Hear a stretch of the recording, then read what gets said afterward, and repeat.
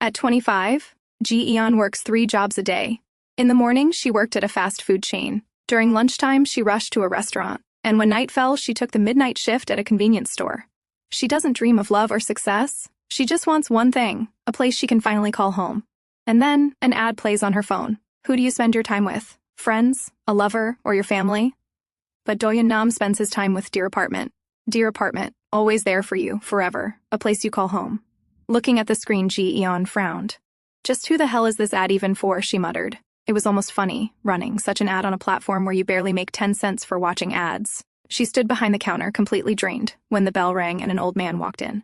She had collapsed a few times from working like this, but she'd learned a couple of things. First, the hardest part wasn't the job itself. Second, there was no such thing as an uneventful day, though today could almost be called uneventful. The old man grabbed a bottle of soju. Ji-eon rang it up and told him the amount. Then suddenly, he placed a doll and a pair of toy handcuffs on the counter. Before she could react, he opened the bottle and gulped it down.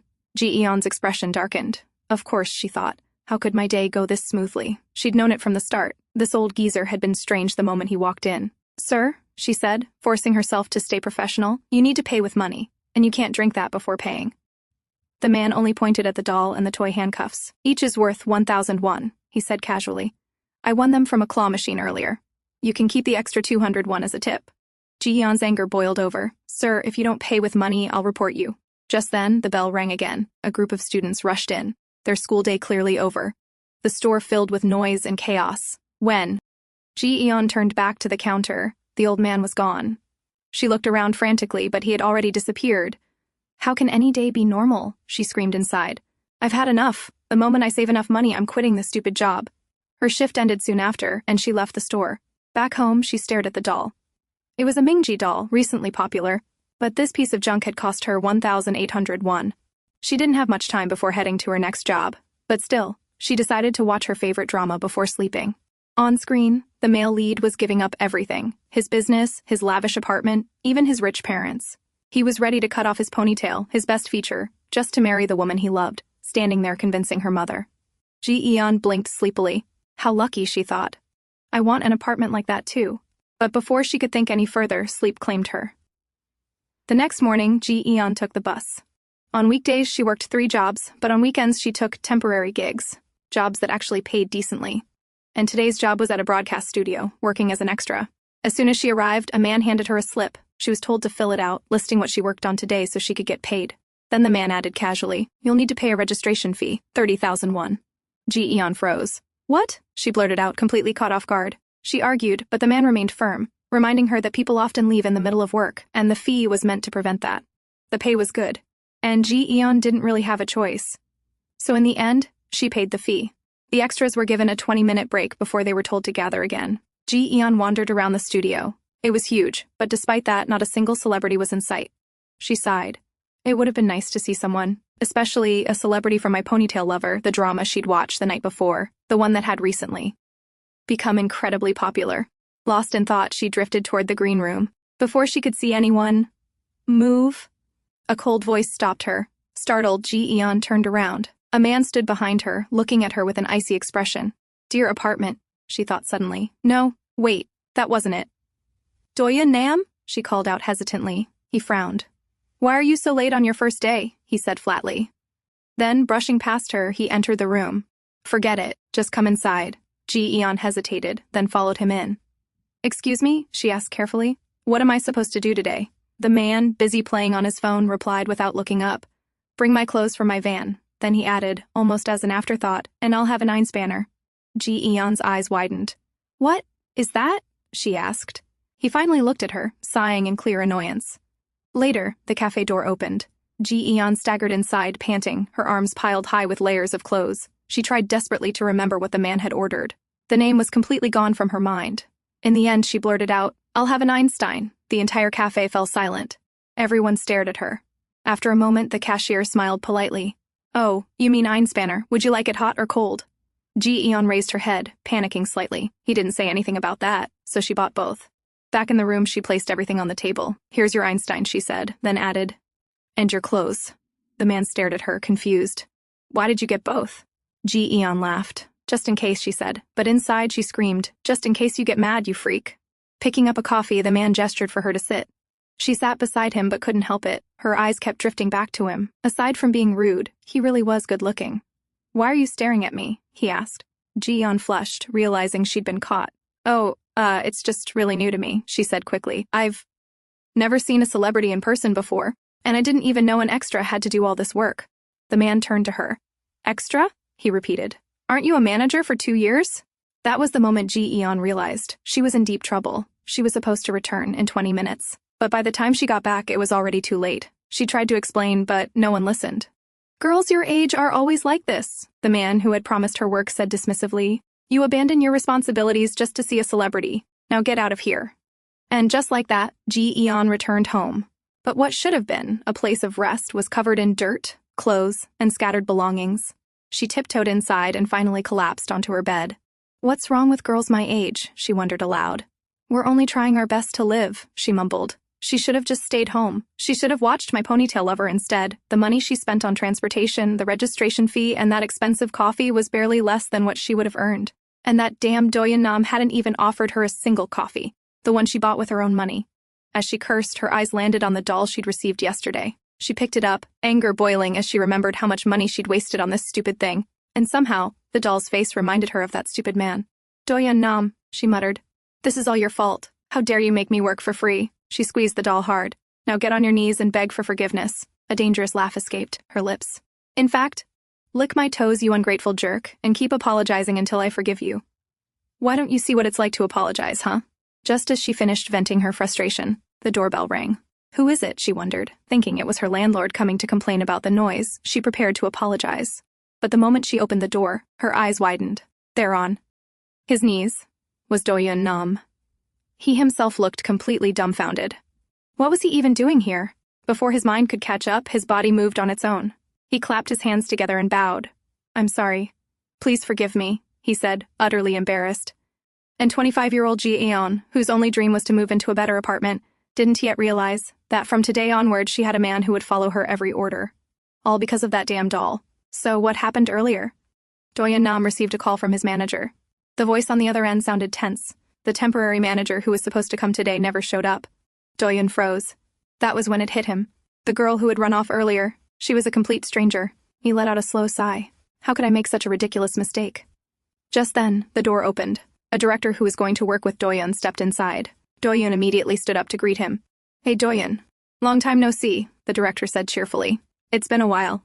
I still can't believe you're doing a cameo in our drama. I'm really looking forward to the ratings going up." "Yes, I hope so," Doyun replied with a small smile. "But you can't stay like this forever," the director continued, as he led Doyun outside.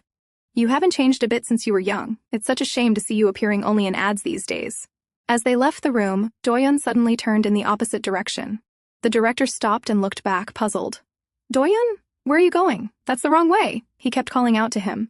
But Doyun Nam didn't stop. He kept walking forward, as if he were possessed. And that was how he ended up here, standing at Ji-eon's door, asking for forgiveness. "What are you doing? Please get up." "Stop this," Ji-eon said, completely flustered. Doyun looked up at her. Inside, he screamed that he would love to, but he just can't. His body refused to listen. Ji-eon panicked. What if the whole building wakes up and sees this? "I'm calling the cops if you don't stop," she warned, turning to go inside for her phone. Suddenly, something grabbed her foot. She froze. Turning back, Ji-eon stared at him in confusion. "What are you doing? Let go," she shouted. In the struggle, she lost her balance and fell to the floor. Before she could react further, her eyes widened at the scene unfolding in front of her. Doyun Nam was holding on to her foot, pulling it closer to his mouth without understanding why his body was moving on its own. His face showed confusion, as if he were fighting against himself. "Hey, what are you doing? Stop it!" Ji-eon cried out in fear. "Doyun Nam, please stop!"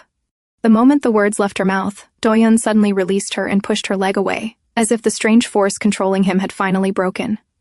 "Why were you on your knees, apologizing, and even trying to lick my toes?" Ji-eon asked, utterly confused. Doyun, on the other hand, just sat there, completely embarrassed. "I did that?" he muttered. "I don't even know why I did something so shameful," he said, covering his face. "Anyway, please leave now," Ji-eon added. "No, we need to talk about this first," Doyun insisted. But Ji-eon was worried about something else entirely. "Oh, my place is a mess, and you can't just enter a woman's apartment," she said quickly. "There's a public place nearby. We can talk there. There will be Lots of people, so it won't be awkward. But the moment she mentioned a lot of people, Doyun's heart began racing uncontrollably. He suddenly froze, breathing unevenly, as if on the verge of a panic attack. Ji-eon caught him in time. "Are you okay?" she asked. "I'll be fine. Just give me a few minutes," he replied, huffing. Ji-eon could hear his heartbeat pounding. In the end, she gave up. "Just come inside for now," she said. She handed him some water. "Are you feeling better?" she asked. They sat down amid the layers of trash scattered around the room. "I'm fine. Thank you," Doyun replied after a moment. Ji-eon just stared at him. She had let him in on impulse, but now that she thought about it, did he have some kind of illness? And more importantly, what were they even supposed to talk about now? Meanwhile, Doyun glanced around the room. "Ew, this place is a dump," he thought. Turning back to her, he spoke coldly. "Please don't tell anyone about what happened today. If you say anything, I'll take legal action."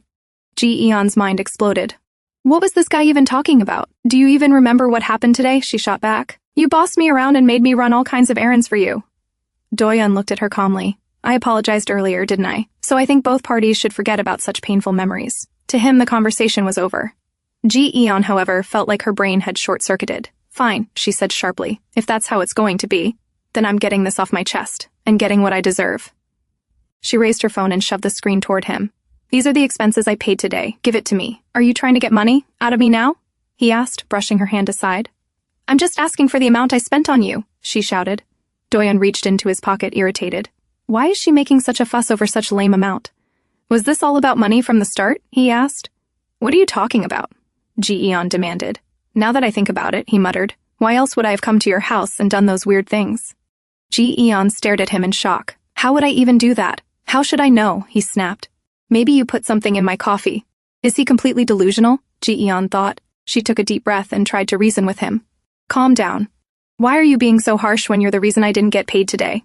He smirked. "See, it always comes back to money. I get it, you want money. I'll tell my agency about the mix-up. They'll reimburse you," he continued. "But if something like this happens again, I won't let it slide. Goodbye." With that, he turned to leave. In the entertainment industry, people always got close to Doyun because of money. That was how people saw him. That was why he had cut off contact with so many people. And that was the same reason he believed this woman had dragged him here. Tch. "I'm sick of it," he thought as he walked out of the apartment. Later that night, Ji-eon lay lazily on her bed, absent-mindedly playing with the doll. She cursed Doyun Nam under her breath. How hard was it to say sorry? It wasn't like she had asked for much, and honestly she had no intention of bringing it up at all, if only he hadn't been so rude. Based on his personality, it didn't even seem like he had come to apologize. Who even licks a stranger's toe, she thought irritably. That was when Ji-eon suddenly froze. Her eyes widened. She remembered it clearly. She was the one who had said those words to the doll. Did I make that happen? The thought sent a chill through her. Meanwhile, at Ohu Entertainment, chaos was unfolding. The CEO was scolding Doyun furiously. "You didn't answer my calls and you just left like that?" "I'm sorry," Doyun replied calmly. "Something came up." But the CEO only grew angrier. "Do you have any idea how hard younger actors work these days?" he snapped. "You haven't worked in 6 years, and this was just a small cameo without any pay. Do you really think you're still the same hotshot you used to be?" Doyun's manager stepped in, trying to calm the situation. But it was already too late. Back at Ji-eon's house, she laughed softly at the thought. "Me controlling Doyun Nam? How ridiculous," she muttered. "It's like saying this Mingji doll has powers." She stared at the doll in her hands. "If that were true," she added quietly, "I really should have punched him earlier." She lifted the doll's arm and lightly jabbed forward. "Jab, Doyun Nam," she whispered at that exact moment. Back in the studio, Doyun suddenly jabbed the CEO. The already furious man exploded with rage. His anger boiled over as he grabbed Doyun by the collar. "Who do you think you are?" the CEO shouted. "You think you deserve special treatment just because you have panic attacks?" Doyun's expression hardened. This was the same man who had once said they were family, back when Doyun was rising. Back in Ji-eon's room, still playing with the doll, she whispered again, "Doyun, now let's jab to the left." And just like that, Doyun struck again. The CEO stumbled backward, clutching his face as blood began to drip from his nose. Later, "How is he?" Doyun asked his manager quietly. "He's fine," the manager replied. "But what about you?" Doyun averted his gaze. "I don't know," he murmured. "But I swear, my body just moved on its own." The manager Kim gave a small, understanding smile. "I get it. But you still shouldn't have left like that," he said gently. Doyun sighed. "Maybe it was a good thing," he said after a pause. "What if I'd had a panic attack on set?" The manager's expression turned worried. Hey Doyun, don't say that. You've gotten a lot better. But deep down, Doyun knew that wasn't true. Just thinking about crowded places still filled him with anxiety. At Ji-eon's place, he had panicked, and at this rate, he wasn't even sure he would be able to start working again. After Doyun left, the manager Kim sat down with the CEO. He tried to persuade him. He asked him to understand, reminding him how much everyone had seen Doyun struggle. But CEO Hushul was still furious. That's easy for you to say, he snapped. You're not the one who got punched in the face. Then he added coldly, mark my words. If Doyun doesn't clean up his act, I'll have no choice but to let him go. Manager Kim let out a dry laugh. It was bold talk, from an agency that had been nothing without Doyun. But this time, CEO Hushul was serious. His contract renewal is coming up, he continued. People think he doesn't have to work because he's made enough money. But, tell me, who's going to pay for an expensive contract for an actor who's beyond recovery? Manager Kim sighed, worry weighing heavily on him. Inside, he could only pray that Doyun would hold himself together, because if he didn't, they were all going to be in serious trouble.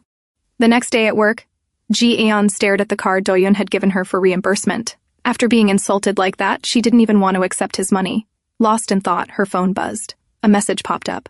Thank you, Ji-eon, I am grateful to you. She sighed. She could have just said that on the phone. Still, no matter how hard she worked, it always felt worthwhile when she thought about her mother. They were living apart for now, but someday, Ji-eon wanted them to live together.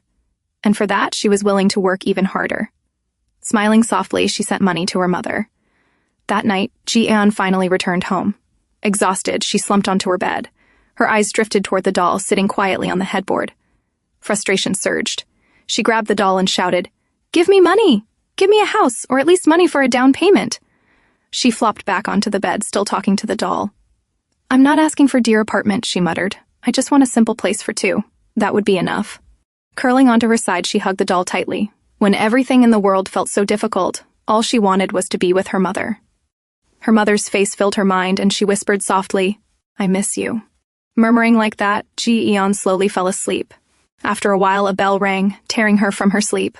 Yawning, she sat up. Who could be here at this hour, she wondered. As she stood and walked toward the door, the feeling was almost like déjà vu. "Who is it?" she mumbled as she opened, and her mouth fell open in shock. Standing there was Doyun Nam. He was wearing a sleep robe and shorts, holding a pillow in one hand. Ji-eon screamed, "What are you doing here? And dressed like that? What is your problem?" But Doyun looked even more shocked than she was. Before she could say anything else, his body swayed, and he collapsed onto the floor. Ji-eon's face went pale. She called out to him in panic, but Doyun was already unconscious. Later, as Doyun regained consciousness, he blinked slowly. The first thing he saw was Ji-eon. Her face was pale, and she was half panicking as she leaned closer. "Are you okay?" she asked anxiously. The moment Doyun fully woke up, he screamed. "Why are you screaming all of a sudden?" Ji-eon asked, startled. Doyun abruptly sat up, grabbing the sheet and pulling it over his bare chest in panic. "What are you doing here?" he shouted. "And what were you planning to do to me?" "Excuse me?" Ji-eon snapped. "You were the one who showed up at my place and fainted. I'm the one who brought you inside because I was worried you'd get sick in the cold, and you still have the audacity to blame me?" Doyun froze. Listening to her, memories slowly surfaced. He was sure he had been in bed when he fell asleep. So how did he end up here? Am I really losing my mind? He wondered, panic creeping in. "I'm sorry," he said quietly, clutching his robe tightly around his neck. Ji-eon stared at him. "Are you apologizing to me?" Doyun nodded. "But maybe you're still not doing this on your own will," Ji-eon muttered cautiously. Doyun shook his head. "It's true that I came here without intending to," he admitted. "But still, showing up at a woman's place this late, dressed like this, it must have been frightening for you.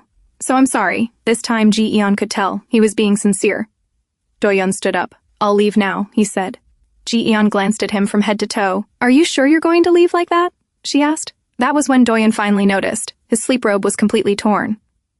While Doyun went to change, Ji-eon picked up the doll. Now she was certain there was no explanation for Doyun's actions other than this Mingji doll. She stared at it and muttered, "When I said I missed someone, I wasn't talking about him." Then she frowned. "And if this is really your doing, then where's my money? And my house?"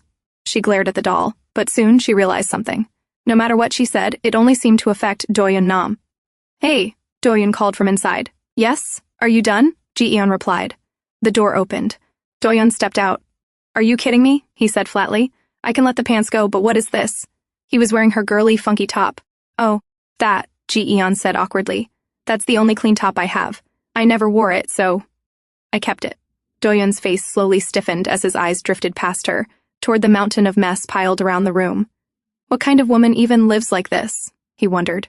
But a few moments later, Ji-eon finally managed to dress him in one of her oversized sweaters. Surprisingly, it fit him perfectly. I can't help it. It smells a little weird, Doyun muttered, scrunching his face.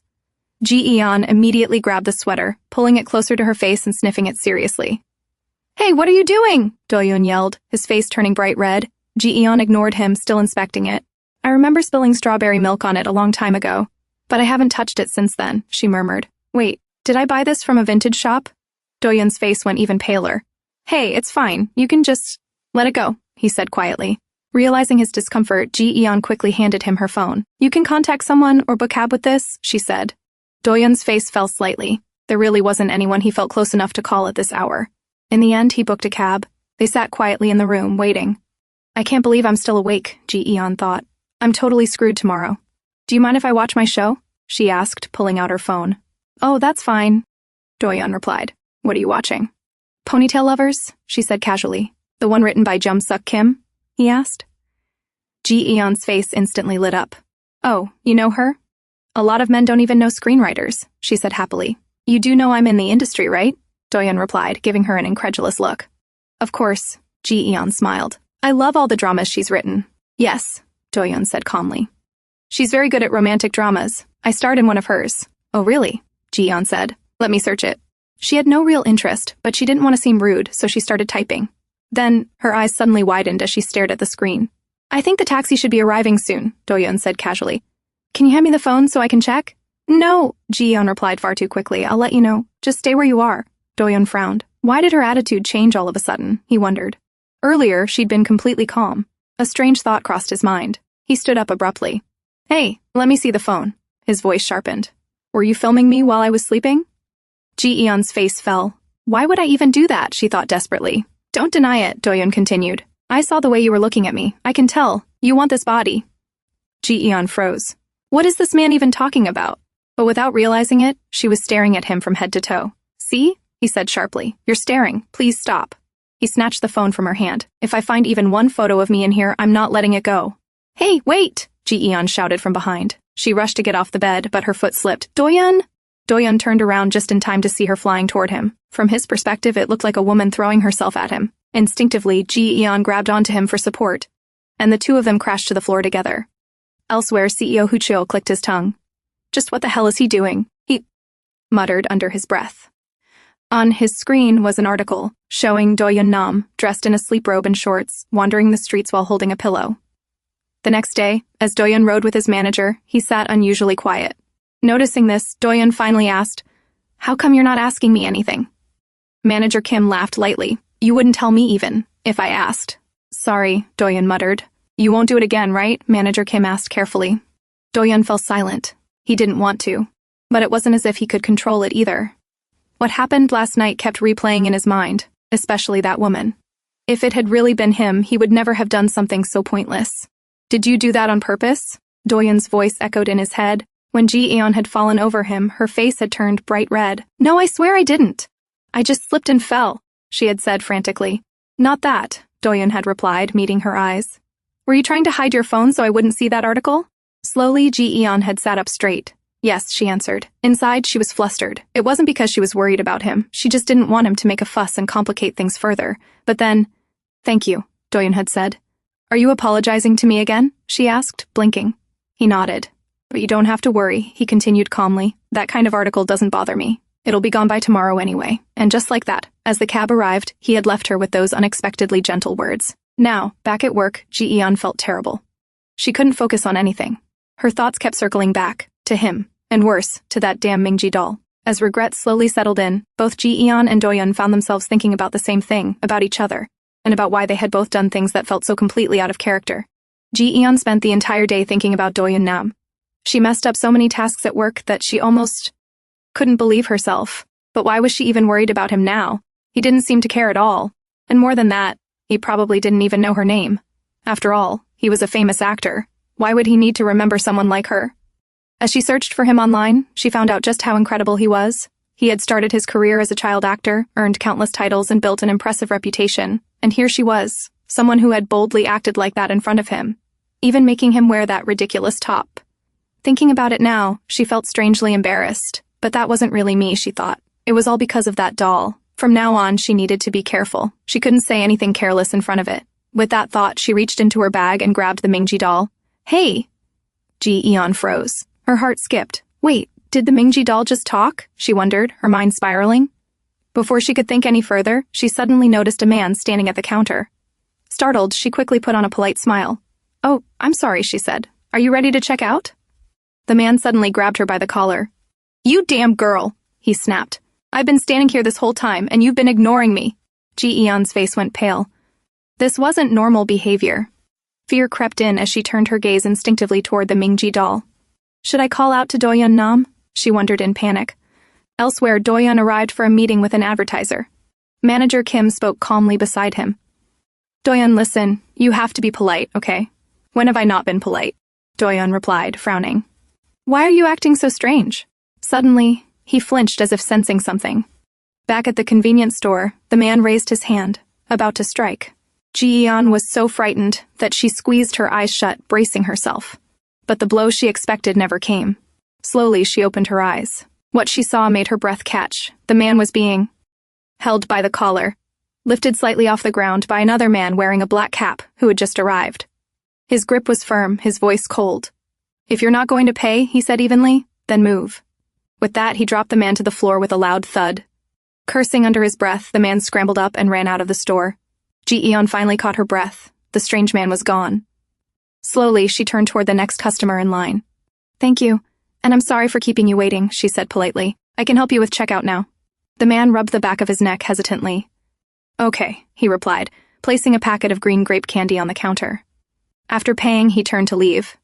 Ji-eon bowed deeply. Thank you, she said sincerely. Just as he reached the door, the man suddenly stopped. He reached into his bag and pulled out a handful of candy, placing it on the counter. Ji-eon stared at him in confusion. Thinking she wanted more, he reached into his bag again and pulled out another one. Then, with a small smile, he said, just so you feel better. With that, he left the store. Even after everything was over, Ji-eon couldn't stop trembling. Soon, her shift ended. Before leaving, she warned the new staff to be careful and told them about the man who had attacked her. Walking down the street afterward, Ji-eon suddenly missed her mother terribly. She sent a message. Mom, I really don't want to go to work. She wasn't someone who usually said things like that. She didn't want advice. She just wanted her mother's concern. But her mother's reply broke her heart. Still, you have to make money. Ji-eon burst into tears. Her mother hadn't even asked why she didn't want to go. All Ji-eon had wanted was a few comforting words, but, broken, she pulled out a piece of candy and popped it into her mouth. Elsewhere, the young man opened the candy packet he had bought. He frowned. 6 were missing. Guess I need to go back, he muttered, remembering the woman. At the convenience store. Earlier, Doyun flinched the moment he saw Hyunsu Won. Hyunsu was a 36-year-old actor, once Doyun's partner in a drama. They met again at the same place Doyun had come for an advertisement discussion. Oh, long time no see, Doyun, Hyunsu said, striding toward him. Yeah, what are you doing here? Doyun asked. Oh, I'm just friends with the president, Hyunsu replied with a smile. So I dropped by to visit. Both Doyun and manager Kim's eyes went up. Wasn't he a little too young to be friends with the president? Oh, Doyun, Hyunsu continued, casually patting his shoulder. I saw the news. I was shocked at first, but I'm sure it's all part of some preparation, right? I'll be looking forward to it, he added with a smile. Doyun went silent. Before he could say anything, manager Kim sensed the tension and quickly grabbed Doyun's arm. We have to go, he said politely. It was nice meeting you, Hyunsu. Hyunsu waved casually. I'll call you later, Doyun. Doyun stopped. Hyunsu, he said calmly. I changed my number 3 years ago. Before things could grow any more awkward, manager Kim pulled Doyun away and left. The next day at work, Ji-eon was peeling onions. She reminded herself that her mother wasn't wrong. She had to get up and keep going. Complaining wouldn't change anything. Suddenly, she spoke up. What would you do if you had a doll that could control people? She asked her colleague. Her colleague looked up. You mean, like a voodoo doll? Ji-eon blinked.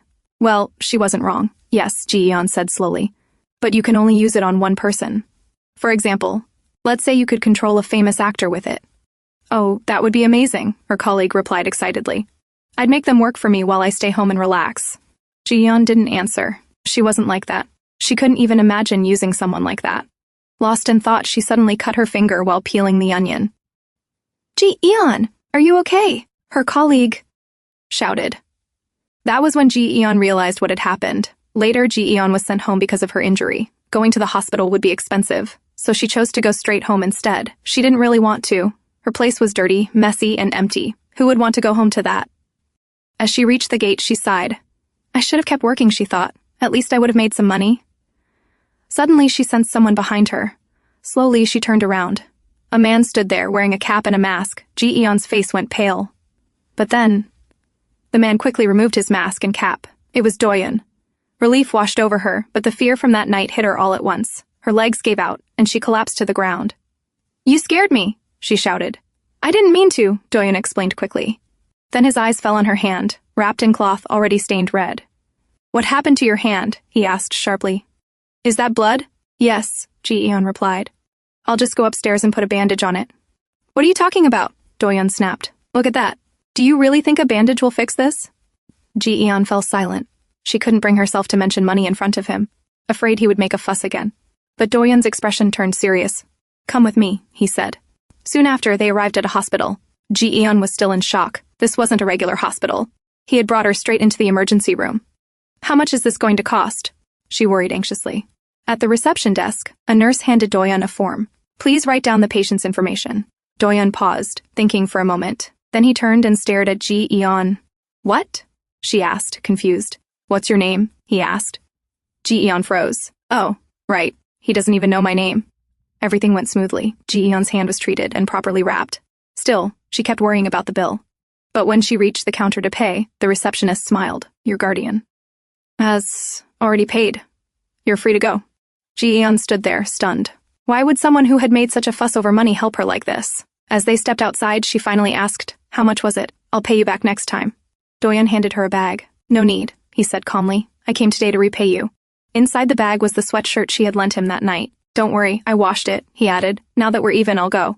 As he turned to leave, Ji-eon suddenly realized something. Everything was settled. They didn't need to meet again.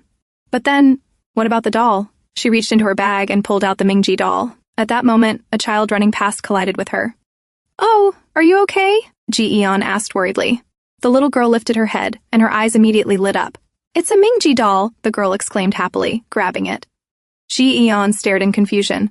From head to toe, the girl was covered in Mingji-themed items, a Mingji hairpin, a Mingji bag, even Mingji slippers. She was clearly a superfan. But that doll was special. Trying to stay calm, Ji-eon smiled gently. Little girl, would you mind giving my doll back? The girl looked at her, then hugged the doll tightly, refusing to let go. Ji-eon panicked. But, that's mine, she tried to reason softly. The girl's grip only tightened. From behind, Doyun spoke. Why are you fighting over a doll? The child is in the hospital, and besides, you can get that doll anywhere. Ji-eon shot him a look. You idiot, she thought angrily. If that doll ends up in the wrong hands, you're the one in danger. Why are you still here? She snapped. Just go, I don't have time to talk. But before she could finish, she realized the little girl was already gone. Ji-eon's heart dropped. She had messed up. Badly. This is your fault, she muttered angrily. How is that my fault? Doyun replied. And why are you so upset over a doll? Ji-eon hesitated. A thought crossed her mind. What if I'm the only one who can control him through Mingji? If the doll doesn't listen to anyone else? Maybe it's fine if I don't get it back? But that fragile hope shattered instantly.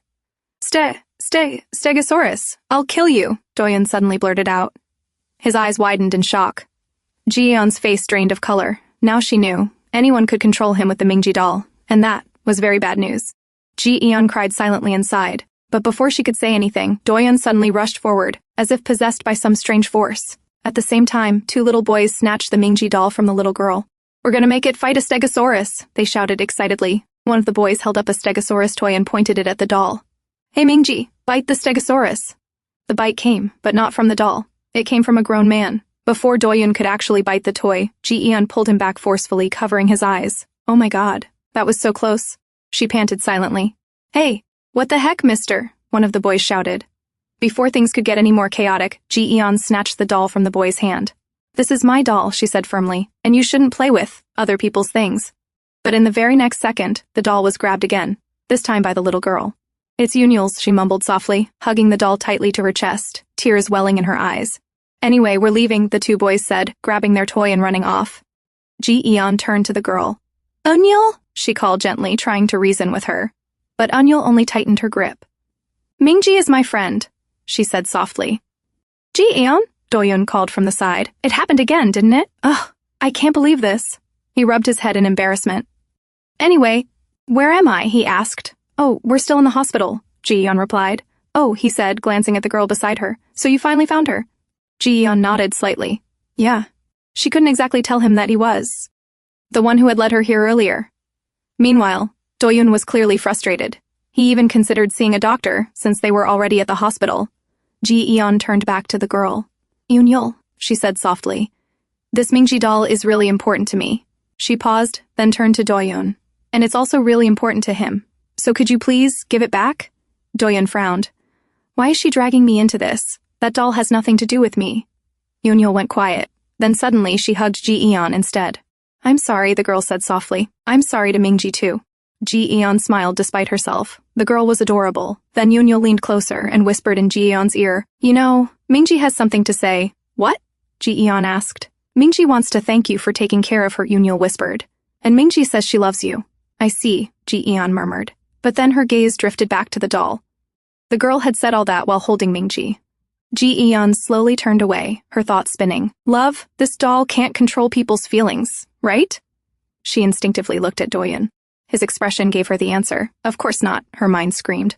Doyun looked irritated. If we're done here, I'm leaving, he said curtly. Ji-eon smiled faintly and turned back to Yoon-yul. All right, give Mingji back to me and go find your mom, okay? Yoon-yul smiled brightly. Okay. Goodbye, and kisses, sister, she said cheerfully. Mingji, you give kisses too. She handed the doll back and ran off. Ji-eon stood frozen. What did that child just say?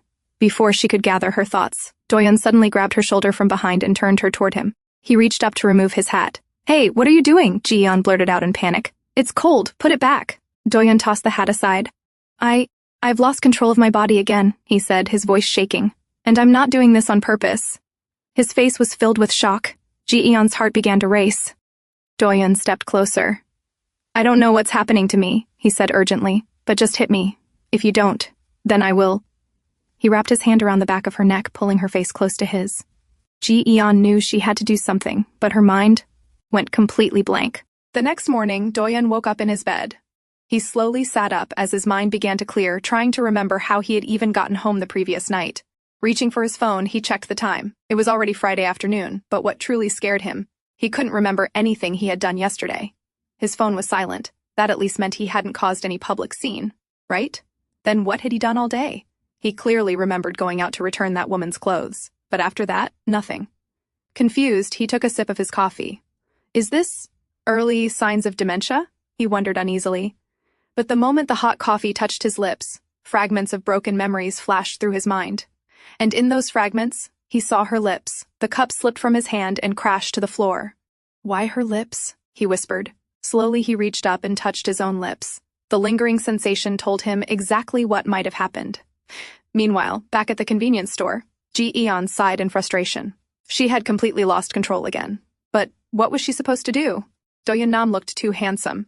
She should have told him to stop, but instead she had said, Doyun Nam, get on your knees. And in the very next instant, Doyun had obeyed. He dropped to his knees, but instead of what she intended, he ended up kissing her shoes. The moment it happened, Doyun's eyes widened in shock. Ji-eon froze too, realizing just how disastrous the situation had become. At least, she had managed to stop things before it turned into something worse.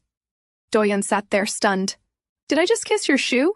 He murmured. Hey, it's okay, it was just an accident, Ji-eon tried to explain quickly, but it didn't help.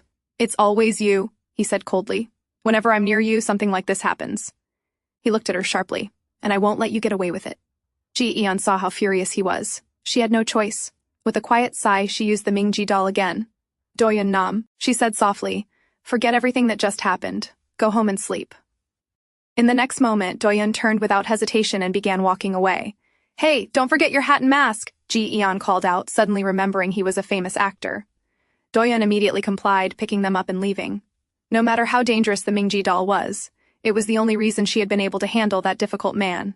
As Ji-eon muttered under her breath, still annoyed at Doyun, she noticed a group of high school girls outside the store. As a clerk, it was her responsibility to make sure underage teens didn't buy alcohol. She sighed, wondering what trick they would try today. Then she noticed a familiar face. It was the same man from before, the one who had helped her and given her green grape candy. He was now standing outside talking to those girls. A moment later, the man entered the store. He casually picked up a bag of candy and 2 bottles of soju, placing them on the counter. Ji-eon's eyes widened. She had thought he was a good person. So why? Can I see your ID? She asked. The man handed it over. Ji-eon checked it. Everything was valid. She had no reason to refuse, so she completed the transaction. But as he walked out, she couldn't help but feel uneasy. Is he really buying that for those girls? If he was, how could he even call himself an adult? Without realizing it, Ji-eon stepped outside to check. She saw the man laughing and chatting with the girls. Hey! She called out, walking toward him. But before she could say anything, the man suddenly opened one of the bottles and gulped it down. Then the second. Everyone stood there, completely shocked. The girls, however, were furious. That was our money, one of them shouted. Give it back! The man made a face, as if he was about to throw up. Before anything worse could happen, the girls ran off, cursing at him. The man remained standing there. From behind, Ji-eon approached carefully. Hey, are you okay? She asked, worried. The man turned slightly, his face flushed red. I'm not a bad... Before he could finish, his body gave out. He collapsed to the ground, unconscious. At home, Doyun sat on the sofa deep in thought. There was no way he had actually kissed her, right? Maybe it had all just been a dream. She hadn't contacted him all day either. Did she not care, or what? But more than that, what was wrong with him? Even if they had kissed, it shouldn't be a big deal. They were adults. So why couldn't he remember it clearly? It had to be because of that woman. Every time he met her, something strange happened. Forget it. I should just sleep, he muttered. But another thought crept in. Why had her lips felt so cold? Does she have a circulation problem or something? He wondered, frowning. Outside the convenience store, Ji-eon sat across from the man who had just passed out. Why did you do that? She scolded lightly. You could have died drinking like that. I used to be able to handle it, the man grumbled, rubbing his head against the table. I guess I'm getting older. Ji-eon let out a quiet sigh of relief. At least he wasn't a bad guy. She went inside and took out a few boxes of frozen meals. Based on how often he came to the store and the fact that he always wore the same clothes, she had assumed he might be unemployed. So she carried the boxes outside and placed them in front of him. I'm supposed to throw these away soon, she said casually. They're about to expire, so just eat them. It won't kill you. The man slowly lifted his head. A small smile spread across his face. He stood up, grabbed Ji-eon's hand and asked, You're a good person. Do you want to be my friend? Ji-eon quickly pulled her hand back. Hey, don't get the wrong idea, she clarified. I'm just giving you food this one time. Then she went back inside. The man remained outside. After a while, he spoke again. I'm not asking for a free meal, he said quietly. I just don't really have any friends. So can we be friends? He suddenly sat down, looking a little dejected. Well, you seem like you have a lot of friends, he mumbled sadly. Ji-eon scoffed in disbelief. This guy was completely different from her first impression of him. You should go home, she suggested gently. It's already morning. The man suddenly looked up, startled. Oh no, I forgot, I have to send it by this afternoon, he exclaimed. He quickly handed Ji-eon a flyer, scribbling something on it before rushing off. He grabbed the meal boxes from outside, then turned back briefly. Thanks for the food, keep in touch, friend, he called out with a grin. Ji-eon looked down at the flyer. On it was written his name and phone number. The next day, Ji-eon received a call from one of her former colleagues. Her friend asked if she could help with a cleaning job she couldn't attend due to personal reasons. Ji-eon wasn't really inclined to go, but she couldn't bring herself to say no, so she went to the address her friend had given her. It felt almost comical. She could barely keep her own apartment clean, and here she was going to clean someone else's house. She rang the doorbell and greeted politely. Hello, I'm filling in for Miss... Her words stopped mid-sentence, because the person who opened the door was none other than Doyun Nam.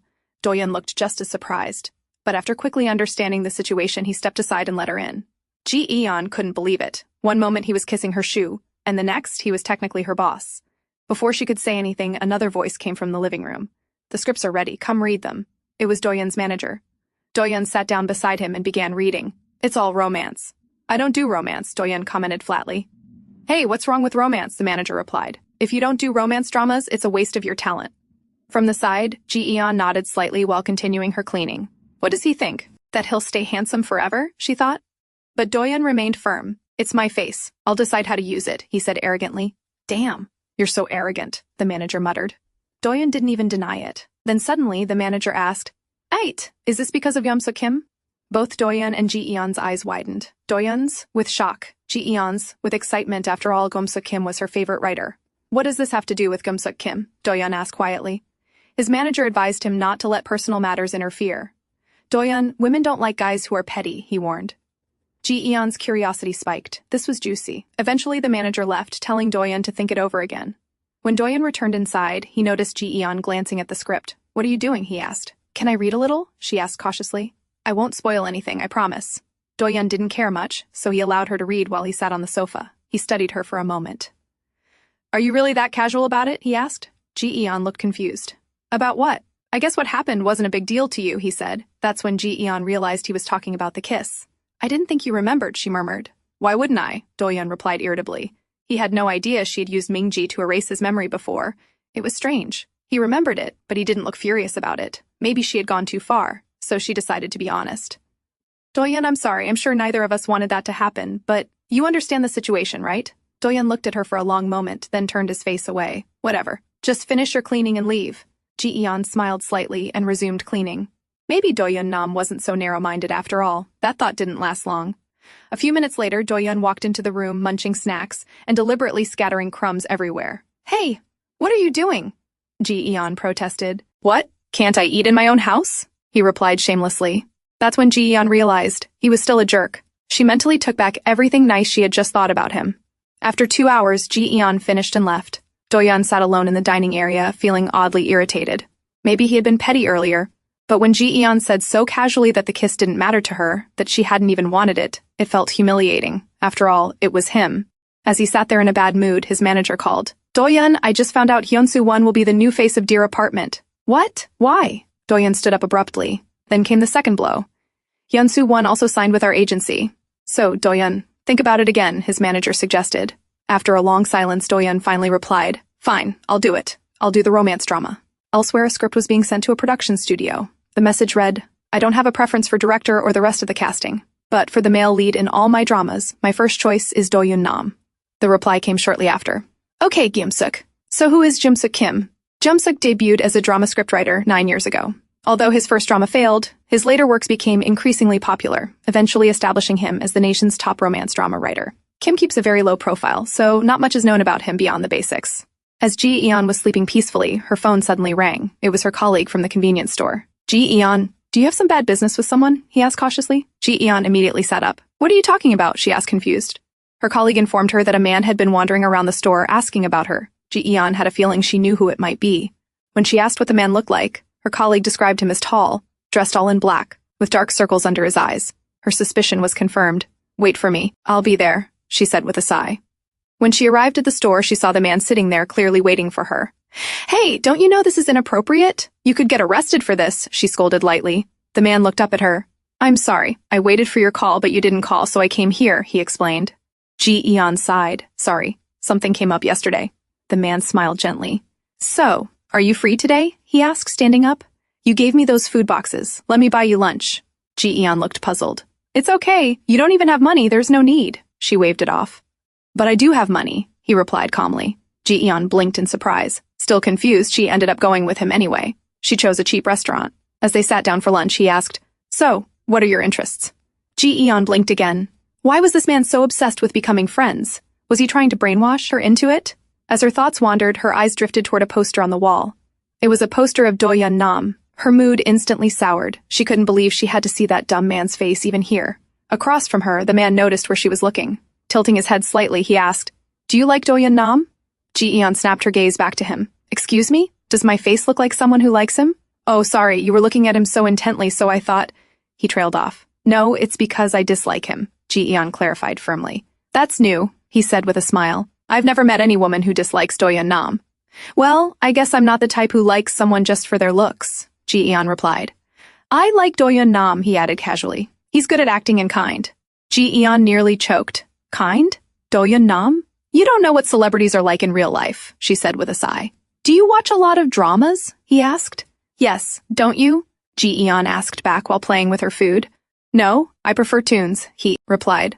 But what drama would you recommend? Why are you asking? You just said you're not into them, Ji-eon said, confused. Sayin smiled softly. But I can start getting into them. You're supposed to share interests and hobbies with your friend, right? Ji-eon blinked. Then somewhat awkwardly she answered, My ponytail lover. Seeing her expression, Sayin asked gently, Why do you like it so much? Ji-eon paused before answering. Well, it's not just this drama. This writer makes my heart flutter. I stopped caring about romance a long time ago, but I can still get butterflies. That's how good this author is. Sayin smiled. Really? So what kind of things would make you feel that way in real life? Ji-eon paused again. Well, the memory of Sayin giving her candy came to mind. Now that she thought about it, she liked small, simple gestures like that, but of course she couldn't tell him that. Her face flushed red with embarrassment. Hey! Why are you asking me all this? If you keep this up, we're not going to be friends, she warned. Sayin lowered his head dramatically. Okay, I won't, he said, but inside, feeling those same butterflies, he quietly smiled. On the other side, Doyun Nam sat with a pile of scripts in front of him. Although he had agreed to do a romance drama earlier, he had specifically said he wouldn't do Gumsuk Kim's project. Still, as he read through the other scripts, irritation filled him. None of them were as good as that jerk's work, and that annoyed him even more. After finishing lunch, Ji-eon left the restaurant. Before parting ways, she ended up giving Se-in her number, which meant they had officially become friends. On her way back, she also stopped by a real estate agency to make some inquiries. She didn't want anything fancy, just a place big enough for her and her mom to live together. She would soon be able to gather the 20% upfront payment, just a little more effort. As she passed a cafe, she noticed students studying inside, even though it was Sunday. But that was fine. She was working hard too. Their journeys were simply different. Trying to keep her morale high, she called her mom. Hey mom, how are you? Sorry I wasn't able to call you. I'm fine. It's good to hear you're doing okay, her mother replied warmly. It's getting chilly these days. I wonder how your father is. Ji-eon paused at the mention of her father. Mom, do you really want to talk about Dad? Because I don't, she said, her voice tightening. It's because of him that I have to stay away from you. He ruined our family and ran off to live by himself. So why do you still care about him? Why? Her composure slipped. Ji-eon, I was just talking casually. Why are you getting so angry? Fine, I won't talk about him, her mother said softly before ending the call. Ji-eon sighed. She regretted losing her temper. But it would be okay. Soon, when she bought a home for the two of them, they would finally live together again. That was all that mattered. As she continued walking, she noticed a commotion near a small restaurant. A man was arguing with an old man, demanding that he pay for what he had eaten. Ji-eon slowly turned her gaze toward the old man. And then she recognized him. It was the same old man from the convenience store, the one who had given her the Mingji doll. The man arguing with the old man finally let him go. The old man began walking away freely. Ji-eon rushed forward. She had to catch him. She couldn't let him run away this time.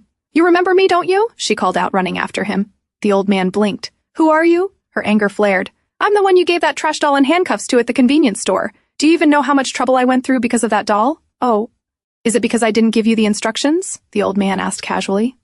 Ji-eon blinked. What instructions? There was a note attached. Red letters on a yellow piece of paper, he explained. The color drained from Ji-eon's face. Didn't you get it from a crane game? He asked. Did I say that? The old man muttered vaguely. That's when Ji-eon realized this foolish old man hadn't won it from a crane game. There had been a talisman attached to the doll. Should I throw it away or just burn it? She murmured to herself. You shouldn't do that, the old man said casually. Why not? Ji-eon demanded. But before she could get an answer, the old man vanished again. Ji-eon went home and pulled the doll out from under her bed. After that chaotic day, she had hidden it away. Now there was only one option she could see. She should give it to Doyun Nam. If she couldn't destroy it, then it shouldn't stay with her. But she had no way to contact him. She always ran into him by accident. And now, when she actually needed to reach him, she didn't know how. As she scrolled through her phone, she noticed Doyun Nam was trending. This time it wasn't because of some weird scandal, but because a director who had just won a top film award had previously worked with Doyun in a movie that was now trending again. On the other side, Hyun Soo-won had an ulterior motive. He wanted to crush Doyun Nam completely. That was why he had made a deal with the CEO of Doyun's agency, to bring about Doyun's downfall once and for all. Hyun-soo was confident, because he had one woman on his side. Back at home, Ji-eon wondered what it must feel like to receive so much attention. She didn't realize how overwhelming it actually was. At that very moment, Doyun was on the floor of his house, panting, struggling through a panic attack. Ji-eon's phone rang. Unknown number. Hello? Who is this? I'm disappointed you didn't even save my number. It was Se-in. Oh, sorry. What's up? Ji-eon asked. Do you want to watch a movie? They're screening my favorite one, he said. It happened to be a movie featuring Doyun Nam, but Ji-eon needed to meet Doyun, so she declined. Se-in sighed softly. He had worked up all his courage to ask her. Ji-eon arrived at Doyun Nam's house. Once she solved this doll issue, both she and Doyun could finally breathe. She rang the doorbell. No answer. For a moment, she wanted to run away instead of facing him again. But, Doyun, are you home? It's Ji-eon, she called out. Still no response. She leaned closer to the door, trying to listen. And then, she heard a faint groaning sound. Her eyes widened. What was going on? She remembered how Doyun had panicked at her house before. Without wasting a second, she pulled out Mingji and made a request. Doyun Nam, open the door! After a few seconds, the door slowly opened. Doyun stood there, panting heavily. Ji-eon realized she had been right. He was struggling. Doyun, breathe slowly, she said gently. Doyun listened. He followed her voice. Slowly, he began to calm down. It's okay, Ji-eon reassured him. She helped him lie down on the sofa. Are you okay? Should I call an ambulance? She asked. Doyun shook his head weakly. Why did you come here? He asked. I have something to talk to you about, she replied. Embarrassed, Doyun muttered. I won't do anything, even if you're stalking me, so just go. Ji-eon grabbed him firmly. But you have to listen to me first. Meanwhile, the woman Hyunsu was relying on for his confidence returned after finishing a task given by her father. She was Sae-jeon, the daughter of the WJP Group, one of the top conglomerates with subsidiaries ranging from food to transportation.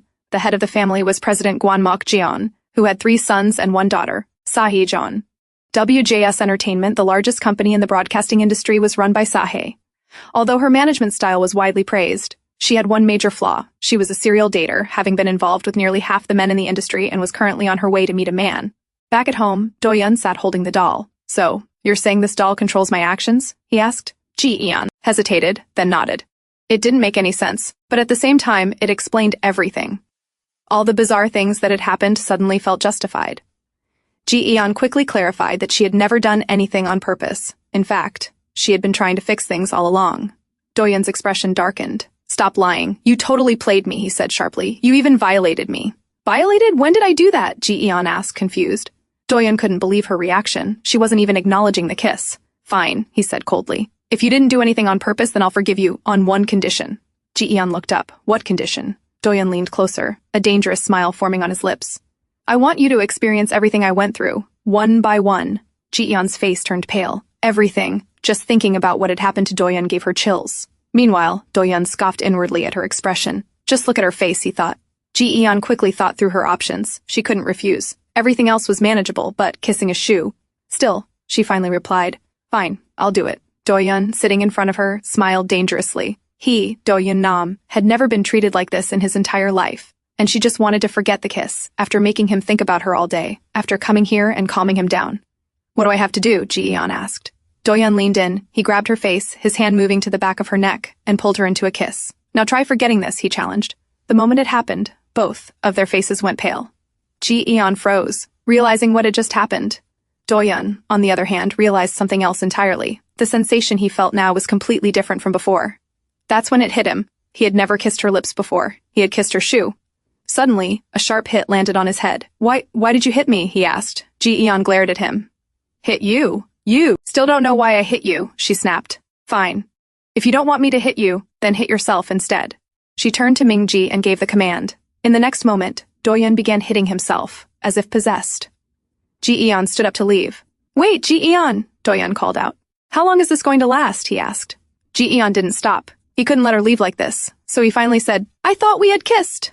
Ji-eon paused. At the hospital, I thought we kissed. I got it all wrong and got angry, he admitted. But now I realize what actually happened. Ji-eon turned back, still angry. Is that all you have to say? She asked. Doyun remained silent for a moment. Then he spoke. No. I have a proposal for you. Elsewhere, Hyunsu-won called Sae to meet him. He asked for her help in bringing down Doyun Nam, but Sae was not someone who could be easily persuaded. Hyunsu-won, she said calmly. You know women from other agencies throw men away once they hit 25. You're 35. But I've kept you around, she continued, because I'm not good at throwing away things I've grown attached to. She paused. Then suddenly she tightened her grip around Hyunsu's face, a face she had been caressing just moments ago. But now, you've lost that freshness. You're worn out, she said coldly. It might be time to let you go. She pulled her hand away. Hyunsu grabbed it quickly. No! What are you talking about? He panicked. Sae stood up. You want me to interfere between you and Doyun, she said. You should handle that yourself. Then she turned back once more before leaving. And if you call me again for this, she said coldly, I'll destroy you. With that, she walked away. Back at home, Ji-eon blinked. A proposal? With a sigh and slightly sore cheeks, Doyun nodded. I know this is sudden and shameless of me to even bring this up, he began. Because of that doll, we've been through so many mishaps, but it could also be an opportunity for us. He hesitated before continuing. So please, help me. I can't stay like this forever. In truth, Doyun Nam wasn't even sure what he was saying. He was just blurting out anything to stop Ji-eon from leaving. He even laughed inwardly at himself. There was no way Ji-eon would take him seriously. But then, are you having a hard time? She asked softly. Doyun paused. He looked up. Ji-eon was staring at him with genuine concern. Because of the panic attacks? She added. Doyun nodded slowly. As you witnessed, I get panic attacks. I may have many fans, but I also have people who want me to fail. I'm always anxious, never knowing when the next online attack will hit. The idea he had in mind was wild, but he thought it might actually work. So, if you could help me like you did earlier, Before he could finish, Ji-eon suddenly threw Ming-ji at his face. "No!" she shouted. "You only need this doll, not me, so it doesn't have to be me. Just do whatever you want with it." "No," Doyun said firmly. "It has to be you because... He paused, scrambling for a reason. "Because not many people can know about this." Yeah, something like that. But Ji-eon wasn't interested. She turned away. "That's not my business." "Gumsa Kim!" Doyun suddenly called out in panic. Ji-eon stopped. "You like Gumsa Kim, right? I'm going to star in their drama. I'll let you read the script. You can even meet Gumsa Kim," he added with a knowing smile. That definitely tempted her. Who wouldn't want to meet their idol? Still, she tried to stay composed. "No, come on. Think about it. You'll get paid 5 times more than what you're earning now." Ji-eon smirked inwardly. "So you think money solves everything? But go on," she said calmly. "If that's not enough, you'll also get other benefits." Ji-eon tried to hide her growing smile.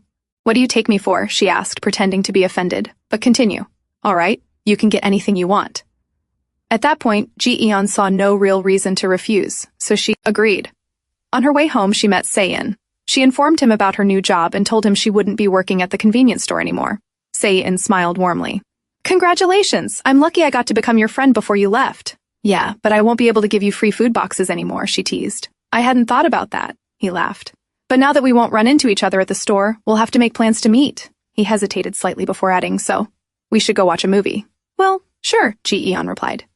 Just then, one of her other colleagues arrived. "Hey, Ji-eon," she called out loudly. But when she noticed Se-in, she paused. "Who is this?" she asked curiously. "Oh, he's just a friend," Ji-eon replied. "Oh, okay. Then I'll see you tomorrow. I don't want to disturb you," her colleague said before walking away. She assumed Ji-eon didn't have many friends, so maybe this man was her boyfriend or something. But suddenly, she stopped and turned back. Why does this man look familiar, she wondered, glancing at Se-in thoughtfully. The next day, Manager Kim's shock was obvious the moment he heard Doyun's decision. "A new personal manager?" he repeated. "Was I not enough?" Doyun quickly shook his head. "It's not like that. You're busy with other responsibilities. You won't be able to follow me around all the time, and hiring temporary managers is a headache." "Still, I'm surprised," Manager Kim muttered. But no one was more surprised than Doyun himself. He had thought Ji-eon would just storm out. Instead, she had shown genuine concern. He had ended up telling her everything. And then there was the doll too, he sighed. They had even drawn up a separate contract, apart from his work contract. It stated that Doyun would personally pay her expenses. There were also strict rules, no monetary exploitation, and absolutely no indecent physical demands. Ji-eon had immediately protested. "Excuse me? Do you even remember what you did?" she shouted, pointing at her lips. Doyun slumped in defeat. "After everything I went through, let's just call it even." Ji-eon scoffed.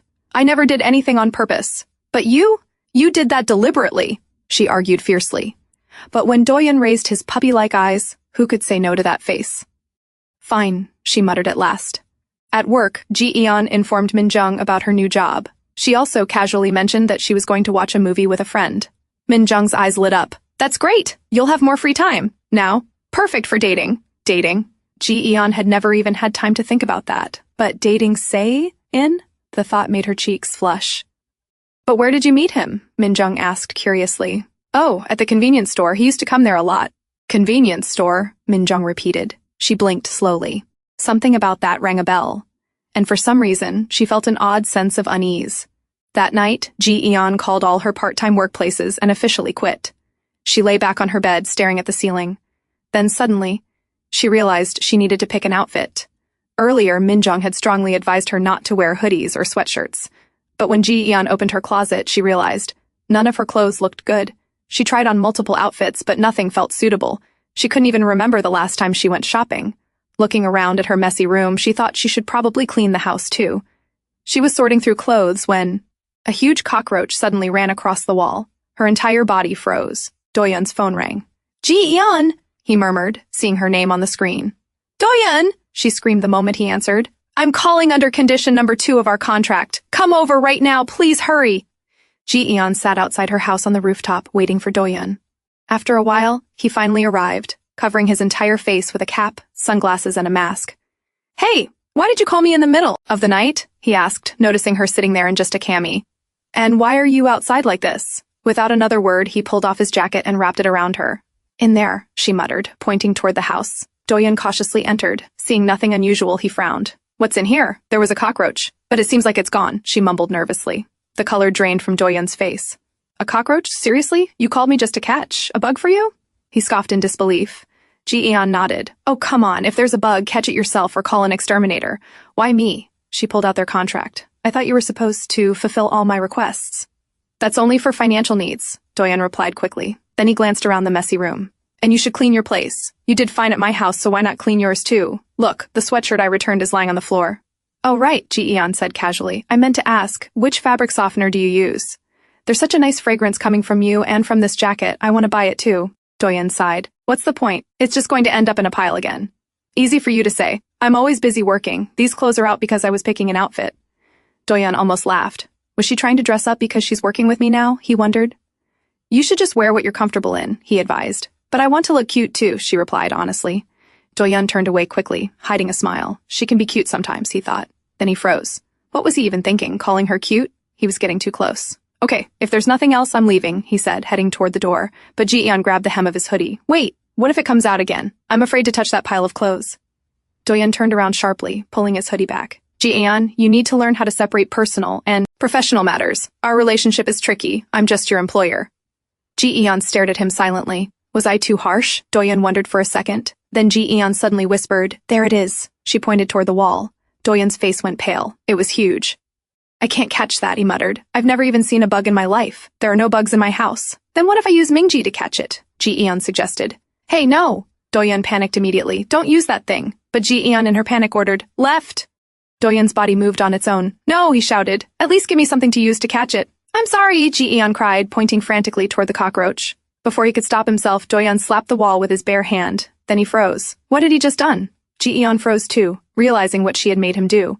But then, she noticed the cockroach had escaped through the window. She quickly shut it. Doyun slumped onto the floor, staring at his hand, overwhelmed. Seeing it was clean, he shouted, Just clean this place! Then you won't have to worry about things like this. I ran over here because I was worried, but this is ridiculous.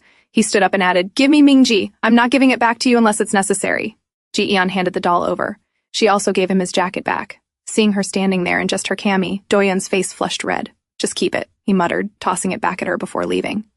After Doyun left, Ji-eon finally finished cleaning the room. Then she lay down on her bed. She was going to watch a movie with Se-in. Was it really a date? Her cheeks reddened at the thought. The next day, Manager Kim looked confused. Why did we come to the mall? And what was that thing you had me send earlier? He asked. It's nothing, Doyun replied casually. Then after a pause, he asked hesitantly, Anyway, is Jim-suk Kim working on anything? Manager Kim laughed. What, do you suddenly want to work with her? Are you feeling lonely? Doyun sighed. Everyone still believed Jim-suk Kim was a woman, but Doyun knew the truth. Jim-suk Kim was a man, and he was only asking because he had promised Ji-eon he would let her read Jim-suk Kim's next drama. At home, Ji-eon was getting ready for her movie outing. She had called Min-jung over to help her. What perfume are you wearing? Min-jung asked, sniffing the air. It smells amazing. Oh, you like it? It's on the desk. You can try it, Ji-eon replied. Min-jung's eyes widened. Oh my gosh, did you buy this? No. Why? Ji-eon asked innocently. Min-jung told her the price. Ji-eon gasped. She had no idea it was that expensive. She only knew that Doyun Nam had handed it to her in a plastic bag, explaining that the scent she liked on him wasn't fabric softener, it was this perfume. Can I eat this candy? Min-jung asked, reaching for a snack. Ji-eon immediately stood up. Oh, not that one. I bought other snacks yesterday. Those candies had been given to her by Se-in. Back at home, Doyun lay on his sofa, scrolling through his phone. Then he noticed Ji-eon had changed her profile picture, so she finally picked an outfit. Should I call her, he wondered. Meanwhile, Ji-eon arrived at the theater. Se-in also grabbed a taxi, wondering if Ji-eon had already reached. He pulled out his phone to text her, but then he saw a message from someone he never expected. Ji-eon sat quietly, waiting. Maybe she had arrived too early. There was still time. Her phone rang. It was Se-in. Ji-eon, are you there already? He asked. Embarrassed, she lied. No, I'm just about to leave. Then that's a relief, Se-in said softly. I'm really sorry, but I can't make it today. Something important came up. I know I look like a jerk, but I have to take care of it. Ji-eon felt disappointed for a moment. But it wasn't really a date. It was just a plan between friends. All right, she replied quietly. Se-in arrived at another location. He hesitated before opening the door. Then he slowly pushed it open. Hey, it's been a while, he said. Inside, Doyun was sitting. Se-in took a seat across from him. It took you 5 years to reach out to me, Se-in said lightly. Weren't you lonely? I'm your only friend after all. It's not like you have any other friends either, Doyun replied coldly. Well, I made a new friend, Se-in said proudly. Then he added, making your comeback in one of my dramas wouldn't be a bad idea. Doyun sighed. So he already knew what Doyun wanted to say. But, Se-in paused. 6 years is a long time. Doyun clenched his teeth. You should be happy I didn't delete your number. Se-in looked at him calmly. I'm just saying, you took a long break from acting. Doyun suddenly slammed his hand on the table. And whose fault is that, he demanded. Se-in lowered his gaze. I'm sorry that I played a part in what happened 6 years ago. Doyun's hand tightened around the tablecloth. So are you here to take responsibility, or laugh in my face? Or are you planning to use someone else's struggles to write another script? Because I don't need that. Se-in's expression hardened briefly. Then he looked up. Can you honestly say you're still the same Doyun Nam from your peak? He asked quietly. We both started with nothing. I built my career since then. You didn't. That's the truth. I'll let you use me, but in exchange. Meanwhile, Ji-eon decided to watch the movie alone. She had already come all dressed up. Going home like this felt pointless, so she decided to watch Doyun Nam's film instead. After all, it would be good preparation before starting her new job. The movie being screened was Doyun's recently trending film, the one whose director had just won an award. In it, Doyun played Prince Sampyeong. Until now, Ji-eon had mostly seen him in advertisements, but watching him on the big screen, he was truly a serious actor. She couldn't take her eyes off him. Although it was a supporting role, as a prince he looked charming and undeniably handsome. The longer Ji-eon stared at him on screen, the more she realized just how attractive and hot he really was. Her mouth slowly fell open. A long finger gently pushed her chin up, closing her mouth. Startled, Ji-eon turned her head. Sitting beside her was Doyun Nam. Close your mouth, he said with a teasing smile. You'll get drool everywhere. Outside the theater, Ji-eon turned to him in shock. What are you doing here? Isn't that what I should be asking you? Doyun replied. Do you know how surprised I was to walk into the theater and see you there? Well, I was already out, so I thought I'd watch a movie, Ji-eon said casually. Doing my homework, since we'll be working together. Oh? Doyun raised an eyebrow. But it seemed like you couldn't take your eyes off me. Just then, a group of girls walked past. Sensing them, Ji-eon quickly covered Doyun's face and pushed him down slightly. Get down. Behind them, the girls giggled. Doyun Nam totally stole my heart, one of them whispered. Both Ji-eon and Doyun heard every word. When the girls were gone, Doyun looked at her. So, what was your review of the movie? Ji-eon looked at him thoughtfully. Well, speaking about your role, she began slowly, I made me think, wow, you really are an actor. She hesitated. But it also made me see you in a different light. It felt strange.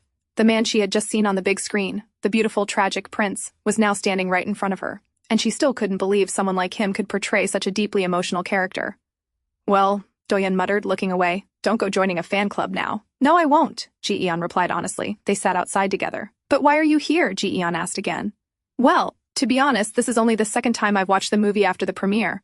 Ji-eon's eyes widened in shock. You've only watched it twice? Why? I was embarrassed by my acting, Doyun admitted quietly. I believe an actor should act, but when I was filming this, I was too wrapped up in my personal emotions. He paused. Some people use that to enhance their performance, but I don't like it. It feels too vulnerable. I know no one else can tell, but it makes me cringe. Then he suddenly turned to her. Hey, why am I the only one talking? You say something too. Like, what? Ji-eon asked. Tell me why you work so hard, Doyun said. Ji-eon looked at him for a moment before sighing. Well, I have issues with my parents too. Too? Doyun murmured. Ji-eon raised her head slightly. The part you mentioned, about getting swept up in your emotions, wasn't that the scene with your father in the movie? She asked carefully. Doyun blinked. You could tell that? He whispered, bewildered. Ji-eon nodded. Doyun slumped slightly in embarrassment. That's so embarrassing, he muttered. Why is it getting popular now? Ji-eon smiled gently. Well, I guess I finally found something we have in common. She looked ahead thoughtfully. Life sure is hard, huh? Doyun lifted his head slowly. He didn't say anything, but silently, he agreed. Meanwhile, Se-in, after meeting Doyun, tried to contact Ji-eon, but he couldn't reach her, so he began sending messages, asking where she was. As he sat alone, he replayed Doyun's words in his mind, about using other people's struggles to write his scripts. He sighed. 6 years was too long. Too much time had already passed to properly explain what really happened, and now, there was no point denying it. Maybe he just had to accept what Doyun believed. Maybe this was karma, or maybe this was who he had always been. Your clothes look different, Doyun said casually. Were you here to meet someone? Oh, yes, just a friend, Ji-eon replied, pulling out her phone. She suddenly remembered it had been on airplane mode. Just a friend? Doyun repeated, leaning slightly closer. Ji-eon glanced at him. At that exact moment, her phone buzzed non-stop. Doyun frowned. Just how many texts are you getting?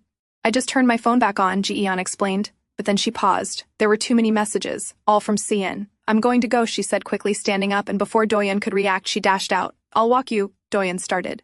But she was already gone. He stood there, watching the empty space she had left behind. Well, she sure is fast, he muttered. Unaware, someone nearby had been taking pictures of them. I'm sorry. Are you mad? Ji-eon, you don't want to talk to me? Those were the messages Se-in had sent. Ji-eon quickly called him. Se-in, she said, slightly out of breath. I'll give you one chance to make it up to me. After a while, Se-in sat across from Ji-eon and asked, "This is really all it takes?" "Yes," Ji-eon replied with a smile. "I was just craving something sweet, and you sent so many messages. It was honestly the most dramatic thing I've ever seen. My phone was off, so that's why I couldn't answer your calls."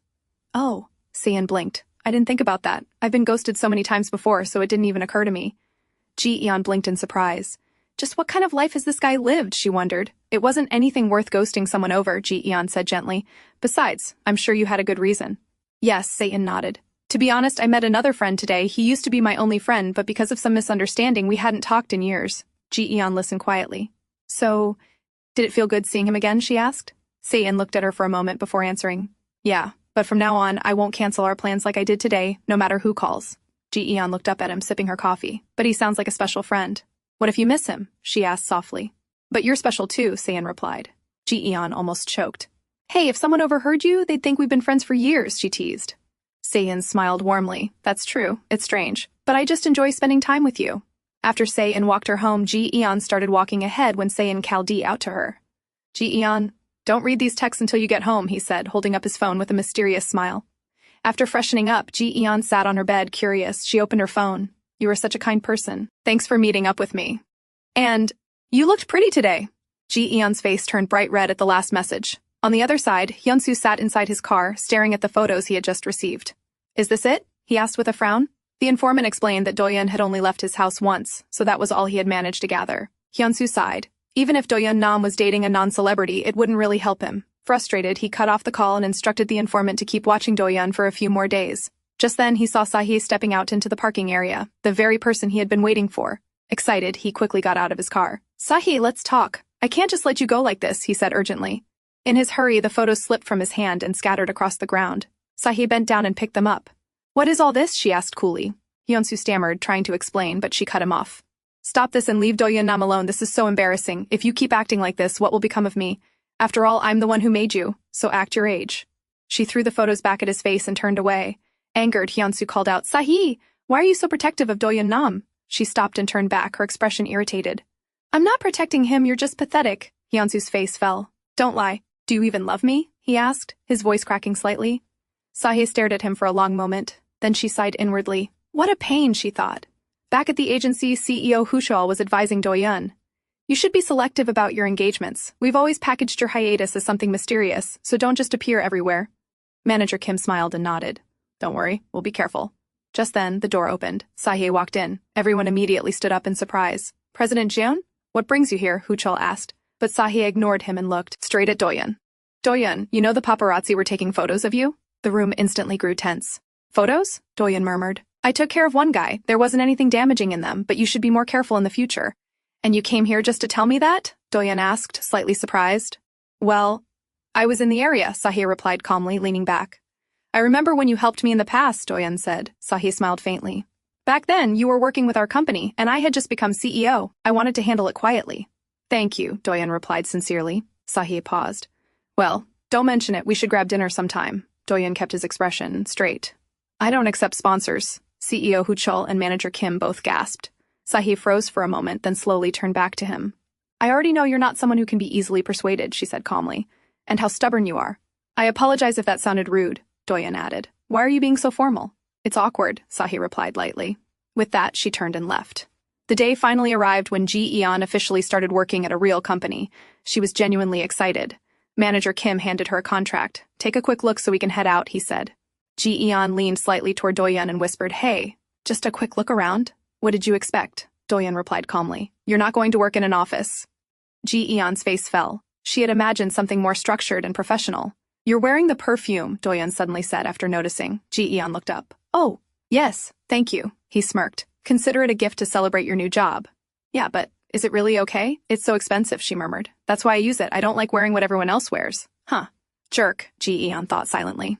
But as Doyun turned his face away, he realized something. He didn't actually mind that she was wearing it. When he looked at her again, he noticed she was dressed in her usual hoodie. "I thought you'd dress up more for your first day," he said casually. Surprised, Ji-eon looked at him. "Was I supposed to dress formal?" "No. I thought you wanted to look good," Doyun replied.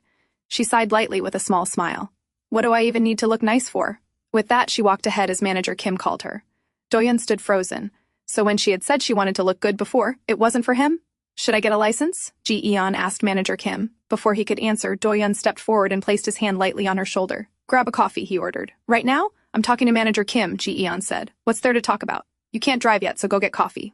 Ji-eon didn't argue. She ran off to buy him coffee. Meanwhile, Doyun sat in the car, irritated. He knew he was being petty, but he felt strangely annoyed. It made him feel awful. Earlier, when President Ji-eon came, I thought it had something to do with Hyun-soo-won, Manager Kim added casually. What about him? Doyun asked, still irritated. You didn't know? They broke up. Doyun looked shocked at first. Then he burst out laughing. Are you happy about that? Manager Kim asked. Huh? Breakup? No way. That's just what she does, Doyun replied.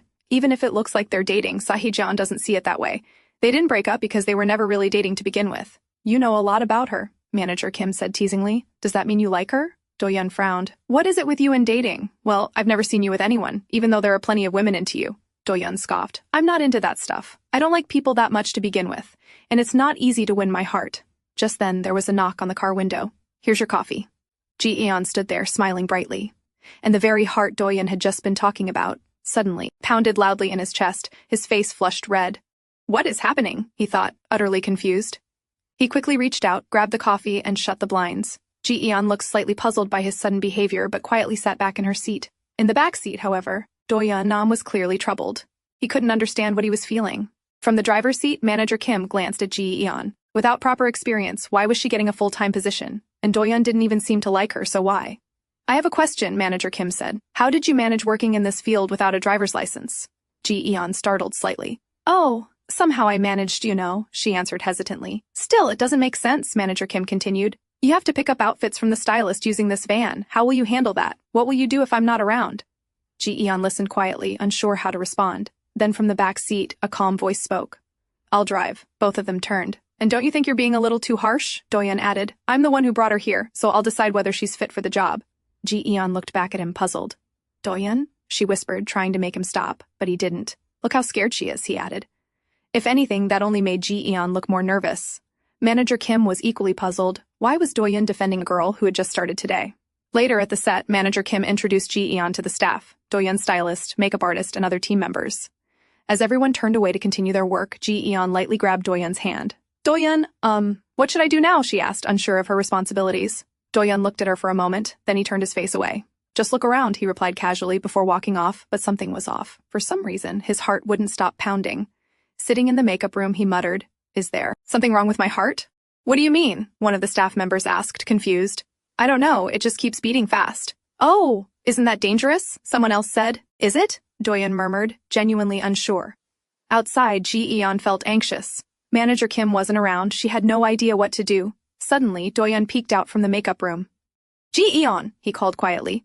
Come here for a second. She stepped closer. Yes, what is it? Doyun glanced around to make sure no one was watching. Then he pulled the Mingji doll from behind him and handed it to her. I need you to use it to calm me down. Ji-eon's eyes widened. What? Is something wrong?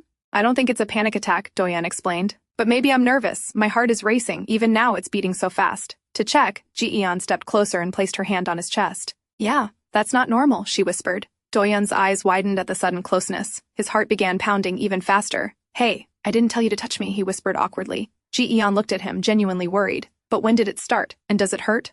Doyun sighed. It started when... He paused, because he suddenly realized it had started when she came earlier with the coffee, smiling so brightly. And even now that image of her was fresh in his mind. Before he could finish thinking, someone called him to the set for the photo shoot. I'm counting on you, he whispered to Ji-eon before leaving. The photo shoot began. Doyun struck his usual natural poses, his handsome face perfectly composed. But suddenly, he slumped forward, bending awkwardly. Everyone froze, then burst out laughing. Oh, you're hilarious, the photographer said, thinking it was intentional. Doyun straightened up quickly. Sorry, he said politely. But inside, he was panicking. What was Ji-eon doing with the doll right now? He had to stop her. But Ji-eon didn't stop. She squeezed Mingji gently. Doyun Nam, just loosen up, she ordered. On set, Doyun's body suddenly wiggled in response. Not like that, Ji-eon, he screamed internally.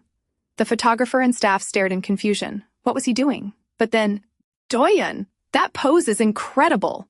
Hold that, the photographer shouted excitedly. Doyun's back leaned against the table, his hands supporting himself behind him. He looked effortlessly attractive, but inside, his back was killing him. Ji-eon watched from afar, thinking whatever she was doing was clearly working. Doyun, stop scowling and relax, she commanded softly, rubbing Mingji's face. On the other side, Doyun felt almost nauseous. He forced his face blank. But to the photographer, that blank expression looked dreamy. He quickly captured it. And just like that, the shoot continued. Doyun Nam ended up delivering numerous incredible poses. Finally, the photo shoot ended. Doyun stood there, bewildered, replaying everything that had just happened. From the side, Ji-eon gently poked his hand. "Doyun, do you feel better?" she whispered. His heart was still beating fast, but it was better not to tell her, just in case she turned him into jelly again. "Yeah, thanks," he replied with an awkward smile. Ji-eon grinned brightly. "Work can be pretty rewarding sometimes, you know," she said happily. Doyun stared at her. "You're strange. And you're grinning way too much today," he commented. "Usually you look stressed. Did you have that much fun getting coffee? I almost didn't recognize you. You were smiling from ear to ear." Ji-eon immediately blushed. Yes, she was in a good mood. Satan had sent her a congratulatory text along with a gift card for her new job. But now she felt embarrassed that even Doyun had noticed. Flustered, she quickly turned away. "Oh, I think someone's calling me," she mumbled before hurrying off. Doyun smiled slightly at her reaction. From behind, Manager Kim, who had witnessed the whole exchange, whispered, "You think she's acting strange? You're even stranger." Doyun jumped at the sudden voice. "You scared me," he said, panting slightly, but Manager Kim didn't let it go. "Regarding Ji-eon, I don't understand why you trust her so much. Are you two dating? You know you can't—" Before he could finish, Doyun quickly covered his mouth. "There you go again. Is that all you ever think about, relationships?" Doyun snapped. "I told you, I'm not dating anybody. Don't make assumptions just because she's a woman." Manager Kim sighed. "But you're both wearing the same perfume. You always take her side, and you're always staring at her." Doyun listened quietly for a moment, then he turned sharply. "What are you even talking about? We're not dating. I told you." "Then do you like her?" Manager Kim asked bluntly. Doyun turned back, his face burning red. "Why would I—" He stopped. "Hey, I'm just joking," Manager Kim added quickly, laughing. But then he paused, because Doyun had frozen. "Like?" Doyun whispered under his breath. It was possible. He had never even considered that possibility before. But Manager Kim's eyes widened. "Hey, why aren't you saying anything?" he asked, nudging Doyun's shoulder. "Come on, say something. Deny it like you always do."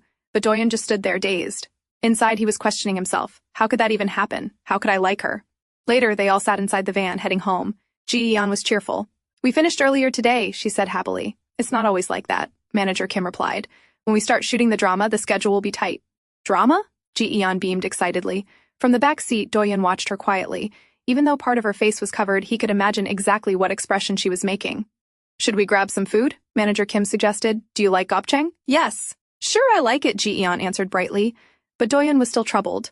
What if what Manager Kim said was true? What if he actually liked Ji-eon? "No, I don't like it," Doyun said abruptly. There was no way he could be into her. It wasn't like she even liked him. So why would he like her? No way. Impossible. Ji-eon stepped out of the van to buy a salad since their dinner plan had been canceled. Just then, she received a call from the housing agent. There was a nice apartment available within her budget. Her face lit up. Today was truly a good day. She got a job. She might get a home. What else did she need? Lost in her excitement, she accidentally bumped into someone, and her drink spilled all over both of them.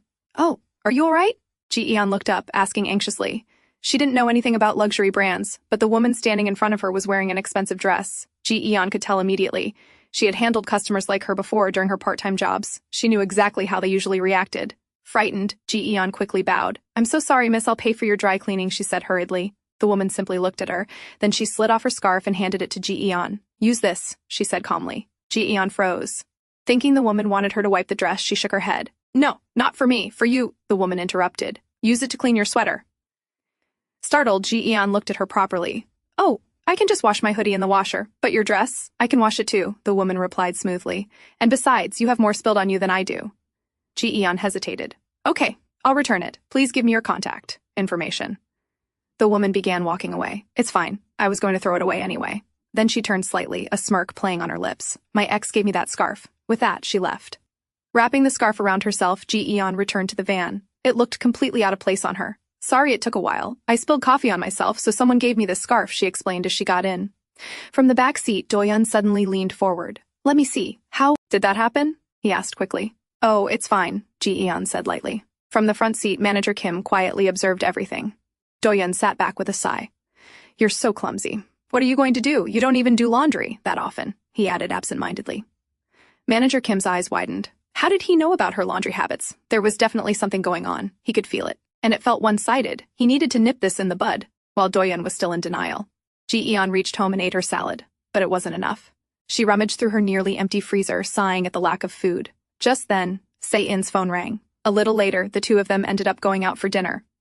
"So, how was work?" Sae-in asked. "Was it too difficult?" "It was a piece of cake," Ji-eon replied proudly. Considering how I used to juggle multiple part-time jobs, this feels easy. Are the people nice? He asked. Ji-eon paused for a moment. I think so, she answered thoughtfully. Good, Se-in said, pouring soju into her glass. Ji-eon looked at him worriedly. Are you going to drink? She asked, remembering how he had passed out last time. Of course, he replied lightly. That was different. I had been working multiple nights back then. Let's just toast to your new job. As they continued drinking, Ji-eon gradually became a little tipsy. I need to get a driver's license for work, she explained, slurring slightly. I'm good with the written exam, but I'm worried about the driving test. Want me to help you? Se-in asked. Drunkenly, she nodded and took another sip.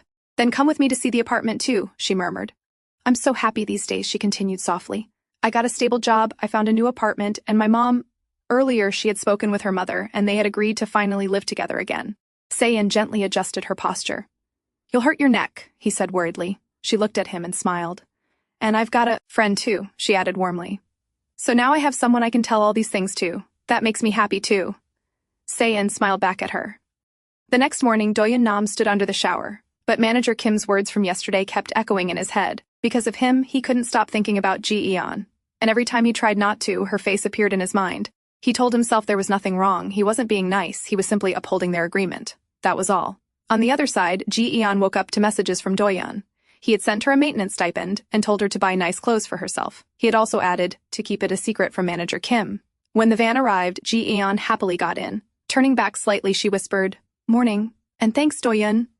Doyun immediately turned his face away, but he couldn't hide the faint blush spreading across his cheeks. Manager Kim cleared his throat before asking casually, Ji-eon, do you have a boyfriend? Doyun's ears perked up instantly. No, I don't, Ji-eon replied. Oh, then any ex-boyfriend, manager Kim pressed. Ji-eon smiled. No, not any ex-boyfriend either.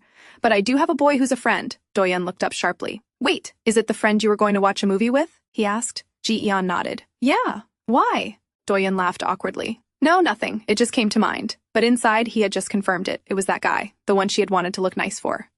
Ji-eon turned back to manager Kim. I'll get my license soon. He's going to help teach me, she added casually. From behind, Doyun listened quietly. So all this time she said she was busy, and now she had time to go out with this guy? Didn't she feel even a little guilty? Suddenly, the memory of the kiss flashed in his mind. Even after you kissed me, he muttered absent-mindedly. Then his eyes widened. He quickly covered his mouth, realizing what he had just blurted out. Both Ji-eon and manager Kim froze, but not because of his words. A bike suddenly cut across the road. Manager Kim slammed the horn, shouting at the rider. Doyun looked at them carefully, finally relieved. They hadn't heard what he said. Inside the changing area, Ji-eon looked at Doyun carefully. How have you been feeling these days, Doyun? She asked softly. About what? He replied. Your panic attacks, she said. I read that they can strike anytime, anywhere. You used to get them at home.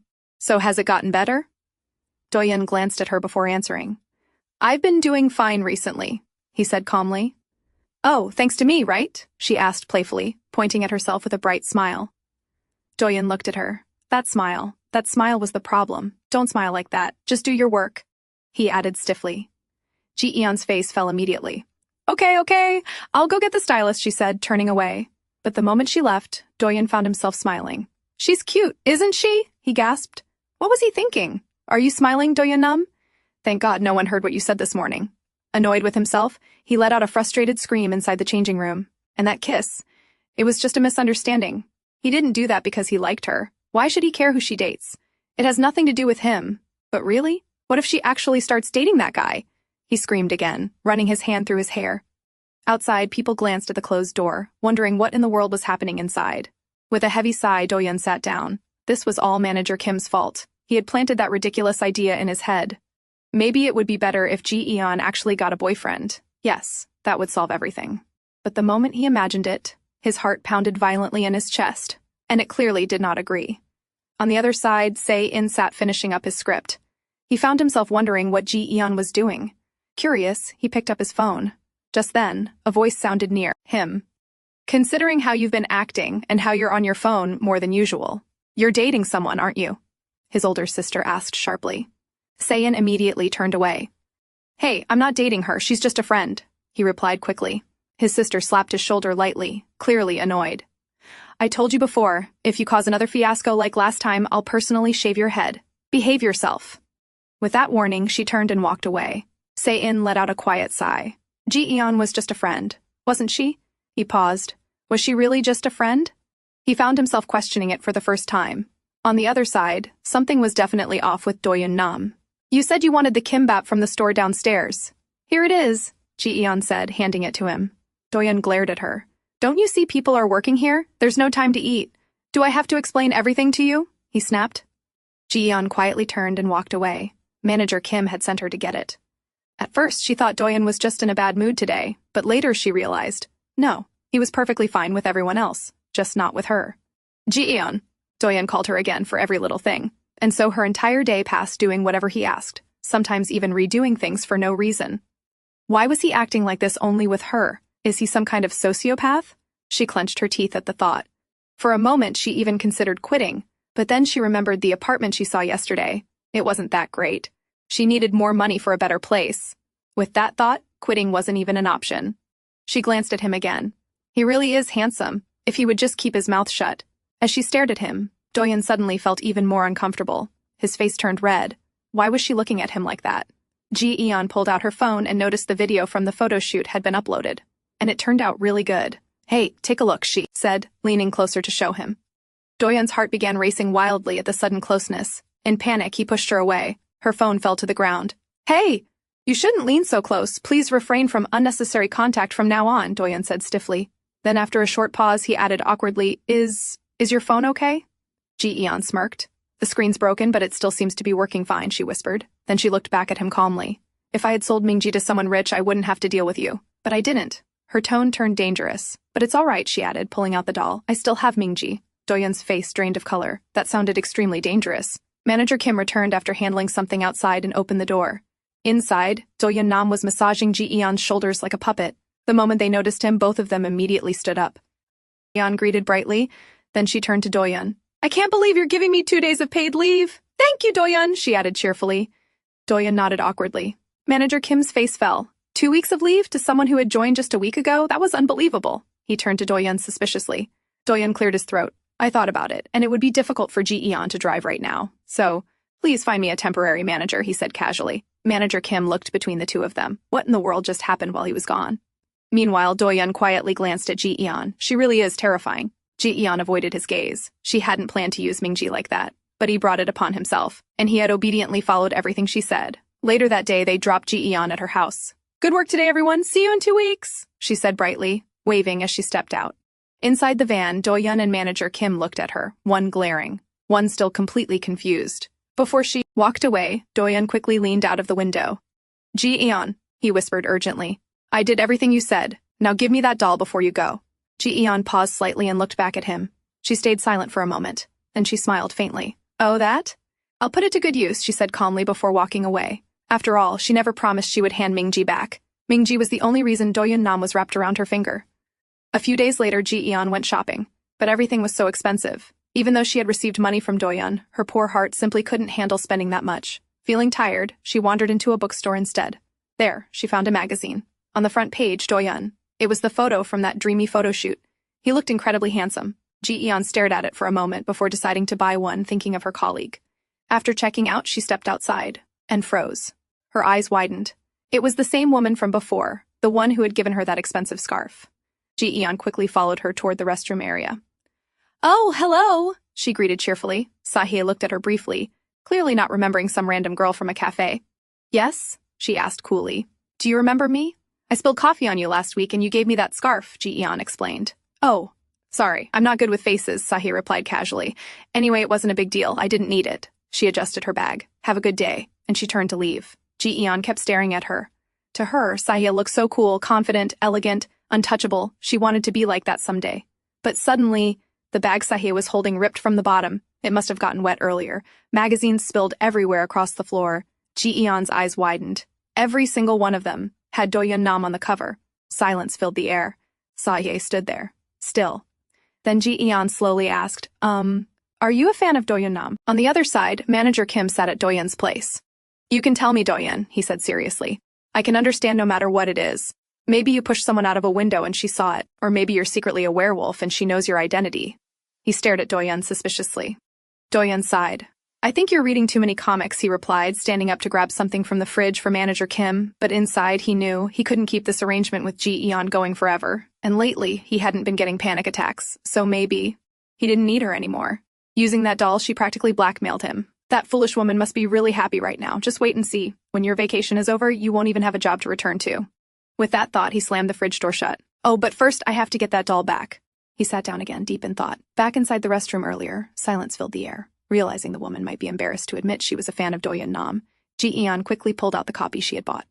Look, I bought one too, she said brightly. It seems your bag ripped, so you can use mine. She carefully gathered the scattered magazines.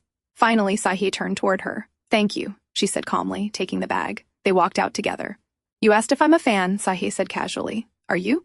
Ji-eon blinked. Then she nodded. Yes. She couldn't exactly tell a fan what she really thought about Doyun Nam, right? Why? Ji-eon blinked again, desperately searching for something positive about Doyun Nam. Because he's good-looking, she answered. I hope you continue being his fan, Sahi replied coolly. But what's that doll you're holding? She narrowed her eyes. From the side, Doyun's stylist happened to pass by. She paused, wondering, does Ji-eon know Sahi-jeon? Back at the house, manager Kim informed Doyun that Sahi now seemed to be on his side. Maybe she's helping. You because she just broke up with Hyunsu, he added. Doyun was startled at first. Then he sighed. To him, that didn't sound like a good idea at all. But then a thought crept in. Would he really be okay without Ji-eon? Manager Kim eventually took his leave. But as he opened the door, he froze. Who are you? He asked. Saein stood there. His face pale, he looked past Manager Kim at Doyun. Doyun, do you know what love is? Saein asked seriously. Doyun grabbed his head. Now what the hell is he talking about? This is someone I know. You can leave, Hyung, Doyun said quickly. Manager Kim blinked but finally left. Hey, what are you doing here all of a sudden? Doyun asked Saein. Saein walked in. For me, writing is like assembling furniture, he said, removing his coat and dropping onto the sofa. Doyun blinked. What's he talking about now? But I can't write anymore, Saein added, curling up slightly. So you came here because of that? Doyun asked. Saein nodded. Doyun's expression darkened. Get out, he said coldly, but Saein remained seated. Doyun, what is love? He asked quietly. I'm having these thoughts and I can't write.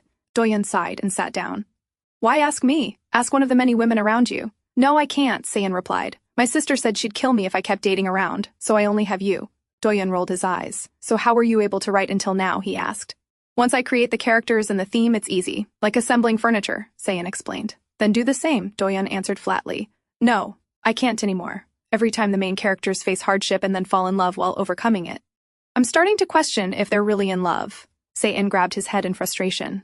Doyun picked up his coffee. Stop getting caught up in this and write a good script, so we can keep our promise. That night when they had first met again, what Saein asked in return was simple.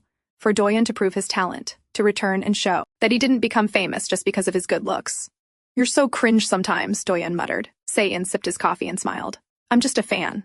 Back at home, Saein was still wide awake. To him, Ji-eon was like his best friend. But then a thought suddenly crossed his mind. What does Ji-eon actually think of him? And if she likes him, then that could become a problem.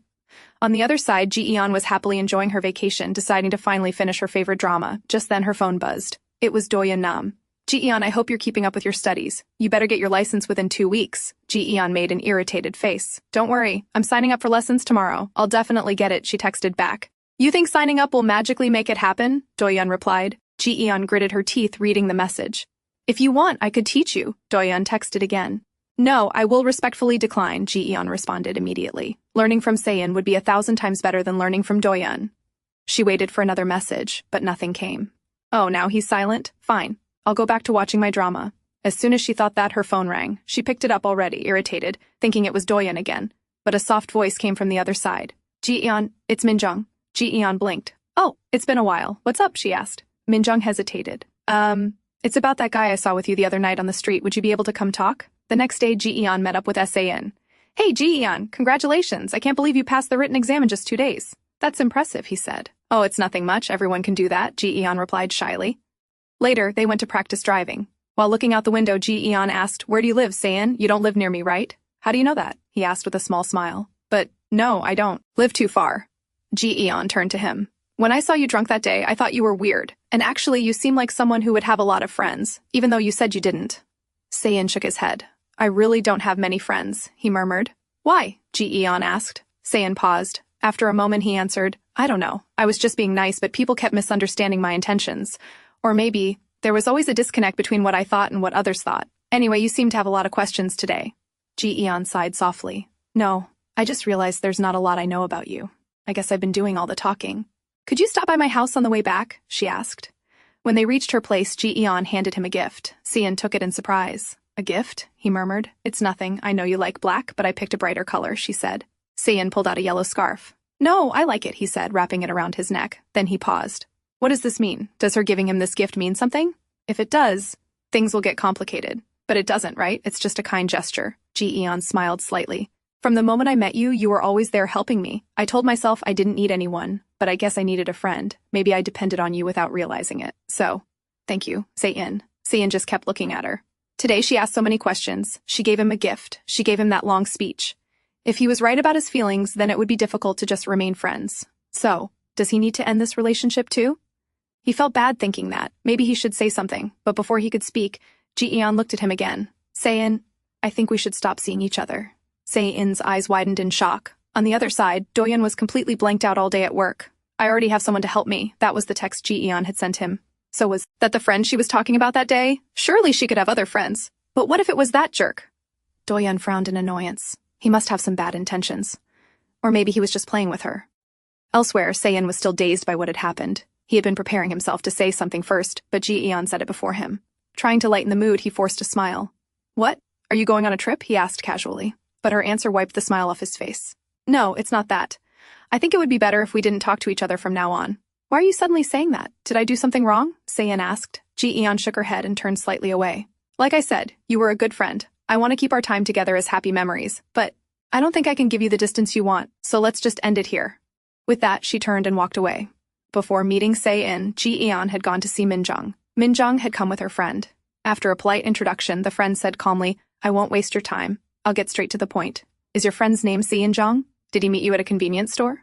Ji-eon smiled. Yes. But how do you know that? Well, it was the same for me. I used to work at a convenience store too. He approached me first, and after some time he ghosted me out of nowhere. As proof, she even showed a photo of them together. Slowly, Ji-eon picked up the phone. There was no doubt. It was Se-in. But she calmly handed the phone back. I'm sorry, but I'm not interested in getting involved in Se-in's personal life, and we're not even that close. It would be better not to talk behind his back. The friend sighed. I knew you would say that. The other women I talked to said the same thing. Ji-eon's eyes widened. Other women? That's why I came to talk to you, the friend continued. And that's the worst part. There wasn't only me, there were many women. They all say the same thing at first, but soon they start to feel something is off. Because other than his age and name, they don't know what he does or where he lives. Has Se-in ever told you anything about himself? Ji-eon slowly shook her head. The friend clenched her fist. I knew it. And on top of that, the women he approaches are always the ones going through some kind of financial struggle. He has an agenda, I'm sure of it. And that was what led to Ji-eon declaring the end of their friendship. At home, Se-in lay on his bed, kicking his legs in embarrassment. Why did he assume he would be the one to end things? Ji-eon had already planned this all along. Is this really the end? He murmured. On the other side, Ji-eon sat in her room, feeling gloomy. Until the very end, she defended Se-in. Yet she was the one who ended their friendship. She truly enjoyed their time together. And she didn't want to ask him directly, because she was afraid he would say it was all true. Besides, she couldn't judge him. She didn't even know anything about him. Scoffing at herself, she opened a beer. Her eyes drifted to her phone. He still hadn't contacted her, not even saying it was all a misunderstanding. Just then, the doorbell rang. Ji-eon dashed out to pick up her food order, then froze. Why are you here? She asked, staring at Doyun standing there with her food. He handed it to her. I wasn't planning to come up, but the delivery man saw me, and I was afraid I'd look like some weirdo, so I told him I knew someone who lives on the rooftop, and he handed me this. Ji-eon stared at him. Yeah, but why were you standing in front of my house like a weirdo? She asked bluntly. Doyun stiffened. I wanted to check on the doll, he said quickly, settling on that excuse. Where is it? He tried to step inside. Ji-eon blocked him. Hey, you can't just come in. What? Are you hiding something? Doyun asked, raising a brow. Ji-eon felt embarrassed. Last night she had slept with the doll, and even drooled on it. Nothing. You're just interrupting my vacation, she said quickly. Doyun smiled slightly. Then it's perfect. I'm free starting tomorrow, too. And that was how they ended up sitting together now. Ji-eon glared at him. Has he always been this shameless? Doyun casually looked around the room. It actually looked clean today. Excitedly, Doyun looked at the food. What did you order? He asked, but his face immediately turned pale when he saw the chicken feet. What? You can't eat it? Ji-eon asked, raising a brow. Of course I can, he said quickly, though his hand was slightly shaking as he picked one up. How are your driving lessons going? He asked, trying to change the subject. I just have to take the road test now. I'm going to practice on my own, Ji-eon replied, sipping her beer. On your own? What happened to the friend you were talking about? Doyun asked casually. Ji-eon took another sip before answering. Something came up, so I decided not to take help from them. She was already feeling down. Why did he have to bring that topic up again? That's good, Doyun murmured. Ji-eon almost spat out her drink. What? What's good? She demanded. but then she suddenly burst into laughter, looking at him. "Why are you laughing?" he asked, eyes slightly teary from the spice. "I thought you didn't like chicken feet," she teased, "but it turns out you just can't handle spicy food." Embarrassed, Doyun glared at her and began drinking beer one after another. "Hey, don't drink too much, you're overdoing it," she warned. "No, I'm not," he replied stubbornly. But he definitely was. Watching him, Ji-eon slowly realized she had been having such a good time with Doyun that she had momentarily forgotten what happened with Se-in. "Doyun, are you all right? You seem really drunk. Will you be able to get home okay?" she asked softly. Doyun looked at her dazedly. "Do you know what love is?" That foolish question hadn't let him sleep last night. Even the next day he kept thinking about it. When someone tapped his shoulder earlier while handing him an einspanner, he had been startled, thinking it was Ji-eon. But it was just one of his staff, and somehow that was what led him here. "Are you okay? Do you want to go home?" Ji-eon asked again. "No, I'm not drunk. And there's still beer left," he said hazily. But Ji-eon pulled the can away. "No, you are drunk. I'll call a taxi and send you home." Whenever he was around Ji-eon, the world seemed to sparkle, and everything smelled sweet. Was it all just because he was drunk? Without thinking, he grabbed Ji-eon's hand and pressed it against his cheek. "It feels cool. Let's stay like this for a while," he murmured. Ji-eon stared at him in shock. What was he saying? Slowly, she pulled her hand back and handed him a cold beer can instead. "You can use this instead." Doyun frowned and pressed 2 cans against his cheeks. "You're so cold, Ji-eon," he murmured. "How can you treat Doyun Nam so poorly?" Ji-eon scoffed. "What do you even mean by poorly? When I'm with you, you should focus on me. Instead, you were staring at your phone the whole time. If it's about the phone I broke, I'm sorry," he muttered. Ji-eon felt embarrassed. Even Doyun noticed her constantly checking her phone. She sighed and helped him up. "All right, let's get you up." Doyun gave her a pitiful puppy look before standing. Ji-eon grabbed his jacket. "To be honest, the reason I came today," he started. But before he could finish, Ji-eon quickly put a mask and hat on him. "The doll is fine. Now hurry up." Now sitting in the cab, Doyun looked at his hand as his heart continued beating fast. "I just wanted," he murmured before drifting off. On the other side, Ji-eon lay in bed, staring at her phone. There was still no message from Se-in, not even a single one, but who even takes a cab to a convenience store just to meet her? But if he did that for everyone? Her phone slipped from her hand and landed on her face. Pathetic. At this rate, she was going to waste her entire vacation staring at her phone. That's what she thought, but she hardly had time to. Because starting the very next day, Doyun was always at her door, sometimes to bring her something, sometimes just to sit around and play. "Why are you here today?" she asked one afternoon when he showed up in the rain. "Because the weather was nice," he answered simply. Doyun Nam practically came every single day, so she barely had time to think about Se-in. "Were you waiting for me?" Ji-eon asked one cold morning, startled. Doyun looked up from where he was sitting on the wooden bench on her rooftop. "This wooden bench is pretty nice," he said with a smile, standing up casually. "But what if you catch a cold? You should call me before you come," Ji-eon added worriedly. "If I called you, you would have told me not to come," he replied. Ji-eon rolled her eyes. Well, that was true. "So why are you here?" she asked again. "Oh," Doyun paused for a second, thinking quickly. "I was jogging and got really hot, so I wanted some fresh air. There's nowhere I can rest without being noticed, you see." Ji-eon just stared at him, baffled. What kind of excuse was that? Even Doyun was baffled inside. It sounded weird even to him, but he couldn't tell her the truth. He came every day because he wanted to make sure, to check the feeling he had for her. He just needed to understand what it was. So, until he figured it out. "I'll get going then," he said with a polite smile. "Hold on, don't leave yet," Ji-eon said suddenly, remembering something. She rushed inside. Doyun sat back down on the bench, feeling the cold air brush against him. It really was cold. As suddenly a peach-colored scarf dropped around his neck from behind, he turned around. It was happening again. He was completely sober, and yet the air smelled sweet. Everything seemed to sparkle around her. "Feeling warmer now?" "It's a present," she said with a bright smile. Startled, Doyun looked at her. "For me?" he asked softly. Ji-eon nodded. "I went to the mall the other day. When the shop owner showed her the scarf, she felt bad buying a gift only for Se-in. So she bought one for Doyun too. I was going to give it to you after my break, but you were dressed lightly today. No need to thank me. Anyway, I bought it with the money you gave me," she said, laughing. "And if you don't like it, I can return it." She paused when she saw Doyun smiling warmly. "No, I like it very much. Thank you," he said sincerely. "Oh, if you like it, then that's good," she replied, a little dazed. She hadn't expected him to like it that much. Now she felt slightly guilty. She hadn't put that much thought into the gift, and because of him, she wasn't feeling as down lately. "I'll give him a better present next time," she thought quietly. Back at work, Doyun realized he wasn't acting like himself for the past few days, and no matter how much he wanted to see her, he couldn't just show up unannounced at a woman's house forever. Later, his stylist arrived. "I was wondering, when will manager Ji-eon be back?" she asked casually. "Maybe the day after tomorrow." "Why?" Doyun asked while changing clothes. "Well, I didn't know she was that powerful. The other day I saw her with President Ji-eon." Doyun immediately turned. "What were they talking about?" he asked quickly. "I'm not sure, but it looked like they were exchanging some kind of doll." Doyun's eyes widened. "A doll? Was Ji-eon giving Mingji to Sahi?" "No." He shook his head. Ji-eon wasn't that kind of person. You're mistaken, Jinna, he said lightly, with a laugh. On the way back, he glanced at the new script in his hands.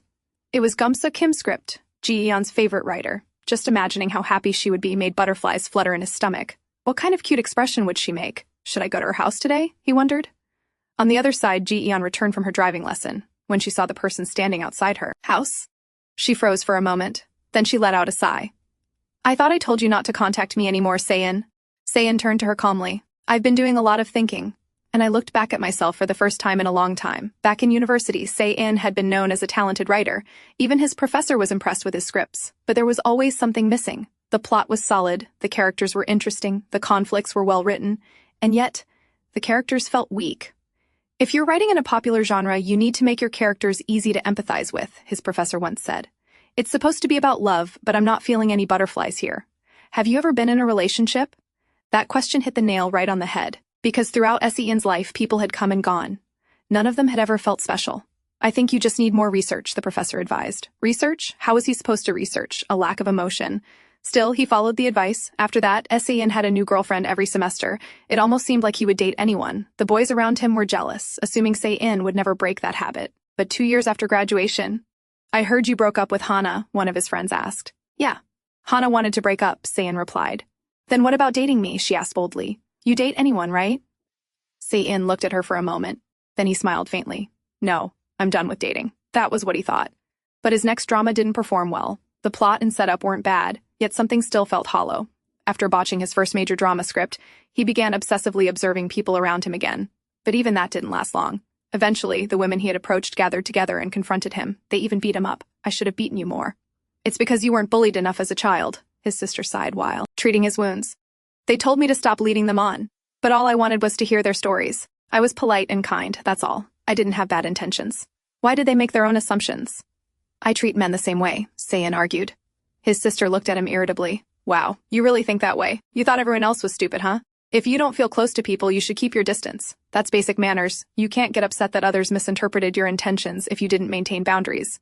If they mean nothing to you, yet you act sweet and kind, you're being fake. Don't you feel guilty for using those women for your dramas? After that, Se-in followed his sister's advice. He let go of every relationship that didn't truly matter to him, and he was left with no one. He didn't think he would approach anyone again until the day he saw Ji-eon being harassed by a man, but that was a different story. As a drama writer for women, he had only tried to comfort her at first. Maybe his old habits were resurfacing, but he truly believed he was being genuine. Then, when his sister confronted him again that day, he realized he had grown closer to Ji-eon without noticing. I'm not a great person, Se-in said softly now, and I've been in this situation before, so I understand what you might be thinking. But honestly, I need more time to organize my thoughts. I'm not sure what to say yet, but for now, he looked at Ji-eon. I want to say, I missed you. Ji-eon's eyes widened slightly. I enjoyed spending time with you. I had a lot of fun. So let's continue. Before he could finish, Ji-eon suddenly grabbed his hand. Okay, I understand what you're saying, but let's talk later, she said hurriedly. Se-in looked confused. Why was she suddenly acting like that? Then he noticed her eyes glancing past him. He slowly turned around and saw a man standing there. Doyun Nam stood a short distance away, equally confused, staring at the two of them together. Ji-eon looked at Doyun with eyes that clearly said, just pretend you don't know me and walk past. Doyun stepped forward. Ji-eon felt a wave of relief. He understood. She silently prayed Se-in wouldn't notice him. But Doyun stopped right in front of them, looking straight at Se-in. Ji-eon's heart dropped. Why was he standing there? Ji-eon, is this punk the friend you were talking about? Doyun asked coolly. Before Ji-eon could answer, Se-in spoke first. Doyun Nam. Ji-eon jolted inside. Oh no. He recognized him. In a panic, she suddenly grabbed Doyun's cheeks. Oh gosh, another person thinks you're Doyun Nam. That must be nice to hear, right, Doshik? She blurted out. Doshik? Se-in repeated slowly.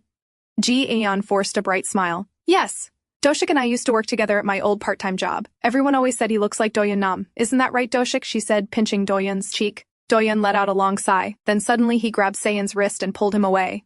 Wait, Ji-eon called after them. But Doyun didn't stop. When they finally stopped a short distance away, Se-in laughed lightly. I didn't know you two knew each other. So she works at your agency? What a coincidence. We should grab coffee together sometime. That would be great. I have 2 friends and they both know each other. Doyun frowned. Friend? Have you stepped back into your old habits again? The smile slowly faded from Se-in's face. Just leave Ji-eon alone. You've done enough after toying with women. It's time for you to stop, Doyun said, clenching his teeth. Se-in exhaled. Calm down. It's not what you think. We really became friends by chance. By chance? Doyun scoffed. You always play innocent. Everything just happens and you don't have bad intentions. What about when you bragged about what a great writer you are, he snapped, jabbing a finger into Se-in's chest.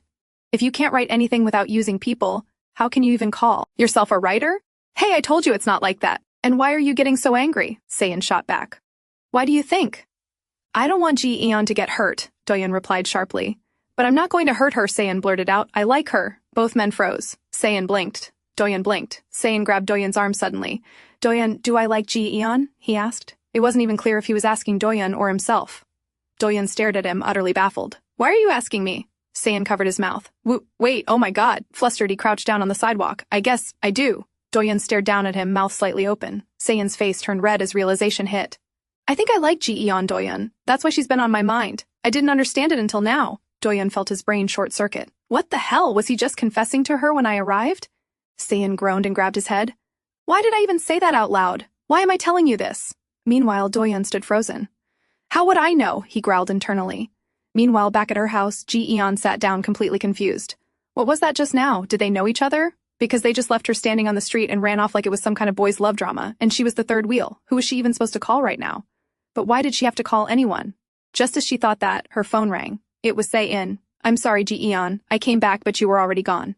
Never mind that, she said quickly. Just tell me, what is going on? Do you two know each other? Who? Doshik? Se-in asked innocently. No, Doyun, she replied, frustrated. Se-in laughed softly. Then he explained. The friend he had met the day he stood her up. It was Doyun Nam, the only friend he had before meeting her. Ji-eon frowned. Then she asked slowly, Se-in, what exactly do you do? On the other side, Doyun sat alone at home and sighed. Just a while ago, Se-in had claimed he didn't even know what love was. And now he was saying he liked Ji-eon. Doyun's eyes drifted to the script lying nearby. He picked it up and let out a small laugh. Ji-eon would be thrilled to know that her favorite writer, Gyeom-suk Kim, was actually Se-in. The next morning, Doyun's phone rang. Half asleep, he reached for it. Hello? Were you asleep? Ji-eon's soft voice came through the line. The next second, she heard something crash loudly on his end. Yes, what's wrong? Doyun's frantic voice replied immediately. What do you mean, what's wrong? She said. I haven't heard from you since yesterday after you left. You came to my house. Did you need something? No. Nothing, Doyun answered quickly, sitting upright in bed. I talked with Se-in, she continued, and he told me you two are friends. Doyun said nothing, he just listened. By now, she probably knew Se-in was Gyeom-suk Kim. I was so shocked, Ji-eon added. I didn't know he was so rich. I even gave him leftover tiffin boxes, she said, embarrassed. He said you two met at some celebrity party. Doyun's eyes widened. What? He didn't tell her the truth. But why? After ending the call, Doyun immediately headed to Se-in's house. Oh my god, you knew where I lived? Se-in said in surprise when he opened the door. Of course I know. You live right near me, Doyun replied with an irritated expression as he stepped inside. Anyway, why didn't you tell Ji-eon that you're Gyeom-suk Kim? He asked directly. I'm sure you know she's a huge fan. Se-in sighed deeply. Yes, I know. But I couldn't tell her. Then he explained everything that had happened. It's fine if she's disappointed in me, Se-in said quietly. But I don't want Gyeom-suk Kim to let her down. At the very least, I want to protect that image. I know I'll have to tell her eventually. But not now. He paused. Anyway, I reached out to meet her yesterday. But then you showed up out of nowhere. I was so shocked. Why were you there? He asked suspiciously. Doyun let out an awkward laugh. I had something to deliver to her, he said, brushing it off. Then he looked at Se-in more seriously. So, you like Ji-eon? Se-in immediately blushed and covered his face. Don't say it like that. I'm already embarrassed enough. But are you sure? Doyun pressed. It could be a mistake. You dated so many women but never liked any of them. Maybe this is just your pride getting hurt because she rejected you. Or maybe I made you think you feel that way. Se-in listened quietly, then he looked up. Doyun, why does it matter to you? He asked calmly. Doyun froze.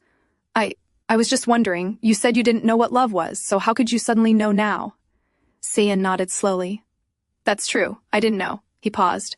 But once I felt it, I realized something. He looked straight at Doyun.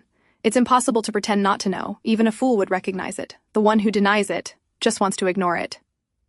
Ji-eon returned to work today, officially holding her driving license. Manager Kim was visibly happy to see her back. With Ji-eon returned, they finalized Gyeom-suk Kim's new drama script, with Doyun confirmed as the main lead. Doyun will show you the script later, Manager Kim said. Ji-eon's eyes sparkled with excitement. Behind her, Doyun let out a quiet sigh. Se-in thought Ji-eon would be disappointed if she found out he was Gyeom-suk Kim, but there was no way, and it wouldn't take long for a friendship to turn into something more. Doyun, Manager Kim added thoughtfully, you'd better start taking care of yourself. Switch to zero-calorie drinks or something. It's hard to quit sugar, but easier to replace it. Doyun nodded absent-mindedly. Is it possible to do that with feelings too? He wondered. Ji-eon, Doyun suddenly called out. She turned back. If he said, I like you, what would her reaction be? Instead, he murmured softly, I'll get Americano instead of Einspanners from now on. Ji-eon nodded and stepped out to get the coffee. Doyun watched her leave, remembering Se-in's words. He felt pathetic. Just hearing Se-in talk about love had made him realize his own feelings like some fool. He wasn't ignoring it anymore. Doyun, you don't have any plans tonight, right? Manager Kim asked from across the room. Doyun turned to him. No. Why? President Ji-eon just texted she wants to have dinner with you tonight. And just like that, Doyun ended up going to a restaurant for dinner with Sahi. The restaurant was quiet. Too quiet. It was practically reserved just for the two of them. Doyun glanced around uneasily before sitting down. Sahi greeted him gracefully and began explaining how much they planned to invest in this project. Doyun felt slightly relieved. The sudden dinner invitation had made him nervous, but perhaps he had been overthinking it. Soon dessert arrived. Sahi glanced at her wrist. Oh, it's time already, she murmured. Should we get going then? Doyun asked politely. He wondered what she had been checking. She wasn't even wearing a watch. Sahi slowly stood up. No, stay, she said calmly. Doyun looked up, and then his eyes widened. Right in front of him, Sahi was kneeling, holding out a ring box. Doyun Nam, she said confidently. Marry me. Doyun stared at Sahi, then at the ring. Sweat slowly formed at the back of his neck. Suddenly a thought crossed his mind. He quickly turned and peeked around the restaurant. Sahi sighed calmly. This isn't a hidden camera prank, Doyun. He slowly turned back to her, trembling slightly. President Ji-eon, was there ever anything between us? I'm having a hard time understanding this, he said honestly. Sahi gave him a composed smile. No, but how long are you going to make me kneel? Oh, please get up, he said hurriedly. She stood gracefully. But are you serious? Doyun continued, still flustered. There's nothing between us, so why a marriage proposal? It's not even like you're asking me out, Sahi sighed again. Then you should have dated me when I asked you out. Doyun blinked in shock. When did you? And then he remembered. A few years ago. Sahi had asked him out, but his manager at the time had told him it was just how she secured sponsorships. So he had declined. So, this is because I rejected your sponsorship? He asked carefully. Sahi tilted her head slightly. Looks like there was some misunderstanding. My offer back then was genuine. She stepped closer. But if that's what you want, I can start there, she added coolly. This marriage won't tie you down. Do you have any other concerns? Or, her eyes sharpened. Is there someone else on your mind? Doyun flinched. Yes, there was. But this woman could never know that. He glanced around again. Now he understood why the restaurant had been completely empty. This was planned. She was completely serious. He turned slightly, preparing to leave. There's no one I like, he said firmly. But before he could take another step, Sahi suddenly hugged him from behind. Doyun froze mid-step, her arms wrapped around him tightly. I'm glad to hear that, she whispered softly. I'll make you happy, Doyun. But instead of comfort, Doyun felt his chest tighten. His breathing grew shallow. The panic attack he hadn't felt in a long time was creeping back. Panting slightly, his thoughts spiraled, and without meaning to, he called out in his mind, Ji-eon. The next morning, Ji-eon arrived at the studio and greeted manager Kim brightly. They sat together for a while, chatting lightly. After some time, manager Kim received a phone call and stepped outside to take it. Ji-eon was left sitting alone, casually scrolling through her phone. Just then, she saw Doyun walking out from inside. Doyun, she called cheerfully. He looked at her, then replied coldly, I'm tired, don't talk to me. Ji-eon froze in place, puzzled. She hadn't even said anything yet. Should I make you coffee? She asked gently. No, I'll drink water, he replied shortly. He walked past her, poured himself water, and then pulled out a bottle of medicine. The night before, when Sahi had felt him freeze in her arms, Are you okay? Are you not feeling well? She had asked calmly. But Doyun had managed to pull away. I'm going to go, he said. But what about our marriage? She asked, as if it were a simple follow-up. No, thank you, his voice replied firmly. Sahi only sighed. I'll wait. You'll end up coming back to me anyway. Those words had unsettled him. At any moment, an article could drop. If WJS Entertainment saw it, what would they say? It wouldn't be good. He knew that for sure. He would once again be dragged into gossip, swept away by rumors. Back in the present, his hands trembled slightly as he swallowed the medicine. Ji-eon noticed everything. What kind of medicine is that? She asked worriedly. Are you having panic attacks again? She added quickly, grabbing his hand. You said the medicine makes you lethargic. Doyun pulled his hand away sharply. I know my body better. Who are you to control me? He said rudely. Ji-eon flinched. You're struggling again, aren't you? She asked softly. Doyun froze. She gently patted his back. It seems like returning to work has been hard on you, but you don't have to get angry. Just talk to me and I'll help you. That's what I'm here for. Her voice was calm, sincere. But Doyun didn't want that. He wanted her to get mad like before, to threaten him with that doll, to keep things simple. Ji-eon was becoming dangerous. She wasn't just a threat anymore, she was a change in his life, and she was someone his friend liked. So stop making me like you, he thought desperately. You're starting to drive next week, right? He asked calmly. Are you sure we won't get into an accident? No, I'm practicing every day, she said quickly, though her legs trembled slightly. Doyun smiled faintly at her. He would never let her get into danger. Just then, the door burst open. Manager Kim rushed inside, pale. Doyun, the internet? Those words alone made Doyun's stomach drop. Sahi had said he would come back to her eventually, and he knew she was capable of anything. Now sitting in front of CEO Huchol, Doyun finally learned that he had also heard the news from Sahi and had been equally shocked. Doyun had expected retaliation. He had prepared himself for the worst. But that wasn't what happened. Instead, Manager Kim had rushed out earlier because breaking news had just been released.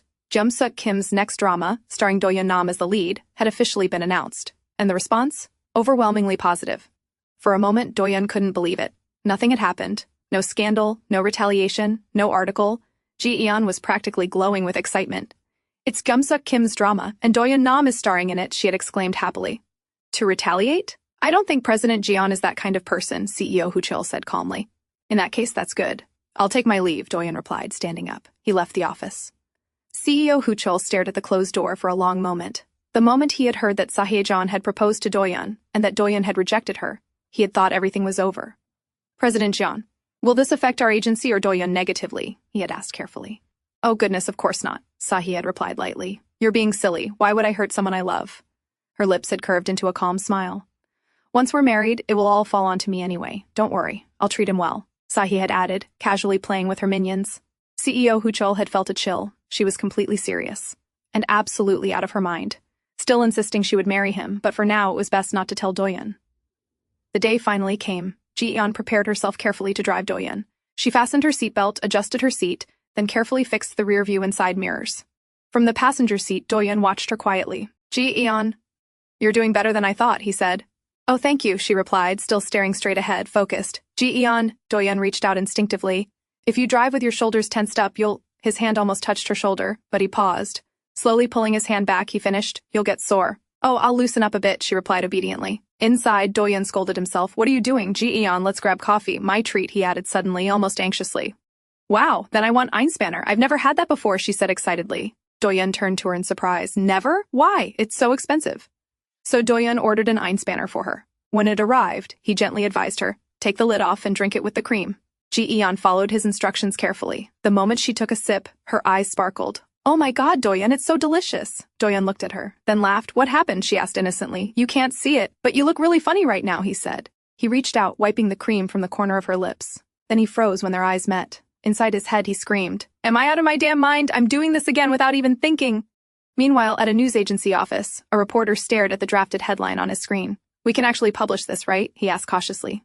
Yes, came the calm response from the other end. The reporter's eyes widened. Oh my god, this is huge. The public will go wild once this is out. He glanced at the bold headline one more time. Doyun Nam to marry Sahye-jeon. Meanwhile, Doyun and Ji-eon had driven far enough that they were almost on the outskirts of the city. Ji-eon stepped out of the car and stretched happily, enjoying the peaceful atmosphere around her. Are you really that happy? Doyun asked, watching the smile on her face. What's so great about this? You wouldn't understand, Ji-eon replied with a small laugh. I was so busy juggling all those part-time jobs, but now... Her expression softened. I'm happy because I'm finally moving into a small apartment where I can live with my mother. Doyun looked at her in surprise. You want to live with your mother? He asked. But last time you said you had issues with your parents too. Ji-eon smiled faintly. Well, that's true, but ever since I started living alone I realized I hate coming home to an empty house. She looked out at the distant view. I guess I need someone I can rely on too. Over the past few months, she had slowly started relying on Se-in. But she couldn't do that anymore. That night, Se-in had told her he truly meant it when he said he missed her. He had also said that he didn't want his explanation to sound like an excuse. Instead, he would wait until she felt better. Even so, Ji-eon had decided it would be better to leave everything as a happy memory. And stop seeing Se-in. I wish every day could be like this, Ji-eon said softly as she admired the scenery. Not too busy, not too idle. I just want to keep having days like this. Doyun glanced at her and nodded quietly. The next day was packed with advertisement shoots. Ji-eon spent the entire day driving Doyun from one location to another. By the end of it, she was completely exhausted. Only now did she understand why Doyun had merely nodded yesterday instead of replying. This job was anything but easy. Just looking at his schedule made her head hurt. As they sat in the car between locations, Doyun suddenly received a phone call. What was strange was that random people had been calling and messaging him all day. He answered the call. The person on the other end immediately congratulated him. Doyun frowned. It felt odd. Sure, he was making a comeback in the industry, but there wasn't any particular reason for people to suddenly congratulate him. Without thinking too much about it, he thanked the caller and ended the call. Later that evening, after the final shoot wrapped up, Doyun unfastened his seatbelt. "Thanks for getting me here safely," he said as he stepped out of the car. Then, a fist came flying straight toward his face. Ji-eon shouted, but it was already too late. The punch connected. Doyun was thrown backward, crashing onto the parking lot pavement. "What the?" Ji-eon spun around toward the attacker. Then she froze. It was Hyun-soo-won, another famous face from the entertainment industry, but right now, he looked like a man who was seconds away from bursting into tears. Back at the Ji-eon residence, Sahi realized she had done things in the wrong order, so she decided to correct that first. "Father, I'd like to get married," she announced calmly. The entire room fell silent. Both her father and brothers stared at her in complete shock. "To whom?" her father finally asked. "A man named Doyun Nam," Sahi replied without hesitation. "He's cute, 5 years younger than me, and more importantly." A small smile appeared on her lips. "I love him." Her father looked at her for a long moment. Then he nodded. "All right, just make sure it doesn't affect the company." Sahi immediately bowed her head. "Yes, father." With that, she turned and left the room. The moment she was gone, one of her brothers exploded. "Father, how can you just let her do whatever she wants?" he argued. Their father sighed heavily. "You foolish boy." His gaze drifted toward the closed door. "She idolized your aunt. I'd rather see Sahi get married than grow old and die alone like your aunt did." He leaned back in his chair. "I don't expect much from her. As long as she doesn't harm the company, that's enough." The Ji-eon family had 3 sons and 1 daughter. The sons had been raised from childhood to become businessmen. But for Sahi, her father had only wanted her to grow up like a princess. "Sahi, why don't you go play with your brothers?" her aunt once asked when she was little. "Daddy said I don't have to," young Sahi answered immediately. Her aunt laughed softly. "That's silly. You should do what your brothers do too. That way you'll grow stronger." Little Sahi shook her head and wrapped her arms around her aunt. "But I want to become like you." For Sahi, her aunt had been everything. A friend, a nanny, a teacher, a role model. As she grew older, she finally understood what her aunt had meant that day, and when she was old enough, she sought her advice. "Aunt, how do I become like you?" Her aunt smiled. "For that, you need to make a 10-year plan." "A 10-year plan?" "Yes. And no matter what happens, you must stick to it. It's like knowing your future in advance." She pointed toward the family estate outside the window. "Your brothers will walk the path your father prepared for them, but you can create your own path." Sahi's aunt had been an extraordinary entrepreneur, and Sahi followed her advice faithfully. At 16 years old, she sat down and created a detailed 10-year plan: college, career, relationships, every major milestone of her life. Everything went according to schedule. She graduated, she climbed the corporate ladder, she became an executive. She achieved enough success that even her father was forced to acknowledge her efforts. For years, her perfect life plan never failed her. Almost never, but then she met Doyun Nam. In the parking lot, Doyun slowly pushed himself back to his feet. "Hyun-soo-won, what was that?" he asked angrily. "Don't play innocent," Hyun-soo snapped. His eyes were filled with frustration. "After stabbing me in the back, do you even know how much I love Sahi?" "Who's that?" Ji-eon wondered. Meanwhile, Doyun let out a tired sigh. "There is nothing going on between us. Were you really waiting here this whole time just to punch me?" Hyun-soo immediately grabbed him by the collar. "Don't make a fool out of me." Doyun frowned. "But you are a fool," he thought. Meanwhile, Ji-eon couldn't stop staring at Hyun-soo. His sweet, gentle, on-screen personality was completely different from the man standing in front of her. Still, that wasn't important right now. She had to save Doyun. Without hesitation, Ji-eon swung her bag and smacked Hyun-soo on the head. "Hey!" Then she grabbed Doyun's wrist and pulled him away. Doyun, still completely shocked, simply let himself be dragged along. After they finally got away from Hyun-soo, Doyun turned toward her. "That was dangerous. Why did you do that?" he asked. "That man was reeking of alcohol," Ji-eon replied. "I thought it was best to avoid him." Then she reached up and lightly brushed her fingers across the bruise on his cheek. "But what are we going to do about this? You have a shoot tomorrow." Doyun immediately turned his face away, avoiding her touch. "It's not that bad. It'll be fine. But you should stay here for a while, just in case he's still around." They returned home shortly afterward. Doyun sat on the couch with an ice pack pressed against his cheek. Just then, the doorbell rang.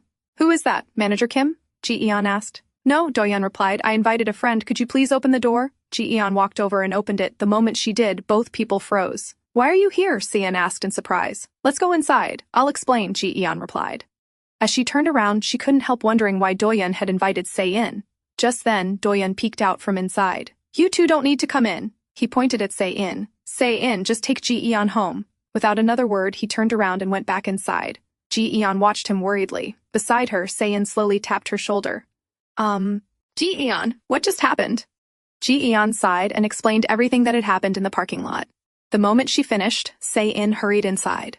Doyun frowned when he saw him. You're still here? Se-in looked at him seriously. I guess you still don't know. Doyun blinked. Know what? There's a rumor going around about you.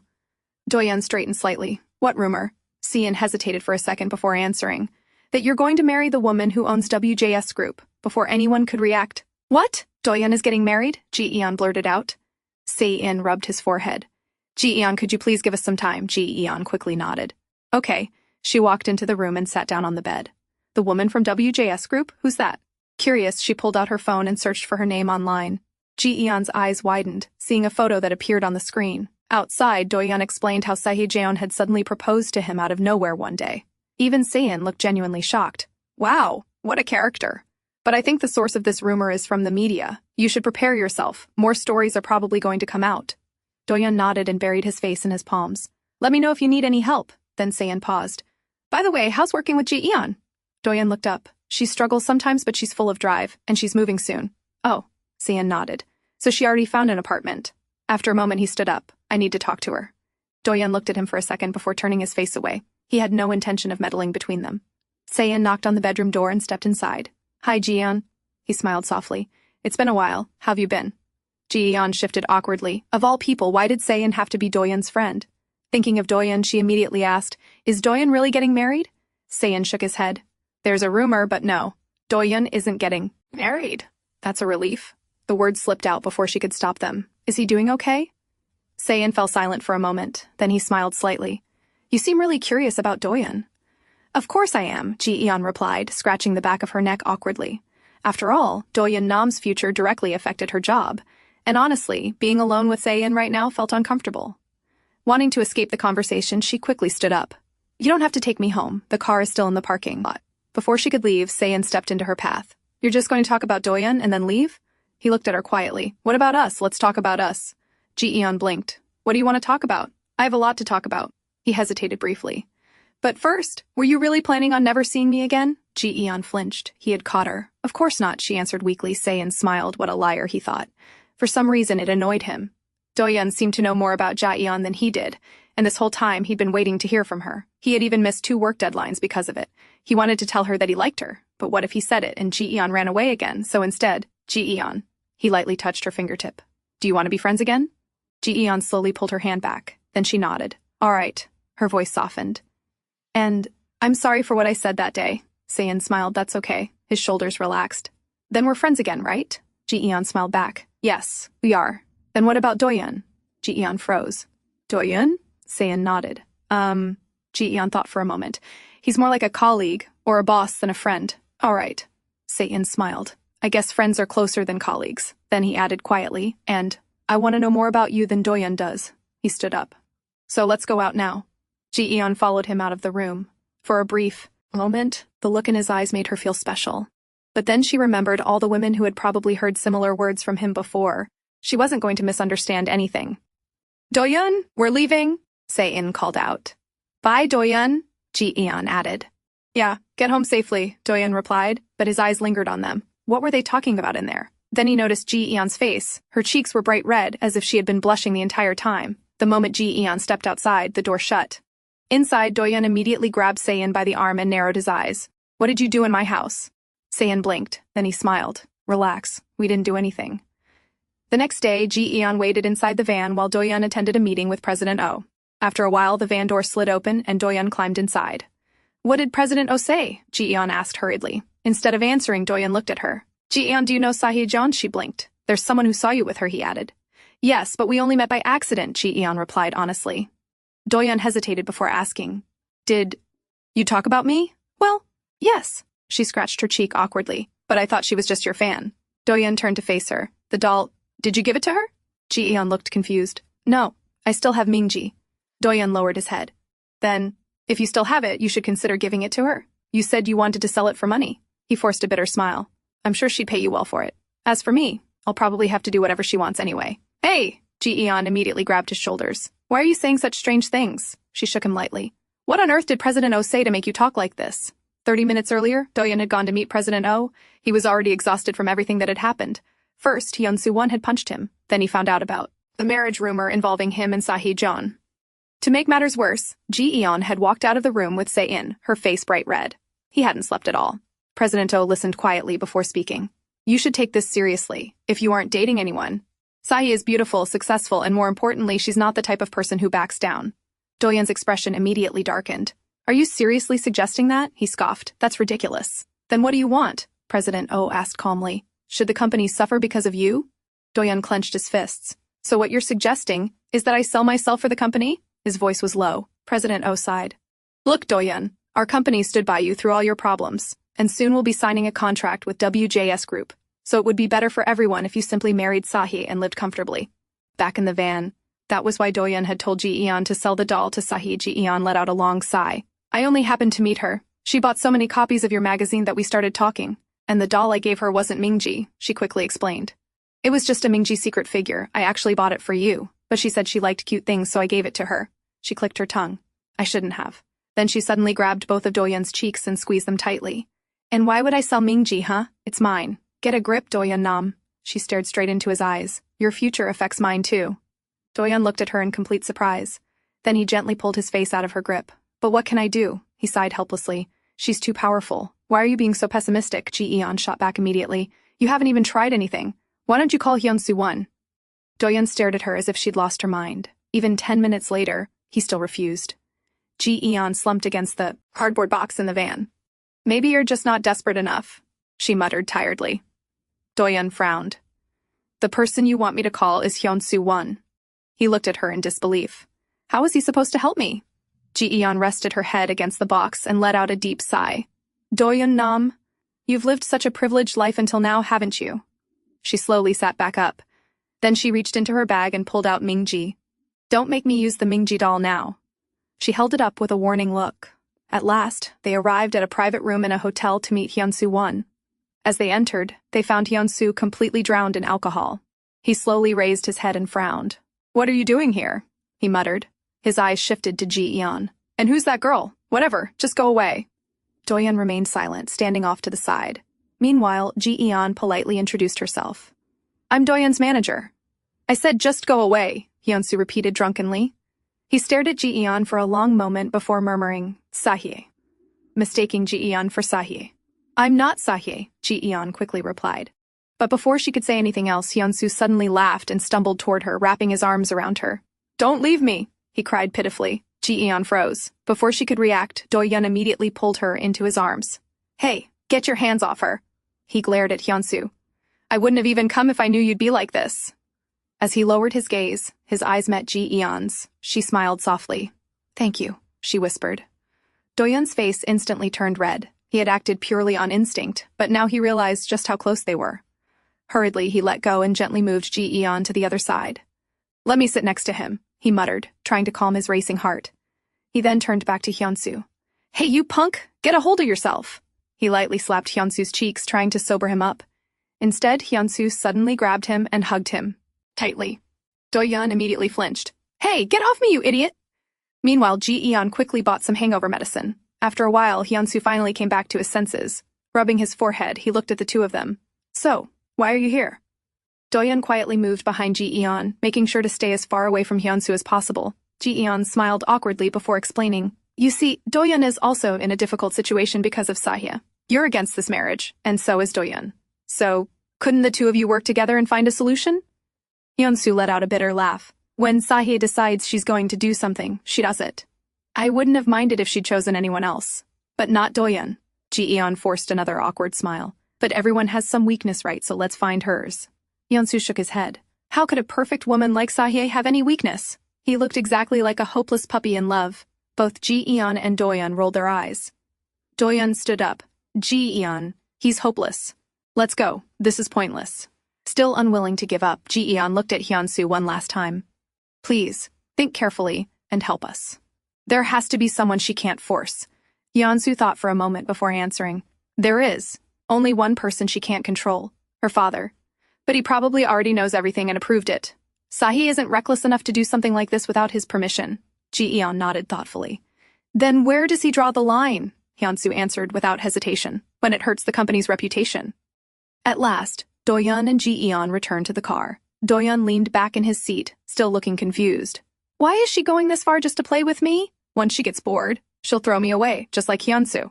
Ji-eon quietly looked at him. She knew it wasn't that simple. Honestly, it would have been a relief if Sahye were only doing this for fun. But, after meeting her personally, Ji-eon was almost certain it wasn't amusement. It was obsession. And right now, there didn't seem to be any solution. As Ji-eon stared out the window, her eyes landed on a large poster of a smiling couple. Suddenly, an idea struck her. It might be the only option that could protect Doyun's image. But she immediately shook her head. No, Doyun would never agree to it. 2 days passed. Ji-eon received a message from Saein. What are you doing on Christmas? Would you like to come to a party at my place? Ji-eon's cheeks instantly flushed. Of course she wanted to go. She happily agreed.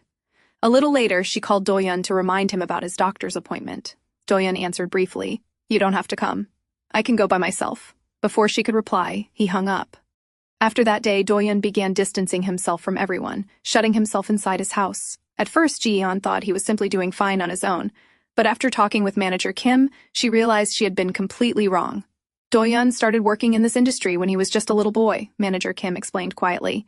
He was naive, and he got hurt by too many people. So eventually, he stopped letting anyone get close. He sighed.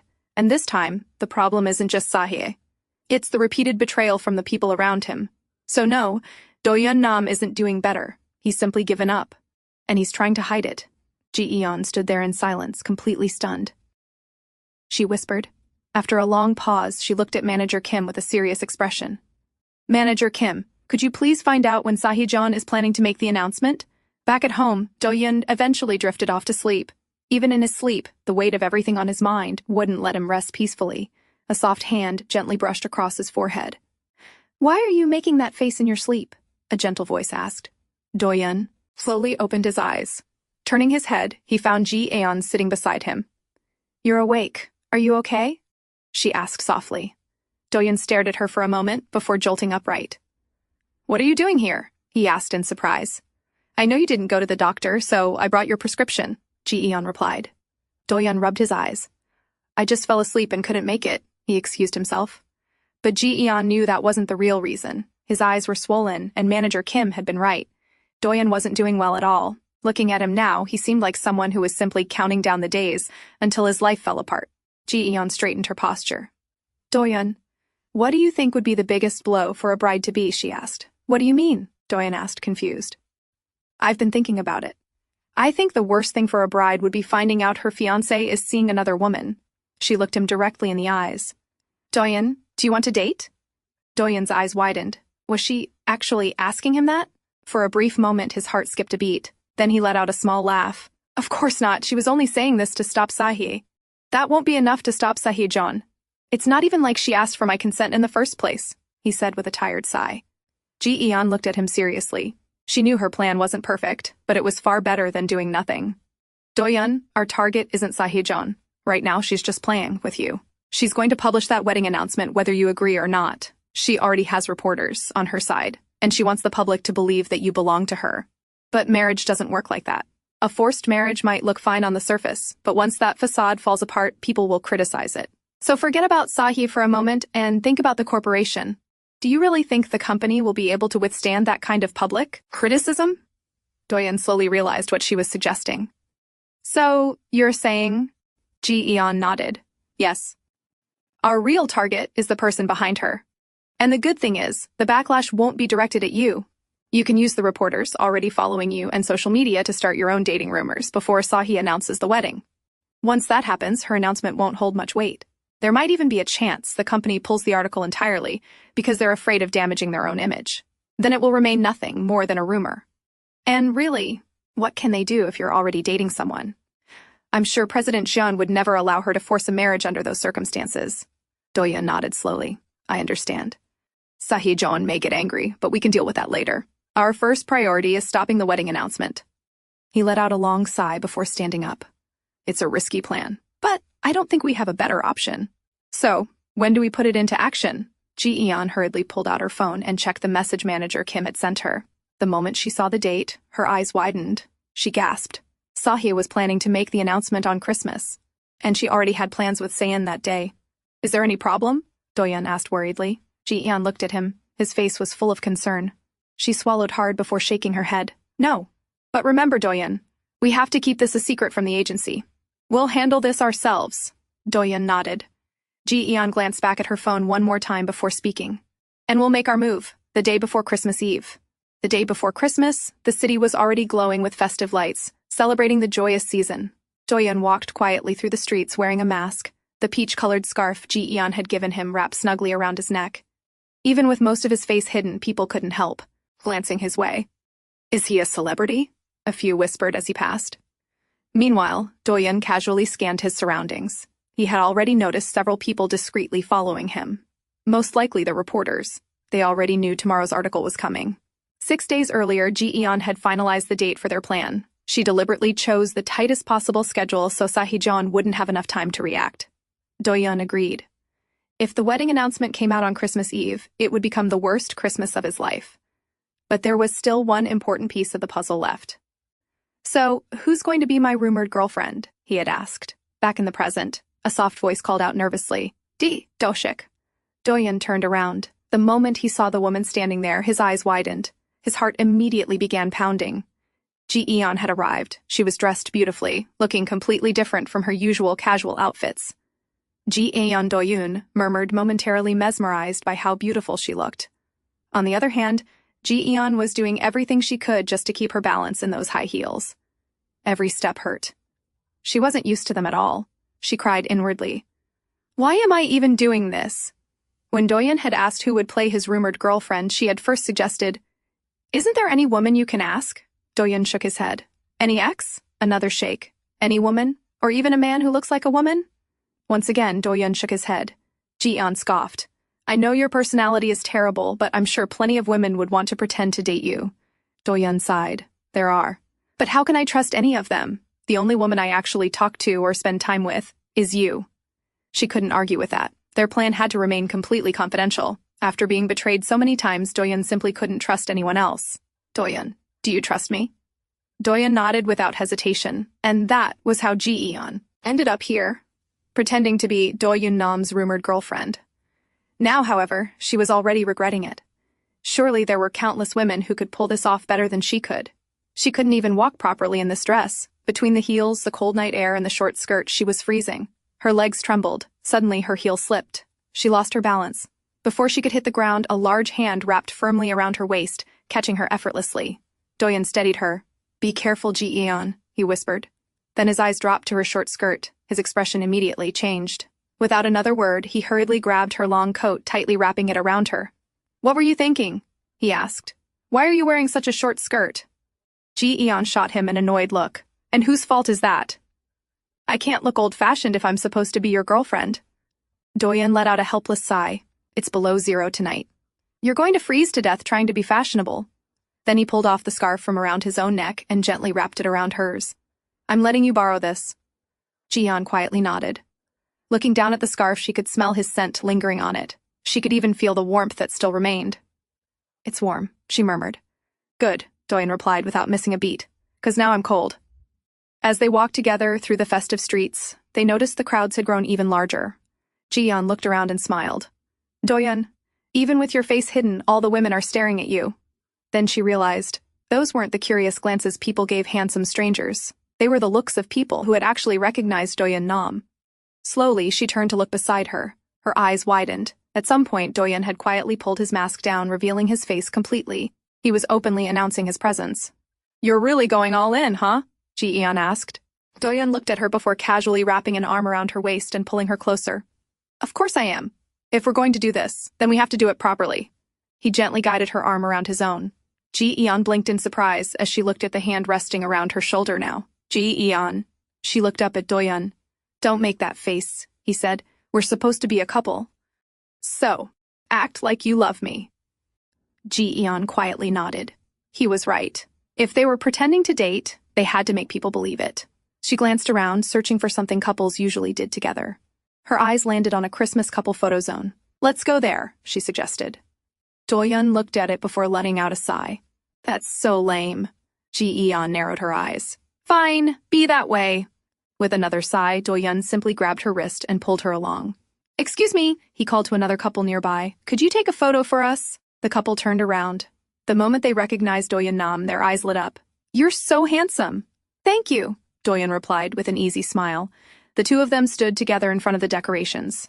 As Ji-eon looked around, she suddenly noticed something. The real couples surrounding them felt different. They laughed naturally, teased each other, looked completely comfortable together. They genuinely looked in love.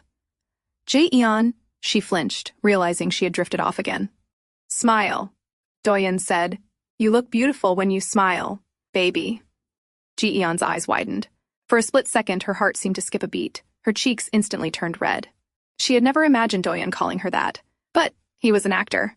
Of course he could say such embarrassing lines with a perfectly straight face. If he could act this well, then she couldn't lose either. Without another word, she wrapped both hands around Doyun's arm and leaned against him. This time, it was Doyun who flinched at the sudden touch. Ji-eon simply smiled brightly at the camera, giving them the perfect couple pose. After that, they wandered through the Christmas streets together. They tried everything every couple seemed to be doing. They laughed, walked arm in arm, stopped at every festive attraction. To everyone watching, Doyun Nam was clearly on a date with his girlfriend. After a while, Ji-eon secretly checked her phone. Hours had already passed. Still, there wasn't a single article. She sighed. Do we need to give them even more bait? Looking up at the Christmas decorations above them, she muttered, why did Sahi-jeon have to choose Christmas for this, ruining everyone's holiday? Elsewhere. Do you know why I chose Christmas? Sahi asked her brother calmly. Because it's romantic. Her brother nearly spat out his coffee. Well, I'm jealous, Sahi smiled to herself. Just one more day, and Doyun Nam will become the happiest man alive this Christmas. Yeah, her brother answered absent-mindedly as he picked up his phone. The moment he looked at the screen, his eyes widened. Sahi, you don't use social media, right? No. But if you're done here, you can leave. Sure. He quietly put his phone away. Then, I won't tell her about this just yet, he thought with an amused smile. Meanwhile, in another house, Se-in stared blankly at his phone. His eyes were in complete shock. A headline filled the screen. Actor Doyun Nam goes public with his relationship. Below it was a photo. A picture of Doyun kissing his rumored girlfriend. Earlier, after realizing their act still wasn't attracting enough attention, Ji-eon shook her head. This won't do, she said, grabbing Doyun's hand and pulling him along. Let's go somewhere more crowded. Doyun looked at her in slight surprise but quietly let himself be led. Ji-eon brought him to the center of the plaza. The giant Christmas tree stood there, its lights sparkling brilliantly across the night. For a moment, Ji-eon was completely mesmerized by the beautiful scene. Meanwhile, Doyun wasn't looking at the lights at all. His gaze was fixed on their joined hands. His heart pounded loudly inside his chest. By now, he had stopped trying to ignore what he was feeling. Slowly, he lifted his eyes toward Ji-eon. She was still admiring the Christmas lights, completely unaware of him. Just then, whispers began spreading behind them. Isn't that Doyun Nam? But who's that girl? Is she his girlfriend? Ji-eon's eyes lit up. Finally, their plan was working. People were recognizing them. She turned excitedly toward Doyun. Doyun, now's our chance. We have to do something that really gets their attention. Her words stopped halfway. Before she realized it, Doyun had leaned closer. She froze, but he didn't. Doyun gently cupped her cheeks between his hands, pulled her toward him, rested his lips against hers. People who had been taking pictures of the Christmas decorations slowly lowered their phones and turned toward the couple standing beneath the lights. Are they for real? Are they filming something? Or is that really Doyun Nam with his girlfriend? Hurry, post it! Whispers spread through the growing crowd. Meanwhile, Ji-eon remained completely frozen. Doyun continued holding the back of her head gently before slowly pulling away, though his hands never left her face. Ji-eon, he whispered softly. I've got reporters following me. So, just go along with it. It's not like we're doing this for real. Ji-eon slowly nodded. Den, close your eyes.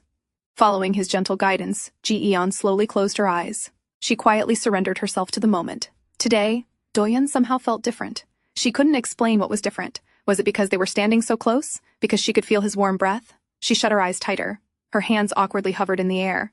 How long are we supposed to stay like this? Without realizing it, she slowly raised her arms and wrapped them around Doyun. They had kissed before, but today, it somehow felt different. The moment Doyun felt her arms around his back, his eyes flew open. His heart skipped. Almost instinctively, he pulled away and gently pushed Ji-eon back, holding her by the shoulders. He suddenly realized he was crossing the line. Turning his bright red face away, he cleared his throat. That should be enough. Ji-eon smiled softly. Yes. I think enough people have already taken pictures of us. Let's go. She was about to step away. Hang on. Before she could move, Doyun suddenly pulled her into one last hug. This is the last one, he whispered, of us acting like a couple. Ji-eon quietly nodded. As she stood in his arms, she heard a heartbeat pounding loudly. She couldn't tell. Was it Doyun's or was it her own the next morning? at the Ji-eon residence. Sahye was summoned by her father. You said there wouldn't be any issues. So what is this? How dare you bring disgrace to our family's name? The only thing I asked of you was to protect the company's reputation. I'm very disappointed in you. I am sorry, father, Sahye replied calmly. Her expression remained perfectly straight. Take care of it. With that, her father turned around and walked away. The moment he left the room, Sahye immediately pulled out her phone. The calm expression she had maintained finally disappeared. Her jaw tightened. Cancel the announcement. On the other side, Ji-eon arrived at Se-in's apartment for the Christmas party. Their plan had been a success. They had stopped the wedding announcement, so everything had gone perfectly. Feeling relieved and excited, she rang the doorbell. The door opened, and Doyun Nam peeked out, breathing heavily. Am I at the wrong apartment? Ji-eon wondered. Before she could react, Se-in appeared behind Doyun and pulled him back inside. You're at the right place. Welcome. Now that you're here, we can finally start the party, he said cheerfully. I refuse. Let me go. Doyun struggled in Se-in's grip, but eventually he was dragged inside anyway. You tricked me, Doyun grumbled irritably. If I'd known this was a party, I never would have come. Se-in looked at him with a small smile. Then what exactly did you think I wanted to talk about? His expression turned slightly serious. Did you think I was going to ask about what happened yesterday? Both Ji-eon and Doyun flinched. The non-celebrity woman in her 30s. Se-in continued. It was you, wasn't it, Ji-eon? Ji-eon's eyes widened. She had gone through a complete makeover, yet somehow Se-in had recognized her immediately. Se-in chuckled. Don't worry. I'm probably the only one who could recognize you. Besides, no one could clearly see your face in the pictures. Ji-eon's face turned bright red. It was all an act, she hurriedly explained. It wasn't real. We were just pretending. She quickly looked toward Doyun. Right, Doyun? Doyun sighed. Yes, that's correct. He sounded strangely annoyed, wondering why she was trying so hard to explain it away. Se-in simply smiled. I figured as much. Doyun would keep things professional. After all, you two are co-workers. Doyun quietly flinched. He's really not bothered by it? But in reality, Se-in had been bothered. Very bothered. The moment he saw yesterday's article, he had gotten so angry that he even burned the dish he had been cooking. Still, he told himself to accept it. They only did it to get rid of Sahye-jeon.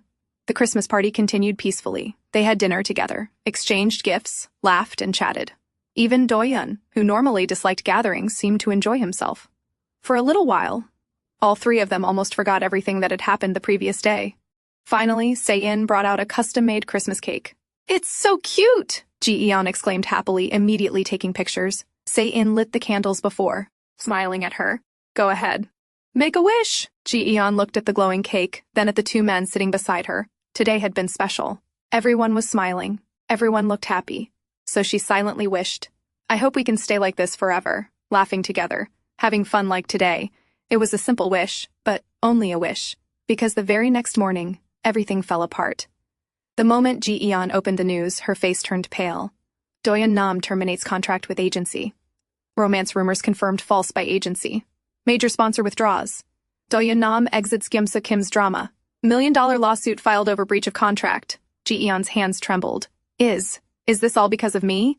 Because I suggested that plan? Unable to reach Doyun, she immediately rushed to find Se-in. Se-in? What is Doyun going to do now? She looked completely panicked. Se-in gently held her shoulders. Take a deep breath. But what do I do? Ji-eon asked anxiously. This is all my fault. I'm the one who made him go through with it. Calm down, Ji-eon, Se-in said softly. This isn't your fault. This would have happened anyway if Doyun refused to marry Sahye-jeon. And besides, he agreed to the plan knowing these consequences might happen. Ji-eon lowered her head. But I'm worried. He's so sensitive, so fragile. I should go see him. She took a step toward the apartment building. But Se-in quickly stopped her. Wait, there are reporters outside. They'll recognize you. But Doyun needs my help. Her worried expression only deepened. Se-in bit his lip before speaking. Ji-eon, I cherish you just as much as I cherish Doyun. I'm glad you care about him. But I care about you too. So please don't go. Ji-eon slowly nodded. It's freezing outside. The apartment security won't let reporters inside. They'll leave eventually. So, don't worry. Come on. I'll walk you to the bus. The two quietly stood together at the bus stop. After a long silence, Se-in glanced at her. What are you thinking about? About Doyun? Ji-eon blushed and quickly shook her head. No, it's just, when you said you cherish me and care about me. It felt nice. She spoke so quietly that her cheeks turned red. Just then, the bus arrived. Ji-eon stepped forward. Still standing there in a daze, Se-eon suddenly called out, Ji-eon, were you really thinking about what I said? Ji-eon turned back with a gentle smile. Yes, it was cute. It's cute. Then she boarded the bus. Se-eon remained standing there, his face slowly turning red. By the end of the day, Doyun finally returned Ji-eon's countless calls. Ji-eon, why did you call me so many times? I was shocked. How could I not? Ji-eon replied immediately. Did you see those articles? The media always writes things like this whenever an actor leaves an agency. I expected it, so don't worry. Doyun tried to reassure her. How could I not worry? Ji-eon said. I'm glad you're okay. But don't block my calls. I was really worried about you. Doyun's heart skipped a beat. Were you really worried? Of course. I have a responsibility to make the salary you pay me worth it. Doyun sighed. Don't worry about that. And don't call me for a while. His tone suddenly turned cold. I'm a celebrity. You don't have to worry about me. With that, he ended the call.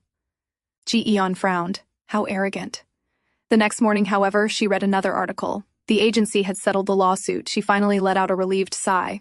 I guess he was right. I don't need to worry about him. Besides, I have my new apartment contract to deal with. And he seems close to the agency president. They'll figure everything out. That was what Ji-eon believed. But when she returned home that evening, she froze. Someone was sitting quietly outside her rooftop door, still wearing the scarf she had given him. Doyun sat alone in the freezing winter night, looking like a lost little puppy. So what had happened throughout the day? First, Ji-eon went to the bank to inquire about her loan. After checking her application, the bank informed her that her loan had been denied. I'm sorry, the employee said politely. We can no longer approve your loan because you're currently unemployed. Ji-eon left the bank in a daze. Unemployed? How? Why? Was I fired? Still unable to process it, she went straight to Manager Kim. Manager Kim sighed before explaining. You were hired because Doyun personally brought you in. So when Doyun left the agency, your employment ended as well. Ji-eon stood there in complete shock. She had already forgiven Doyun for that shameless kiss. She had even paid the deposit on an apartment she could never have afforded without this job. And now, she had lost both her job and the apartment. With a heavy sigh, Ji-eon returned home. I should have worried about myself instead of worrying about Doyun, but there was no time to dwell on it. She still needed money to pay the remaining apartment deposit. After thinking it over, she decided to borrow the money from Doyun, and if he refused, she had already decided she would use Mingji. Meanwhile, CEO Hu-chol went to meet Sae. Doyun doesn't actually have a girlfriend, he explained. He acted on his own. I only came today to discuss the merger. Sae calmly looked up at him. You threw away Doyun. So, is there any reason for us to proceed with the merger? CEO Hu-chol's face immediately turned pale. What do you mean? It was you who told me to get rid of him. You can't say something different now. Sae crossed her arms. You were already planning not to renew his contract anyway, weren't you? And don't misunderstand. I have no intention of retaliating against Doyun. She let out a small sigh. I only wanted to punish him a little. Then she spoke coldly. Stop the lawsuit. Reach a settlement. After that, we'll proceed with the merger. Elsewhere, after hearing the settlement news, Hyunsu burst into loud laughter. Because the settlement would take everything from Doyun. His house, his car, everything. In other words, Doyun Nam would be broke. And all of this had been exactly what Sae-jeon wanted. She wanted Doyun to go through even more hardship, to become completely isolated. Until he finally realized that there was only one person left who could save him. A faint smile appeared on her lips. That little stunt of yours was cute, Doyun.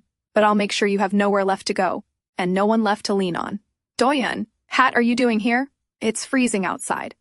How long have you been sitting here? Ji-eon asked worriedly. She quickly reached out and touched his cheek. His skin was ice cold. Your face is freezing, she whispered softly. Doyun quietly looked at her. Ji-eon, can I spend the night? Ji-eon simply looked at him for a long moment. Then she quietly nodded. Come inside. She had countless questions she wanted to ask him. But looking at the exhausted man before her, she couldn't bring herself to ask a single one. And after that night, their relationship changed in a much bigger way. Ji-eon slowly opened her eyes. For a moment, she simply stared blankly ahead. A man was peacefully sleeping right in front of her. His bare chest was in plain view. One of his arms was wrapped loosely around her. Their legs had become tangled together sometime during the night. And she was still lying quietly in Doyun's arms. Suddenly realizing where she had been staring, Ji-eon let out a shriek and kicked Doyun right out of the bed. He rolled onto the floor with a loud thud. Why aren't you wearing anything? Are you some kind of pervert? She snapped. Still recovering from the brutal kick, Doyun sat up and quickly pulled the robe that had slipped off his shoulder back into place. I'm wearing my robe. he protested. I always sleep in this. And besides, you were the one who suggested we sleep together in the first place. Ji-eon blinked. Her mind immediately drifted back to the previous night. After letting Doyun inside, he had insisted on sleeping on the floor. But Ji-eon only had one heated blanket, and her apartment was freezing. Since it was only for one night, she had let out a sigh before asking, Do you want to sleep in my bed? Doyun's face instantly turned bright red. What are you even saying? What? Ji-eon replied calmly. Do you see me as a woman? Doyun froze, then he quickly turned away, hiding his burning face. Oh, of course not. Ji-eon smiled. See? That's exactly why I'm suggesting it. I know you're not the type to try anything. Doyun slowly looked back at her. She trusted him. That much? When he couldn't even trust himself. And I still have Mingji, Ji-eon added casually. If you try anything, I'll just make you sleep on the floor. Oh, and the bathroom is on the right. Go wash up. As she turned to leave, Doyun quietly called out, Ji-eon, do you see me as a man? Ji-eon thought about it for a moment before answering honestly. Of course not. Doyun had expected that answer. Even so, it still hurt. When you asked me to stay the night, Ji-eon continued, I already knew nothing would happen. So don't worry. Doyun's last bit of hope quietly crumbled. I see. With that, he walked into the bathroom. Meanwhile, Ji-eon changed into her pajamas, occasionally glancing toward the bathroom door. Of course, she wasn't completely unaware that Doyun was a man, and that they were about to share the same bed. She was nervous. To her, Doyun usually felt like an annoying little brat, but he was still a man, a tall man, with broad shoulders, and he was annoyingly handsome. Thinking about it only made her even more nervous. I'm done. You can use the bathroom now. Doyun stepped out, pretending to stay perfectly calm. Ji-eon hurried inside, trying to hide her own nervousness. I'll sleep next to the wall, she said before quickly closing the door. Doyun simply nodded. As the bathroom door shut, he slowly turned toward the tiny bed. His neck immediately turned red. After all, the person sharing that bed with him was the girl he liked. That night, they lay on opposite sides of the bed, both facing away from each other. Neither of them dared move. Both tried their best to ignore the fact that they were sleeping in the same bed. Ji-eon still couldn't understand why, out of all the places in the world, Doyun had come to her. Still, it was only for one night. Thinking that, she slowly drifted off to sleep. On the other hand, Doyun was sure he wouldn't be getting any sleep tonight. Did you see me wearing my bathrobe last night? Doyun asked the next morning, still trying to prove his innocence. And besides, I can't exactly go back to my place and grab more clothes anymore, he added with a sigh. Ji-eon's eyes widened. Wait, are you saying you're completely out of your place? Doyun looked up at her. Ji-eon, I have a proposal. Ji-eon blinked. A proposal? Again? What is it? I'll just live here for 1 month. Ji-eon stared at him in disbelief. Are you out of your mind? You're basically asking to mooch off me for an entire month. Ji-eon, Doyun said confidently. Do you even know what it's like to have Doyun Nam owe you a favor? Once I make my comeback, I'll pay you back. Ji-eon scoffed. How can you be so shameless? 1 night is understandable, but 1 month? Go stay somewhere else. Don't you have any relatives? Nope. I cut ties with all of them, Doyun answered nonchalantly. And a kid. I can't possibly stay there. Ji-eon's eyes suddenly lit up. Then go stay with Se-in, she clapped excitedly. He'd be thrilled. Let me call him. This is perfect. She pulled out her phone. Before she could dial, Doyun quickly grabbed her wrist. His hand was trembling. Ji-eon looked at him in confusion. What's wrong? Did you two fight or something? Doyun avoided her eyes. It's just, I don't want him to know what happened. Ji-eon quietly looked at him. The two of them had only recently become friends again. Maybe it was simply too difficult for Doyun to tell Se-in about his situation, which meant he had really come here because he had nowhere else to go. Ji-eon couldn't help feeling sorry for him. He seriously needs to work on his interpersonal relationships. Thinking that, she climbed off the bed and sat beside him. She gently patted his shoulder. I know this is hard for you, Doyun, but times like this, you have to swallow your pride.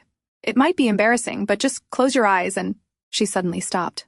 Doyun had quietly placed his hand over hers. She looked up. He was already looking at her. I've already swallowed my pride. His voice was calm. Then he stood up and walked away. Ji-eon simply blinked. When? As Doyun walked toward the bathroom to change, he quietly glanced back. What man would willingly freeload off the woman he likes? But he had no other choice. Right now, Ji-eon was the only person he could lean on. Just then, Ji-eon suddenly rushed into the bathroom after him. Wait! So you're even more broke than I am? But then, what about my new apartment? Doyun blinked in confusion while hurriedly holding his robe closed. Why are you asking me that? I was planning to borrow money from you for the apartment. What am I supposed to do now? She grabbed his robe in frustration. Hey, just cancel it. And let go, you'll rip my robe. I already paid the deposit. I can't get it back now. Doyun let out a helpless sigh. Put it on my tab, Ji-eon. What tab, you idiot? She yanked his robe again. The robe tore apart. Doyun immediately grabbed it shut in panic before glaring back at her. That's going on my tab too. Ji-eon stood there in complete disbelief. She had worked so hard, and now she had lost her job, her apartment, and the money she had already paid.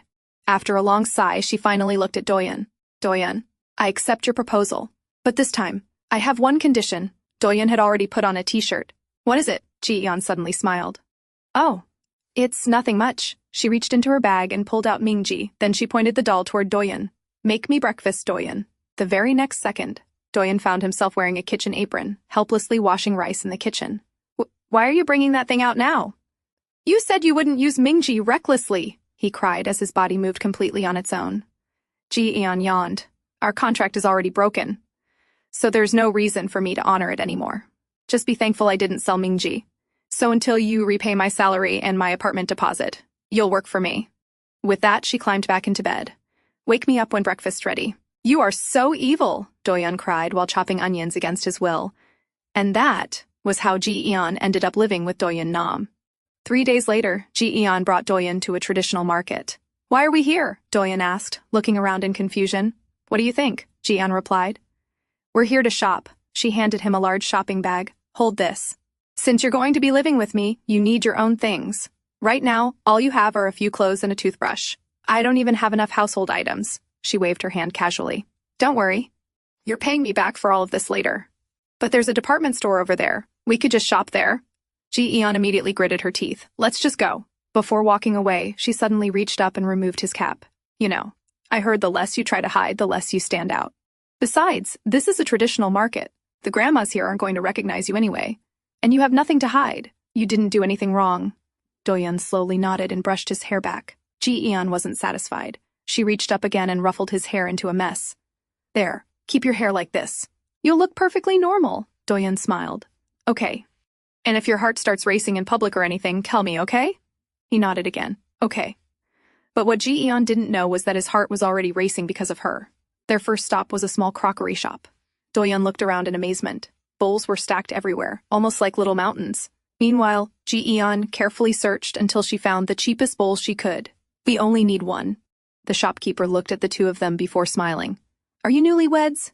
Just buy the whole set. I can't sell individual bowls. There's no profit in that. If you buy the set, I'll throw in a set of utensils too. Ji-eon thought for a moment. Okay, we'll take it. Doyun simply stood there, still trying to process how they had suddenly become newlyweds. After that, Ji-eon dragged him to a street food stall. It looks so good! She happily picked up a steaming hot piece of tteokbokki and immediately stuffed it into her mouth. The next second, it's hot! I burned my lip. Doyun let out a sigh. You should have waited for it to cool down. He handed her a tissue. But I was hungry, she pouted. Let me see. Did you burn it badly? He gently held her chin and leaned in to look. Ji-eon quietly stared at him. It's not that bad. The heartbeat that had only just calmed down started racing again. Doyun quickly looked away. Why does my heart race whenever it feels like it? Just then, the street vendor laughed. You two remind me of when we were young. You're newlyweds, right? Those are the best years of your life. Doyun's heart nearly jumped out of his chest. He had to clear up this misunderstanding. Before he could finish, Ji-eon interrupted with a bright smile. It's really harder than I expected to gather everything we need for our home. The vendor laughed warmly. It sure feels that way. But you're both young. You'll be just fine. Here, have some fried sweet potatoes. My treat. Oh, thank you. Ji-eon happily accepted one and immediately started eating. Doyun leaned closer and whispered, We're not newlyweds. Why aren't you correcting her? Ji-eon whispered back, We can't explain everything to everyone. And besides, it's better to get free food like this. If you don't like it, you can buy me food instead. Doyun quietly closed his mouth. And just like that, it kept happening everywhere they went. At the fish market, one owner even insisted on giving the newlyweds a large fresh fish. Doyun instinctively looked toward Ji-eon. She immediately shook her head, not to say a word. By the time they finished shopping, the two of them had eaten all kinds of delicious free food from the market. All thanks to everyone believing they were a pair of newlyweds. I'm so full, Ji-eon said with a satisfied sigh. Do you need to buy anything else? Doyun looked around. You don't have any fresh fruit at home. Let's buy some. He started walking toward a nearby fruit stand, but Ji-eon quickly grabbed his arm. No, not that one. Doyun looked at her in confusion. Why not? That granny's fruit is ridiculously expensive, and she never gives discounts. Doyun raised an eyebrow. Maybe you're just bad at bargaining. Ji-eon scoffed. Oh, really? Then why don't you try? Fine. Doyun nodded before slowly removing the mask covering his face. Ji-eon immediately hid behind a nearby stall, ready to watch the show. Doyun walked up to the fruit stand with his usual gentle smile. Excuse me. How much is a bag of oranges? 13,001, the shopkeeper answered. Could you sell it for 7,000? Ji-eon's eyes widened. Is he seriously trying to bargain the price down by almost half? The shopkeeper didn't even blink. Can't you read the sign? No discounts. But, Doyun said softly, I don't have enough money. If you don't have money, shop somewhere else. I only sell premium fruit. She confidently held up one of her oranges. Doyun let out a small sigh and picked one up. Can't you give me just a little discount? The shopkeeper sighed. Listen, young man. Doyun looked up with a bright, innocent smile. Yes? For a split second, the old lady felt as though she had been hit by a burst of fresh orange juice. The young man standing in front of her looked just as fresh as the oranges she was selling. Fine. She let out another long sigh. 12,001. Hidden behind the stall, Ji-eon's jaw dropped. It actually worked. Doyun smiled again. Could you make it 10,000? Ji-eon nearly jumped out of hiding. Stop. Don't push your luck. The old lady stared at him in silence. Then Doyun smiled even sweeter. Please, Nuna. The shopkeeper finally gave up. She stuffed a few extra oranges into the bag before handing it over. 11,001. And I'm throwing in a few extras. The bargain was over. As they walked away, Doyun looked down at the bag and sighed. I only got a 2001 discount. Ji-eon stared at him in disbelief. You say only? That lady never gives discounts to anyone. That's the miracle of your face. Doyun smiled proudly. After a moment, Ji-eon looked at him. You're better now, aren't you? You're okay being out in public again. Doyun turned toward her. With you beside me. I'm okay. Ji-eon blinked. Doyun smiled. Though I'm still taking my medicine. But it's fine. You've got Mingji anyway. He looked at her curiously. Why are you so quiet? Ji-eon quickly looked away. Oh, it's nothing. If we've bought everything, let's go home. Just then, Doyun stopped in front of another store. Wait, let's stop here. What? Do you need clothes? No? But you ripped my robe. So I need to buy pajamas. Ji-eon smiled awkwardly. Okay, this one's on me. Doyun let out a small laugh. That's rich coming from you. That night, Doyun stood awkwardly in the middle of the room, wearing his brand new pajamas. A faint blush spread across his face. Ji-eon had unknowingly changed into the exact same pajamas. The pair he had bought turned out to be a 1+1 couple pajama set. He quietly sat down on the futon they had bought for him. Maybe my subconscious picked these on purpose, but what could he do? Out of all the designs in the store, these had looked the most normal. Meanwhile, Ji-eon didn't seem bothered by it at all. Then again, why would she be? She had stayed completely calm even when everyone at the market thought they were newlyweds. I'm tired. Good night. Can you turn off the light? Ji-eon said as she climbed into bed. Okay. Doyun got up from his newly bought futon and switched off the light. What am I even doing? I seriously need to stop thinking about this. At the very least, not while I'm staying here. With that thought, he lay down on the futon. Before long, he drifted off to sleep. Ji-eon, who had been pretending to sleep peacefully, slowly opened her eyes. She quietly glanced at the man sleeping on the floor. Then she let out a long breath and turned over. Of course, she had noticed it too. All day long, something had felt strangely different. When Doyun had said he was okay because she was beside him, she had felt special. Maybe it was these matching pajamas, or maybe it was because they had spent the whole day buying household things together. It all felt strangely real, like she was actually living with Doyun Nam. Ji-eon buried her face in the pillow and sighed. Maybe it's all because those ladies at the market kept calling us newlyweds. Forget it, I'm just tired. With that thought, she finally closed her eyes and went to sleep. That night, Doyun had a dream. In his dream, Ji-eon was gently trying to wake him up. Without thinking, he reached out and caught her hand. Their eyes met, slowly. The distance between them grew shorter. Their lips were just about to meet when his eyes suddenly flew open. The warm hand from his dream had become Ji-eon's foot. She was kicking him awake.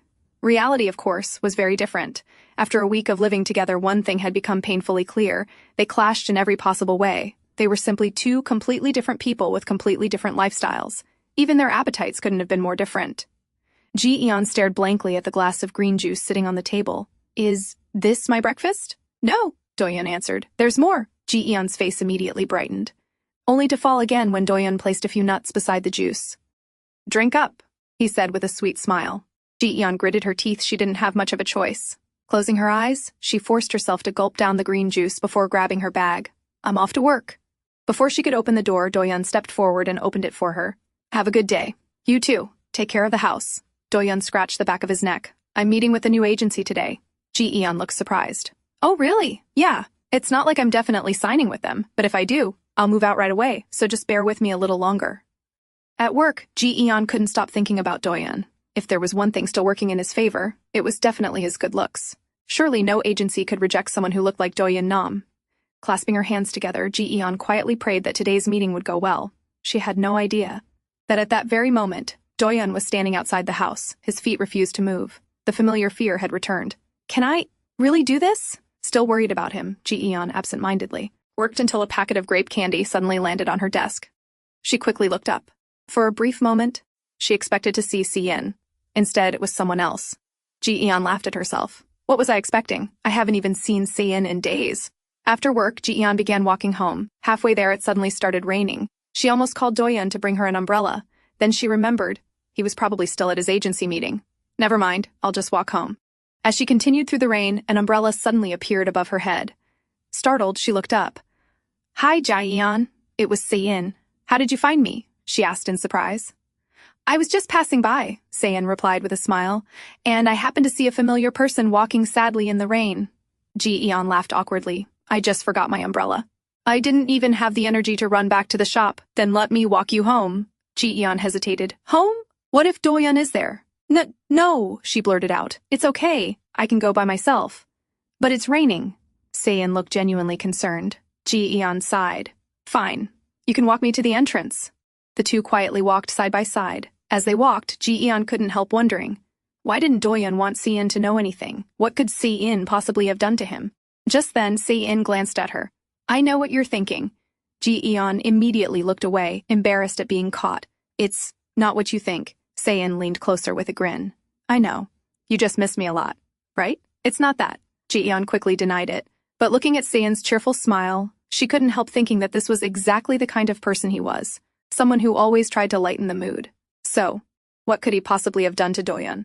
Just then, a speeding car drove past. Dirty rainwater sprayed toward them. Without hesitation, Si-in stepped in front of Ji-eon. The entire splash landed on him instead. Startled, Ji-eon looked up. How rude, Si-in muttered as he glanced at the car. Ji-eon felt her cheeks warm slightly. Are you okay? Si-in asked. Ji-eon smiled. I'm fine.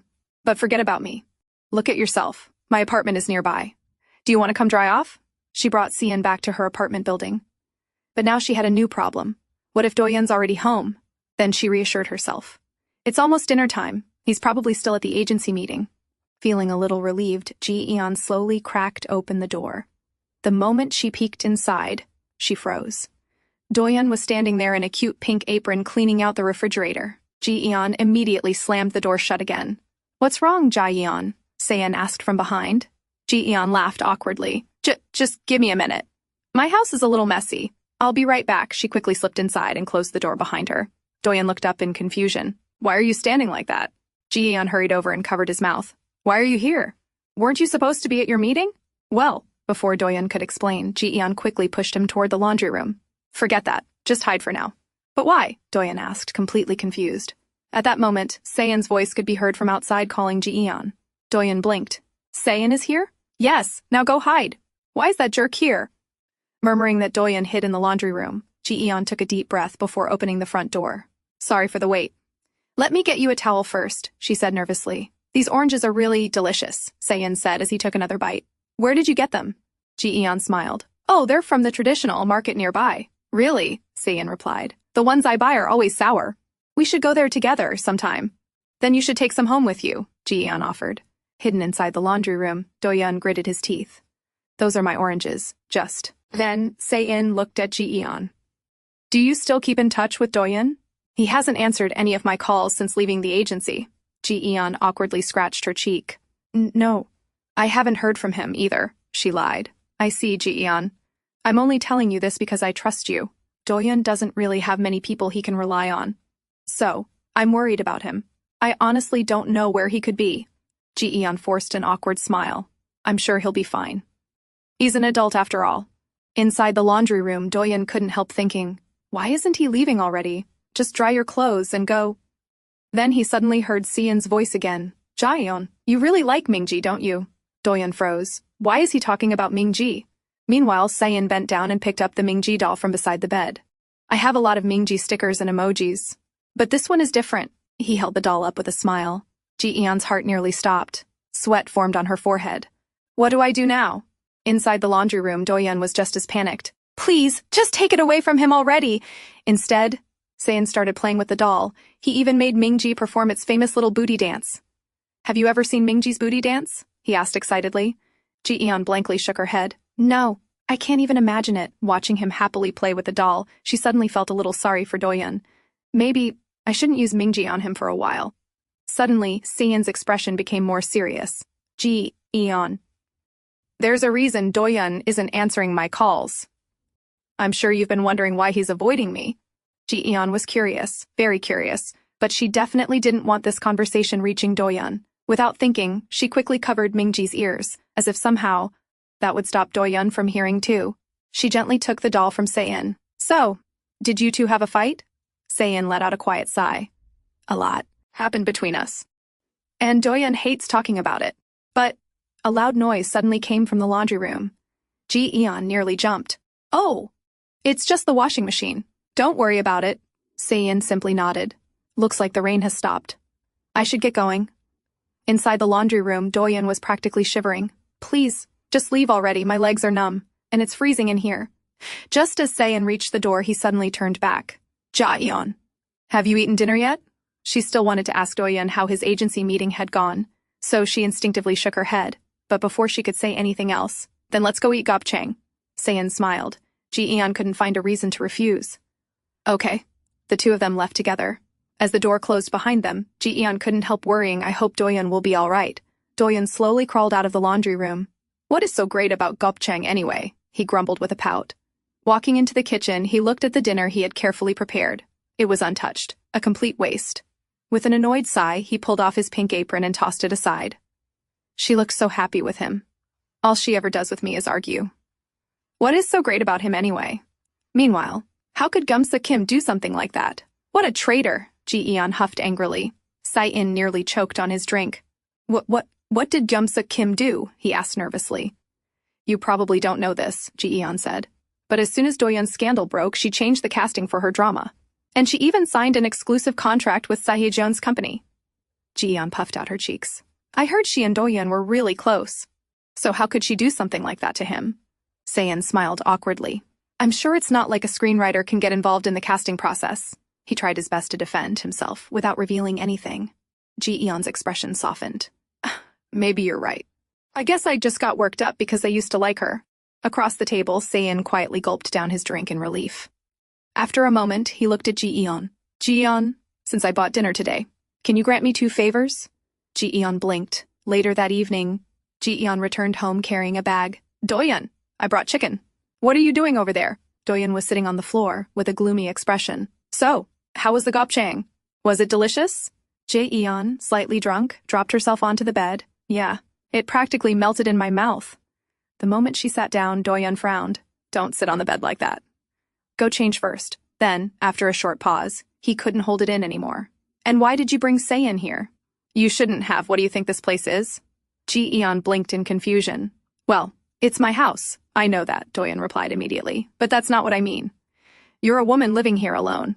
It's dangerous. Ji-eon looked at him blankly. Then do you think you're okay? That's different. I don't have any evil intentions, Doyun screamed internally. He also wanted to tell her about today's agency meeting. He needed to tell her. After all, he had been relying on her all along. But the words simply wouldn't come out. And Ji-eon wasn't sober enough to have that conversation anyway. Instead, he quietly helped her lie down on the bed before sitting back on his futon. Just as he was about to speak, Ji-eon spoke first.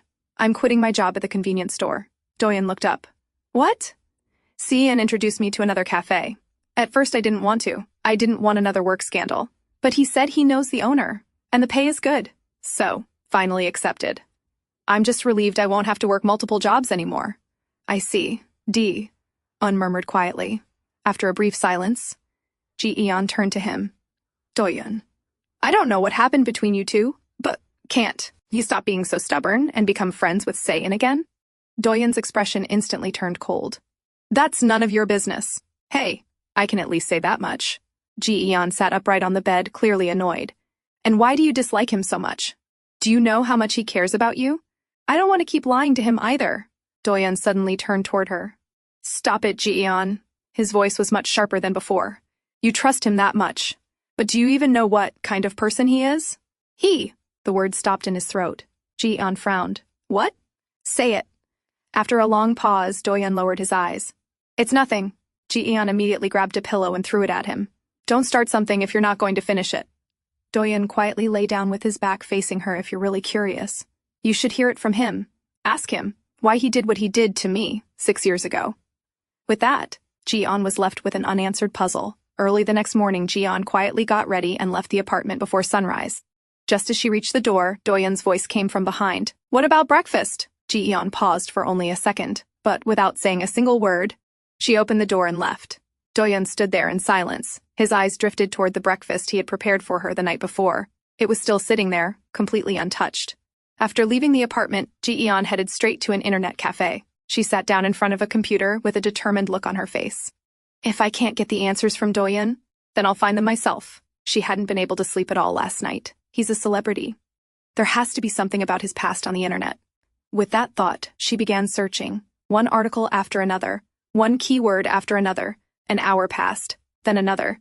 By the end of it, Ji-eon slumped back in her chair, completely exhausted. No matter how many articles she searched, she couldn't find anything about Doyun's life from more than 6 years ago. Back at the apartment, Doyun quietly got dressed. His phone buzzed with a new notification.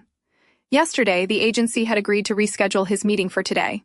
He stared at the message for a long moment. He couldn't keep postponing it forever. If he wanted to continue working in this industry, he had to face it sooner or later.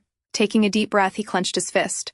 Get a grip. You're just going back to the world you used to belong to. Unable to find any answers online, Ji-eon decided to visit the only person who might know, Manager Kim. It's been a while, Ji-eon greeted him with a smile. How have you been? I'm doing well, Manager Kim replied. But, have you heard anything from Doyun? Ji-eon's shoulders stiffened. No, I haven't. She lied once again. After a brief pause, she finally asked the question that had been weighing on her mind. Manager Kim, I was wondering, what happened to Doyun 6 years ago? Manager Kim's expression immediately turned serious. Why do you suddenly want to know that? You know Doyun doesn't like people talking about it. It would be disrespectful to him. Ji-eon lowered her head slightly before answering. But I need to understand him better if I'm going to help him. After all, I'm not just his manager, I also have to look after his mental health. Of course, the real reason was Ming-ji, but she couldn't exactly explain that. Manager Kim let out a long sigh. He knew Doyun never wanted anyone talking about his past, but looking at Ji-eon's determined expression, he finally decided to tell her. He straightened himself before quietly beginning the story. Doyun used to be one of the fastest rising stars in the industry. As for his parents, they used his name to secure business opportunities. They borrowed money from countless people, but none of those businesses succeeded. In the end, every debt was left for Doyun to repay. There were lawsuits, rumors, and endless accusations. It was an incredibly difficult time for him. That's how Doyun ended up owing his agency an enormous debt. Manager Kim lowered his eyes as he remembered those days. And yet, whenever I asked him how he was doing, he would always smile. He'd say, "It's all right. These things happen in this industry." Manager Kim shook his head. But, looking back, he must have been forcing himself to endure everything. He never let anyone see how much he was hurting. He just kept smiling and kept working. Then one day, his parents passed away, and Doyun was left completely alone. Manager Kim's voice grew quieter. He said that no matter how hard he tried, the tears just wouldn't come. But then, his uncle appeared. He put a hand on Doyun's shoulder and said, "You can rely on me." At that time, Doyun was completely falling apart. But with his uncle by his side, he finally found someone he could lean on. And from that day forward, Doyun trusted his uncle completely. After hearing everything from Manager Kim, Ji-eon finally returned home. As she walked toward the apartment, she spotted Doyun sitting alone on the front steps. His head was buried in his arms, resting on his knees. She hurried over to him. But before she could say anything, her eyes landed on the phone lying beside him. The screen was still on. Only then did she realize what had happened. A few moments later, Doyun slowly opened his eyes. What time is it? As he tried to sit up, he felt a soft hand gently resting on his shoulder. He looked up. It was Ji-eon. You didn't go to the meeting, she said quietly. Doyun's expression immediately fell. He had missed it. Again. I wasn't doing it on purpose. I'm sorry, Ji-eon. But instead of answering, a large tear rolled down Ji-eon's cheek. Doyun froze. Ji-eon. Why are you crying? I said I'm sorry. His voice was filled with confusion. Ji-eon looked at him with tear-filled eyes. Why? Why didn't you tell me anything? You said, I'm the only person you can rely on. So why? Why didn't you tell me? Doyun couldn't answer. He simply stared at her in silence. After giving complete control of his finances to his uncle, history repeated itself. His uncle had done exactly what his parents had done. No, something even worse. Doyun, just listen to me. I was only trying to help you invest. It was all for your future, his uncle desperately tried to explain. Stop lying to me. Doyun's voice was cold. You gambled away my money. And you scammed people. His uncle lowered his head when Doyun demanded to know where the rest of the money had gone. His uncle suddenly dropped to his knees. Please. Just let this one go. Everything I did for you. But Doyun no longer believed a single word. I'll handle this legally. He turned around without another glance. The very next day, his cousin appeared at the studio. In front of everyone, he caused a huge scene. He shouted that his father had tried to take his own life because of Doyun. Then he revealed a handwritten letter. According to the note, his father had begged Doyun for forgiveness. He had even knelt before him, but Doyun had coldly turned his back. The letter claimed, everything I did was for him. I guess I could never become a good parent to him. In an instant, everyone blamed Doyun. And to make things even worse, someone leaked the letter to the public. Although it was quickly taken down, the damage had already been done. It was around that time that Doyun began suffering from panic attacks. He slowly became a completely different person. He shut everyone out. He distanced himself from everyone around him, even after making his comeback. His panic attacks never truly disappeared. They made it almost impossible for him to work normally. Manager Kim quietly looked at Ji-eon. To be honest, that's why I was so surprised when he brought you. For Doyun, trusting someone is a huge deal. So, please support him as much as you can. Earlier, after helping Doyun into bed, Ji-eon quietly walked into the kitchen to get a wet towel. That's when she noticed the stew sitting on the stove. It didn't look like it had been made today, which meant he had made it yesterday. She slowly looked around the apartment. Everything was spotless. The house had been cleaned. Every morning. Even though he preferred sleeping in, he always woke up early just to see her off before she left for work. Even today, he had done the same. Even while you were struggling this much, you were always trying so hard. And I had no idea. Her voice broke. All the first ever did was get mad at you. I'm sorry, Doyun. Tears streamed endlessly down her face. Doyun quietly looked at her. Then he slowly knelt beside her. Yes, I was putting in the effort. And I'm going to keep doing it. He gently wiped away her tears. We can work through our differences. And I'll keep buying you those expensive oranges. So, don't cry, Ji-eon. He softly cupped her cheek. His hand slowly brushed against her face, before unconsciously moving toward her lips. His heart pounded. I'm broke. I'm relying on her for everything. My situation couldn't possibly get any worse. So is it even okay for me to like her? Without realizing it, he leaned closer.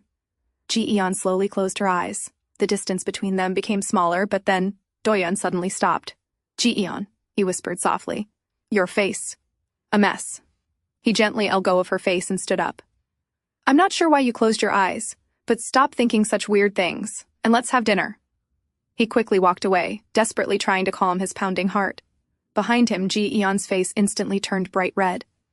I wasn't thinking anything, she quickly protested. But the loud pounding of her own heart completely betrayed her. She had truly believed they were about to kiss. The next day, as part of Se-in's first request, Ji-eon went to a cafe for a job interview. The interview went smoothly, and afterwards she returned to her usual workplace. But throughout the day, one question kept bothering her. What did Se-in mean by his second request? The only thing he had said before leaving was, Ji-eon, please don't resent me. She simply couldn't understand what he meant. Sometimes, I really don't understand him. As she continued working, the television behind the counter suddenly caught her attention. Did you know the writer of Ponytail Lovers was actually a man? Ji-eon immediately turned around in shock. Her favorite author had finally decided to reveal himself to the public. But the moment his face appeared on the screen, she froze. Hello? I'm Jumsa Kim. It was Se-in. Ji-eon's mind went completely blank. What? How does that even make sense? Later that evening, Ji-eon returned home. The moment she stepped inside, Doyun greeted her as usual.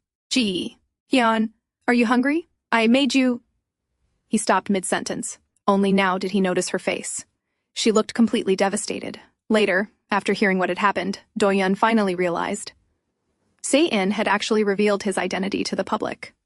Ji-eon slowly lowered her head. Why didn't you tell me? She laughed bitterly. No wonder you were always so sensitive whenever I talked about Jumsa Kim. I can't believe this. I feel like a complete fool. Doyun answered awkwardly. I thought he was going to tell you himself. Ji-eon quietly stood up and grabbed her jacket. Doyun looked at her in confusion. Where are you going at this hour? She looked back at him. Her expression was still filled with sadness. I need some fresh air.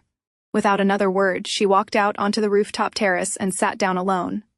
The cold evening breeze immediately made her shiver. A moment later, a warm shawl was gently placed over her shoulders. Come inside. It's cold out here. Doyun carefully wrapped the shawl around her before sitting beside her. Ji-eon lowered her head. How could he do that? Do you know how shocked I was? It feels like everything he ever told me was a lie.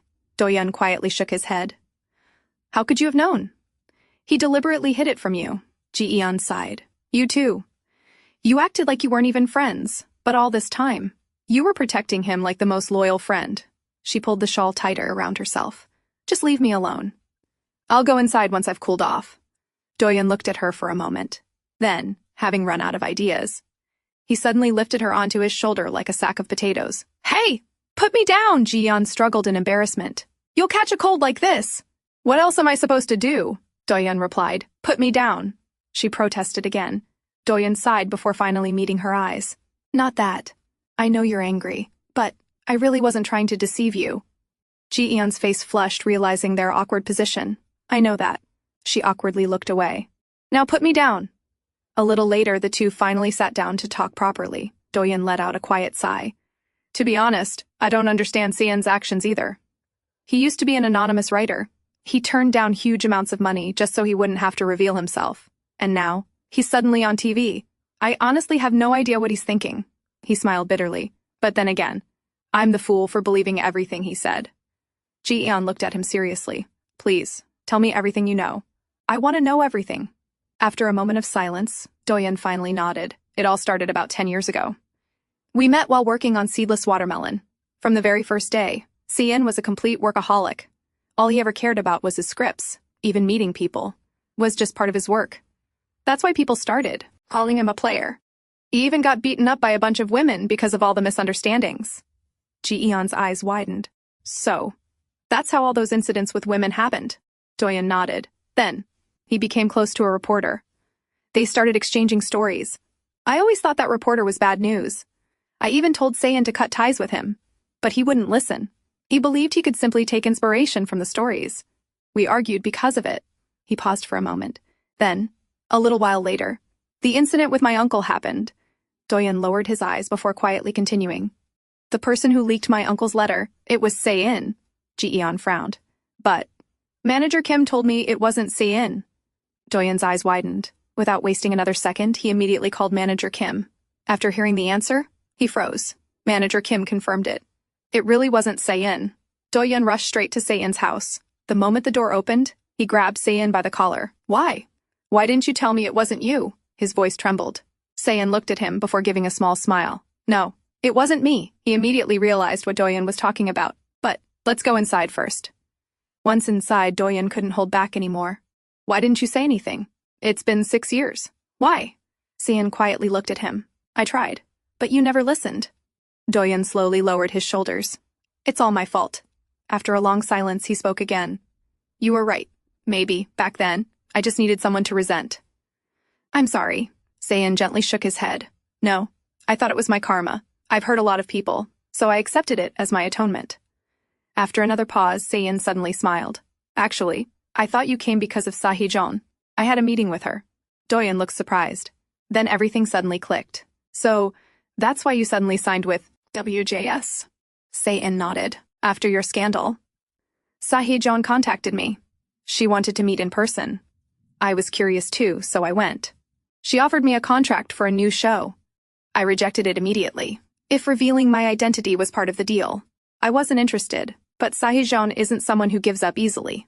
She told me that she knew that my first choice for the drama had always been Doyun Nam. But because of the scandal, they had to replace you.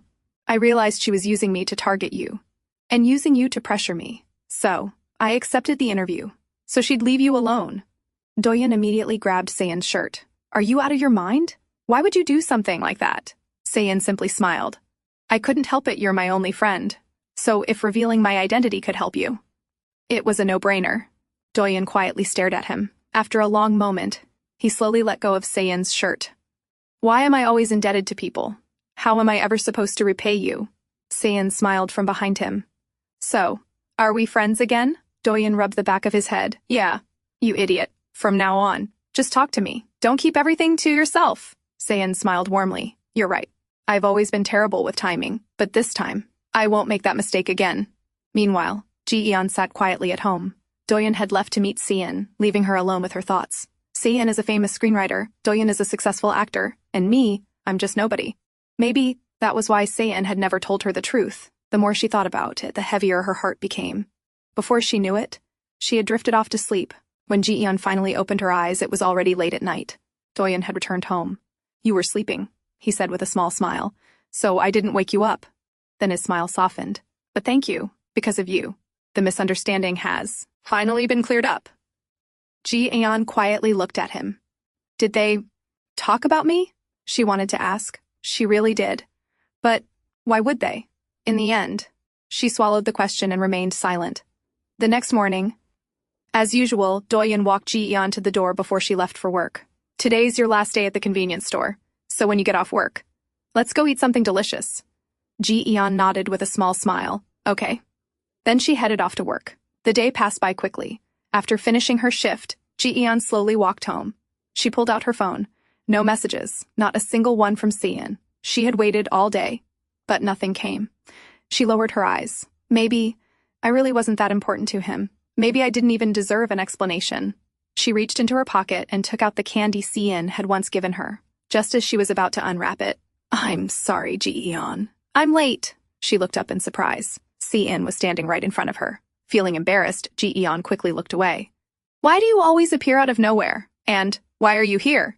Saeun smiled awkwardly. I wrote dozens of messages, but every time, I couldn't bring myself to send them. He slowly stepped closer. Seeing you cry, it really hurts. With trembling fingers, he lightly grabbed the edge of her coat. Then he finally confessed. Ji-eon, I like you. At that very same moment, another person's hand trembled. Standing just around the corner, Doyun had accidentally overheard everything. Unaware of his presence, Saeun continued. Do you remember my second request? I thought about it over and over, and no matter how many times I imagined it, I realized you wouldn't resent me. I wanted to tell you everything. I really did, but I was scared, so I couldn't. I'm sorry. Ji-eon lowered her head. Why? Why was I always expected to be the understanding one? After a long silence, she quietly asked, What is it that you want from me? Saeun slowly removed his cap. Then he stepped closer and gently held her hand. Ji-eon, I want to be honest with you from now on. I don't want us to stay just friends anymore. Ji-eon looked into his eyes. I had feelings for you too. Later that evening, Ji-eon returned home. As soon as she walked inside, she saw Doyun putting on his jacket. You're going out? She asked in surprise. But you said we'd go eat something after my last day at work. Doyun nodded without looking at her. I can't. I have a meeting. Ji-eon blinked. Oh, are you okay now? Meeting people, I mean. Do you want me to come with you? She asked with genuine concern. Doyun shook his head. Oh, there's no need. I'm fine. Ji-eon smiled. Then, let's eat something nice tomorrow instead. Doyun quietly answered, I'll be busy from now on. I don't think I'll be able to have dinner with you. Ji-eon's smile slowly faded. But there was something I wanted to tell you. Doyun paused at the door. What is it? Ji-eon took a deep breath. I met Saeun today. And? Doyun asked calmly. Since you told me everything, I thought I should tell you everything too. He confessed. He told me he has feelings for me. For a few seconds, Doyun didn't say a word. Then he quietly asked, And how do you feel? Ji-eon lowered her eyes. I don't know, but before she could finish, Doyun smiled. It was a gentle smile, but somehow it looked painfully forced. That's great. Congratulations. He's the best screenwriter around. And your favorite writer, too. You really hit the jackpot, huh? Ji-eon stared at him in disbelief. Why are you saying that? You know how difficult all of this has been. The smile on Doyun's face slowly faded. Ji-eon, I may be indebted to you right now, but under normal circumstances you and I would never have become close. He turned toward the door. Then, without looking back, he quietly said, Congratulations. You finally became the main character of those Cinderella stories you love so much. With those words, he walked out of the apartment, leaving Ji-eon standing there in silence. The next day, Ji-eon arrived at the cafe for her first day at her new job. The cafe manager patiently showed her around, explained her responsibilities, and introduced her to the workflow. After finishing her tasks, Ji-eon finally sat down for a short break. But her mind was somewhere else. First Si-in, and now Doyun. She couldn't stop replaying his words from yesterday. Under normal circumstances, you and I would never have become close. Was that really how he felt this whole time? Her hand slowly clenched into a fist. Just then, Hey newbie, you can't just zone out. Want to get fired on your first day? Ji-eon jumped to her feet. I'm sorry, she quickly bowed, but as she looked up, she froze. Si-in? He simply sat there with a bright smile on his face. Before Ji-eon could even ask why he was there, the cafe manager called out, Boss! Stop bothering our newbie! Ji-eon slowly turned back toward Si-in. Her eyes were full of disbelief. Tell me I've been fooled again. Reading her expression immediately, Si-in hurriedly explained, Wait! It's not what you're thinking. The business is only registered under my name. My older sister is the real owner, and the manager is her friend. Ji-eon narrowed her eyes. Tell me honestly, are there any more secrets? Si-in quickly shook his head. No. That's really all.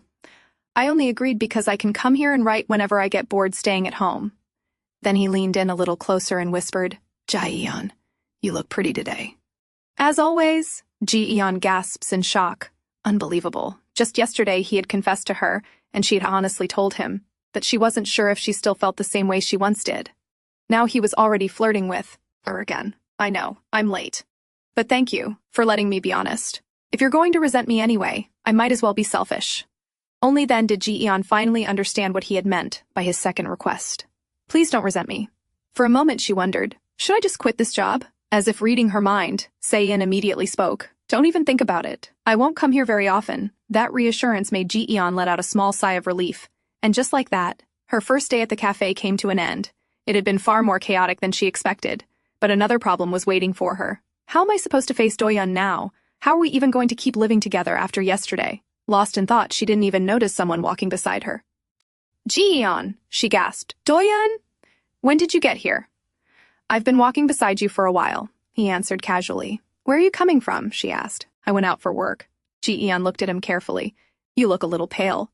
She instinctively reached out toward his forehead, but before her hand could touch him, Doyun brushed it away. Don't touch me. I'm fine. Ji-eon blinked. Seriously? This guy touches my face whenever he feels like it. But I can't even check if he's sick? Her annoyance instantly flared up. The rest of the walk home passed in complete silence. When they reached the apartment door, Doyun suddenly stopped. Ji-eon looked back. Why aren't you going in? Doyun quietly answered. I've decided to stay at Si-in's place. It's February now. I promised I'd leave after a month. Ji-eon stared at him in shock. That's great. She forced those words out, but after a moment she quietly added, Can't you just stay another 2 weeks? Why? Weren't you the one who wanted me to leave earlier? Ji-eon lowered her eyes. It feels bittersweet if you leave like this. Doyun's expression remained unreadable. I don't want to keep living with my friend's girlfriend. Ji-eon looked up in complete disbelief. What? You and Si-in are dating now, aren't you? No, you've got it all wrong. We're not dating. Doyun let out a quiet sigh. Even so, I can't stay here anymore. This apartment smells. And it's too small. Ji-eon's face stiffened. Doyun, why are you acting like this? It's like you've become a completely different person. For just a brief moment, a crack appeared in Doyun's expression, but he immediately looked away. I've always been like this. Don't you remember our first meeting? Ji-eon shook her head. I know you're lying. There's something else, just tell me, I'll help you. Doyun slowly turned back toward her. How nice of you. But I don't need your help anymore. He looked straight into her eyes. Did you think I was really okay just because I smiled? I wouldn't even be standing here if it weren't for that doll. Those words completely ignited Ji-eon's temper. Fine. You're such a great actor. Then get out. I don't know how you managed to stay another second in my dirty apartment. Without saying another word, Doyun opened the door. I will. I only came back to get my things. I already packed my bags this morning. He picked up his bag and headed toward the door. I'll transfer the money I owe you. Before he could leave, Ji-eon hurried into the room, grabbed Ming-ji, and threw the doll toward him. Take that with you too. I don't think I'll need it anymore. I guess. We really won't have to see each other again. The doll landed at Doyun's feet. He quietly bent down and picked it up. After a long silence, he simply looked back at her and said, Take care. Then, holding his bag in one hand and Ming-ji in the other, Doyun quietly walked away. Doyun arrived at Seon's place. Even after leaving Ji-eon's apartment, his heart still felt unbearably heavy. Their goodbye kept replaying in his mind. Every word, every expression, every moment. Then he remembered what he had overheard before leaving. Ji-eon had been crying while talking to Se-in. That thought alone made his chest ache even more. Without saying a word, Doyun opened his bag. From inside, he carefully took out Ming-ji. He held the doll close. It still carried Ji-eon's faint scent. Slowly, he hugged it against his chest. His thoughts drifted back to just a few hours earlier. Ji-eon had cried because of the things he said, but his own heart had felt like it was breaking the moment he walked away from her. She had even asked him, Can't you stay just 2 more weeks? He still couldn't understand it. Why? I thought she'd be happy to see me leave. Then why did she cry? Why did she try to hold on to me? After a long moment, he reached into his pocket and pulled out a small photograph. It was the picture they had taken together that night, the night they went out before Christmas. He quietly stared at it. His heart still pounded, just like it had that day. The moment Ji-eon had held on to him, he had been completely caught off guard. A faint smile appeared on his face before slowly fading away. The closer they became, the more painful everything would be. I'm sorry, Ji-eon, he whispered softly. I ended up hurting you, just like I did the first time we met. With that, he gently pressed a kiss against the photograph and quietly closed his eyes. And that's a wrap. Thanks for watching. Don't forget to like and share your thoughts in the comments. If you enjoyed this and want to be part of our growing community, hit join to support the channel. Take care and see you soon.